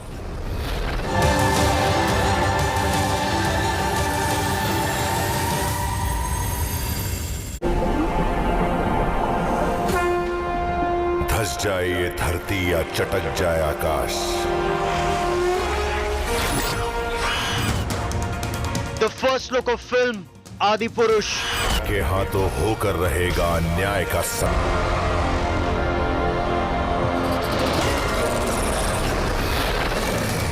The internet is up in arms over Ravan's look.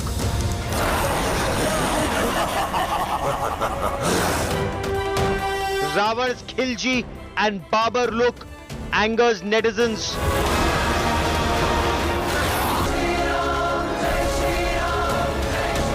BJP dives into the controversy.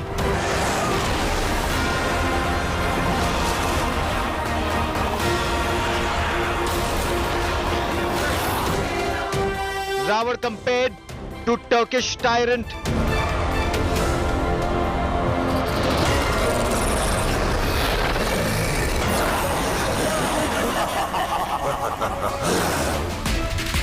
Creative liberty crosses the Lakshman Rekha. That's our top focus on India First. We had all heard and read about Ravan having the Pushpak Viman. But Saif Ali Khan as Ravan in motion picture Adi Purush is flying a beast that resembles perhaps a cross between a bat and a dragon. Watch that image. The scenes appear to be a straight lift from Hollywood films and series like The Avengers and the Game of Thrones. Now there is tremendous anger at the look of Ravan. We'll also show you that look. Ravan, the BJP claims, both the BJP and the Hindu Mahasabha claim that this character looks like a Turkish tyrant. He may look like Temur, he may look like Babar, he may look like Aurangzeb or even Alauddin Khilji. Saif Ali Khan clearly, according to the Hindu Mahasabha, does not look like Ravan.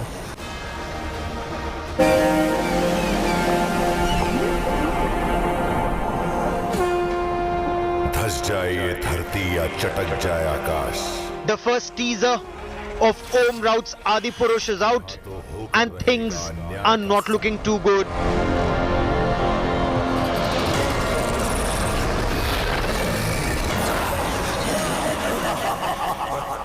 The movie based on Ramayana is already in the eye of a storm. दो पैरों से अन्याय के 10 sir कुचलने।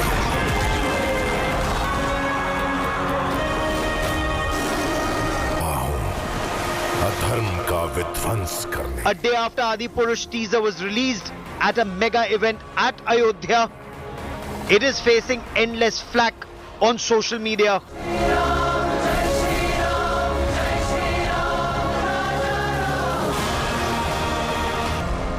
While the trailer has been tagged disappointing and childish, outrage is growing over the portrayal of Ravan by Saif Ali Khan for a number of reasons.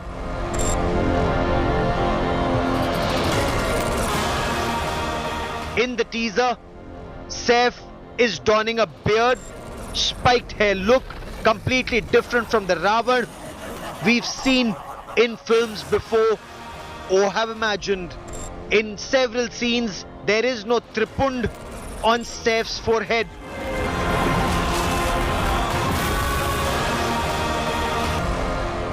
And even the Janeyu, or sacred thread, is missing. Some argued Saif as Ravan looks more like a Turkish or Mongol invader. Netizens noticed several other changes. Ravan's Pushpak Viman has been replaced by a dragon or a flying bat, leading to questions. Is this Ramayana or the Game of Thrones? आ रहा हूं न्याय के 2 पैरों से अन्याय के 10 sir कुचलने।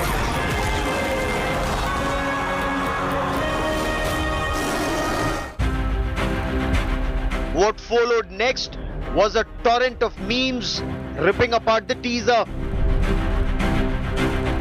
BJP leader and legal convener dived into the controversy, claiming alleged Islamization of Ravan and the Vanar Sena, asserting that creative freedom had crossed the Lakshmana Rekha. What concerns me is the manner in which this actor has portrayed Ravan. First and foremost, we must remember that Ravana was a Brahmana from Lanka and he was a great Shiva Bhakta. So here is a Ravana in the poster with nothing on his forehead.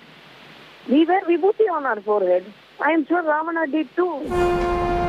धस जाए ये धरती या चटक जाए आकाश। There is a lot of talk on how 500 crore rupees have been spent on the VFX, but the outcome in the teaser did not even come close to meeting expectations of netizens. Bureau Report, India Today.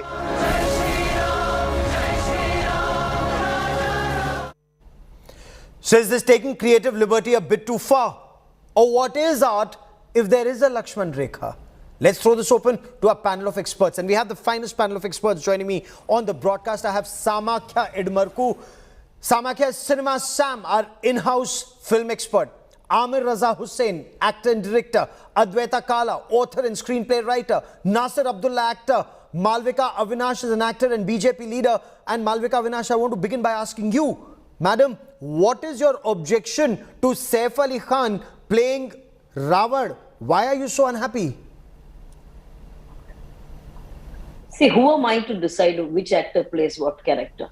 What I am concerned is the manner in which characters that are from our history, characters that represent us in many ways, characters that we are, even after 10,000 years as a civilization, is what Ramayana is.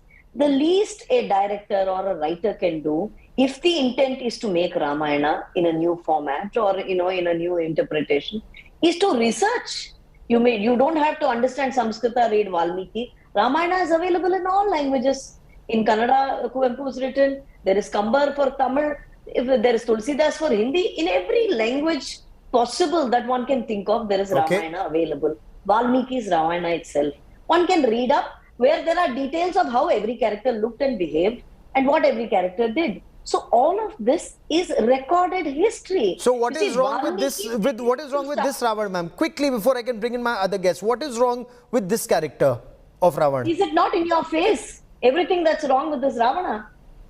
Where is the Janayu? He's a Brahmin, no? Where is the Janayu? Why is his forehead empty? Why has he got a beard? Why is he wearing leather jackets? Why is he flying some crazy animal? I don't know what that is, animal or bird or whatever. What is the intent? Is the intent to take creative liberty as far as misrepresentation of history? I am an actor too. If it was somebody's own story, a matter of fiction, then we have no objection. They can portray whoever the way they feel like. But if it is indeed Ramayana, then I am sorry. You go by the book. You have to go by the book, Nasir Abdullah. You've heard Malvika Avinash. She's written that this character may look like some Turkish tyrant. He clearly is not Ravan. Okay. Gentlemen, ladies, here's the deal. Nobody knows what Ravan really looked like. They didn't have any cameras, etc. They know No. Please, madam. Okay, I take my words back.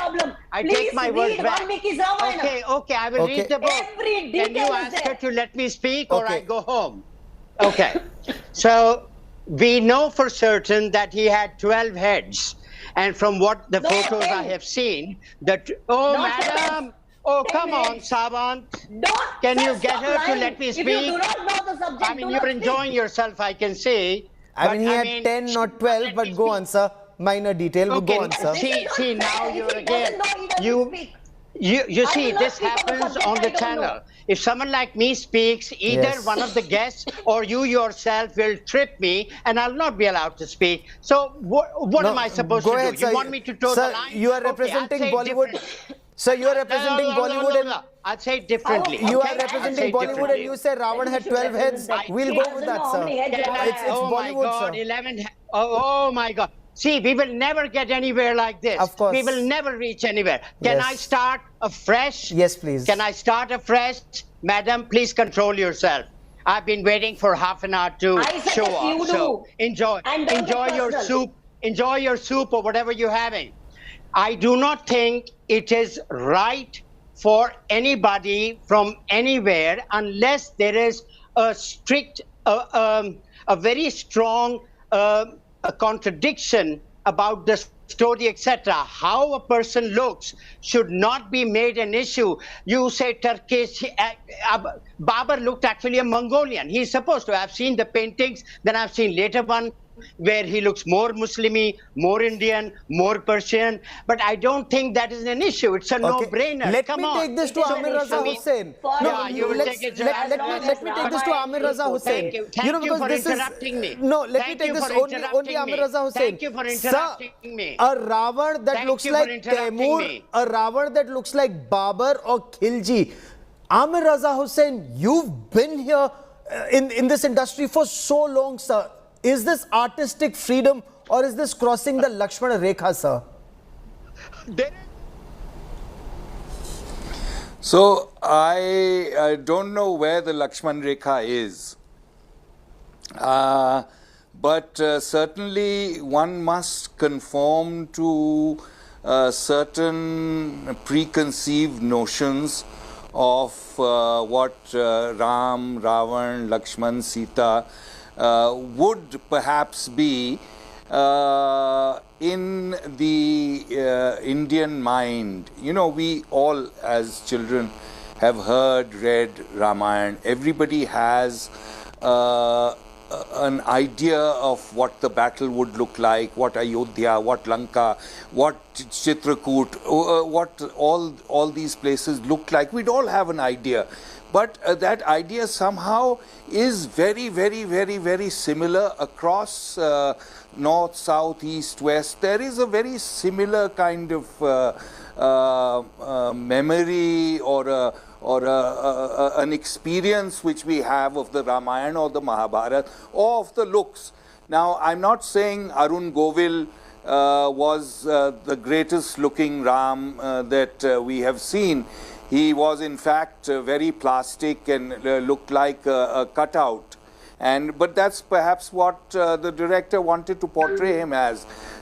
This director, I don't know what he has in his mind, and I think, you know, when you judge a book by its cover, obviously there's a problem. When you judge a 2.5-hour movie by 1 hour and 45 minutes, 1 minute and 45 seconds, there is a problem. But what I actually feel is that, yeah, these special effects which you're showing are pathetic.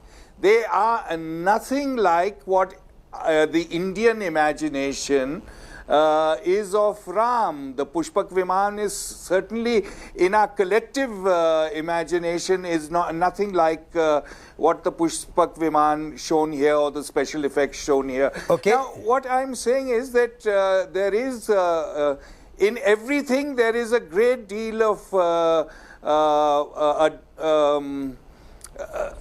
you can give a director, a script writer, a great deal of latitude, but there is a point where that latitude ends. There is no question that there is not a Lakshman Rekha. There is a Lakshman Rekha in this. You can't go. Now, my Lakshman Rekha may be different, Gaurav, to your Lakshman Rekha. That is all I can say. Fair enough. But certainly, but the society's collective Lakshman Rekha. But I can comment on the special effects which are pathetic. Special effects are pathetic, and I'll come to Sam. I'll come to Sam in just a moment on that aspect. But Adwaita, should this be seen as artistic freedom? because none of us have actually seen Ravan as Nasir Abdullah puts it. You know, in his imagination, Ravan has 12 heads and not 10. But Ramanand Sagar visualized him in a certain way, and Saif Ali Khan perhaps is portraying him entirely differently.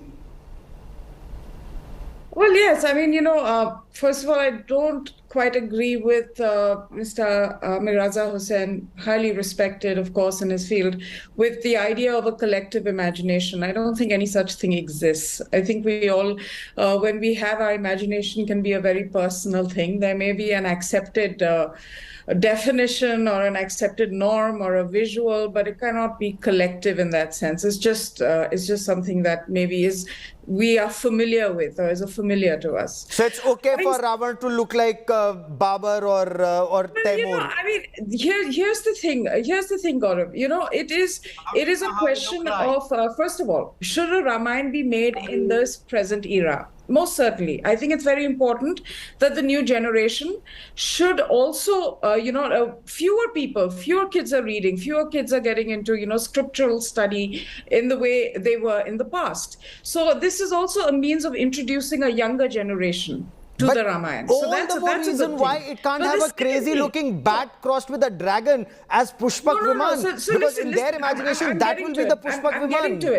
I'm getting to it. I think the complaint that you can have with this particular version, and again, I want to add a caveat that this is only about 1:45 seconds, so we don't know. But whatever we've seen so far, based on that, I would say that my issue with this on a creative level is that it looks extremely derivative. It looks like it's been inspired by the Marvel universe, by a little bit of Game of Thrones, by even an older film, Land of the Apes. Yeah. And a combination of these films has been used as an influence. So it does lack a sense of originality, and it lacks originality. Okay, Sam, can I quickly bring you in? As well. Okay. But I do not see the aim to offend in this particular thing. Is it aim to offend? And I'll come to Malvika Avinash on that aspect in just a moment. That's my Lakshman Rekha. Okay, it should not offend is your Lakshman Rekha. What are netizens saying on this aspect of originality, Sam? VFX, as Adwaita also points out, and as Amir Raza Hussain also says, does it actually look like a cheap copy of Avengers or the Game of Thrones? I totally agree with you, Gaurav, on that, because netizens have been trolling Adipurush since the trailer, since this teaser came out, and for very obvious reasons. It looks pathetic, as Amir Raza Hussain said. The graphics looks pathetic. It has taken elements from Game of Thrones, Harry Potter, Avengers, but very, very poor version. And that's not the problem. The problem is not that they copied elements from these movies. After spending 500 crores, the teaser ends up looking like Alif Laila or Hatim or Sonpari. Yeah. They had just one thing to do, VFX, because the story department is locked. They had the greatest story of India, Ramayana. Yeah. They didn't have to work on that. They had the story there. They just had to focus on the VFX, and this is what they gave us. It's a shame. So is this what, I mean, are desperate to make a quick buck, but Malvika Avinash, whether it is Ramayana or Mahabharata, the characters of Arun Govil as Maryada Purushottam Sri Ram or Nitish Bharadwaj as Yogeshwar Sri Krishna, that's still with us. Are you objecting, to this Turkish invader? Turkish tyrant is the word you used, ma'am.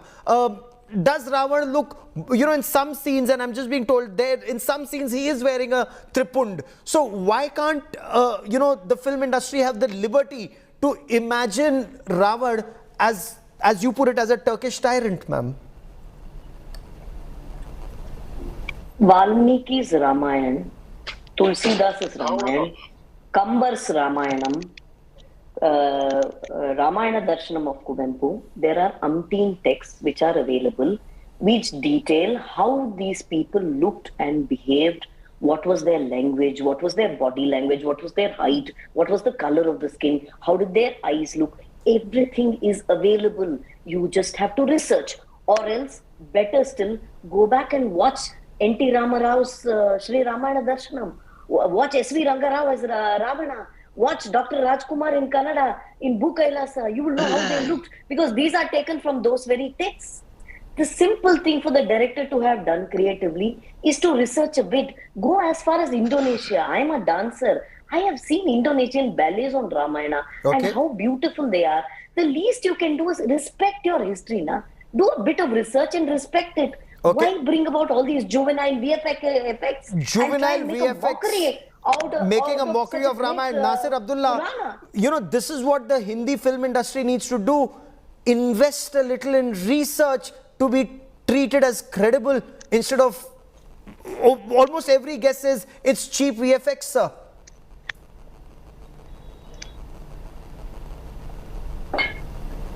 Nasir Abdullah. Oh yeah, okay, here's the deal, sir. What I feel right now is happening is that certain people, just a few, like a dozen people, are getting upset and they're saying, oh, everybody's upset, there's a lot of anger and whatever. Please let them watch the film. Let the producers have a smile. Let them find out. Let the public decide. Half a dozen people going on and on about how he looks, body language and all. There are liberties. Sri Krishna, there was a TV serial on him. And he was a dark-skinned boy as a youngster, and he complained to his mother, also Yashoda, why am I dark? Why is Balram so? But in the actual serial, which I saw, he was fair as milk. So what is the big deal? I don't understand. Why do people in advance destroy a film? This is a conspiracy, and I hate this idea. I think it's very mean. I think it's very cheap. You said it's a conspiracy to destroy a film. Fair enough. Amir Raza Hussain. Fair enough, sir. Decide. That's what I'm saying. Fair enough, sir. Let the public decide. In advance. Why are you frightening the public in advance? The public is being frightened in advance. Sir, you made that point. Perfect. Amir Raza Hussain, it's not just about half a dozen people cannot decide how the film should look or cannot criticize, then they may not scare people either. What worth are we? Half a dozen people. We aren't any worth, right? Half a dozen people. Amir Raza Hussain, it's not just about the character of Ravan looking like a Turkish tyrant, you know, maybe a Temur or a Babar or a Khilji, but look at the Pushpak Vimano, look at Lord Hanuman's depiction. Goswami Tulsidas describes Hanumanji in the Hanuman Chalisa, and if I may, you know, Kanchan Barana Biraja Subhesa, Kanan Kundal Kunchit Kesha, Hath Vajra or Dhwaja Viraje, Kandhe Munj Janeyu Saje. So you know, there is a depiction of Lord Hanuman. The character in this film, does it look anything like that in your appreciation, sir? So, of course, the first point I want to make is that the characters that are depicted in Valmiki's Ramayana and the characters that are depicted by Tulsidas are miles apart. Lord Hanuman plays a very limited role in Valmiki's Ramayana, while as in Tulsidas's Ramayana, he's got a huge role to play. So I think, as the lady Malvika said, that, you know, there are so many texts to research from, but each text has different layers, each text has different understandings. Now, there are some things which, where, as Mr. Abdullah put it, it's very difficult for us to go by the look of Ravan, the look of Ram. Now, I personally think, and without giving any offense to anyone, I personally think that the characters which were projected in the TV serial by Ramanand Sagar were single-dimensional. They look like cardboard cutouts. And, but you know, that is your individual opinion. Lakhs of people touch their feet even today. I am sorry, sir, even 30 years later, people are touching Arun Govill's feet. So people at large, you know, they may be different from Advaita, from Amir Raza Hussain's, you know, point of view. People are touching Arun Govill's feet. Even today, people are touching Arun Govill's feet because they had nothing else as a comparison. They have no Ram as a comparison to Arun Govil. So they have accepted. Sir, there have been movies on Ram, on Maryada Purushottam Shri Ram. Ram is not one-dimensional. Even before Ram that, is not two-dimensional. Ram is a five-dimensional character, and those dimensions haven't come out at all in that TV serial. In Tanaji, Saif was Udaybhan Singh Rathore, a Mughal commander in Tanaji. Is he looking the same as an Islamic invader? Even in this same look, no experimenting with a new look, it seems, Sam? I agree. The laziness of the cast, the director, is quite evident in this teaser. It's the same director of Tanaji, and the look of Saif Ali Khan is similar. Even the abs of Prabhas are VFX. I don't know who has put any effort in this movie. We were all waiting for this one, but it's looking like a damn squib. Okay. So you're saying it's very lazy, better research needed, Adwaita? You're a you're an author, you're a screenplay writer, better research needed in future? Well, I want to say that a screenplay writer has very little to do with the actual look of the character. This would be a world that was visualized by the director and along with the costume designer. And not that I'm not deflecting from the onus that a screenplay writer holds, but it's very limited based on what the feedback is coming in right now. So thankfully, the writers cannot be blamed at this point of time. We'll have to watch the film to see what they've actually done with the plot or whether they've used their own imagination. This is definitely a feedback. I think, people can respond to a film. Okay. There's too little to go by anything really beyond just the look of the film. And it's clear that people have not liked it. Okay. But I still don't see any intention to offend in this. Fair enough. We shall wait and watch. To all my guests, many thanks for joining me on this India Today discussion.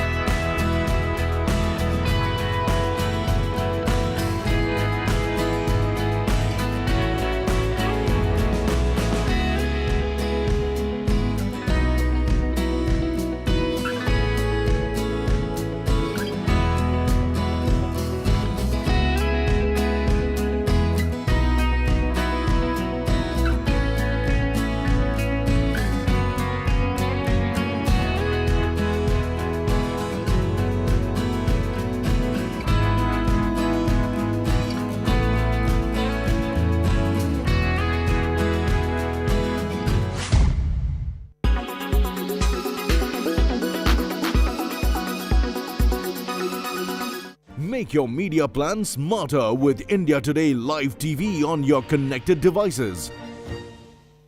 Make your media plan smarter with India Today Live TV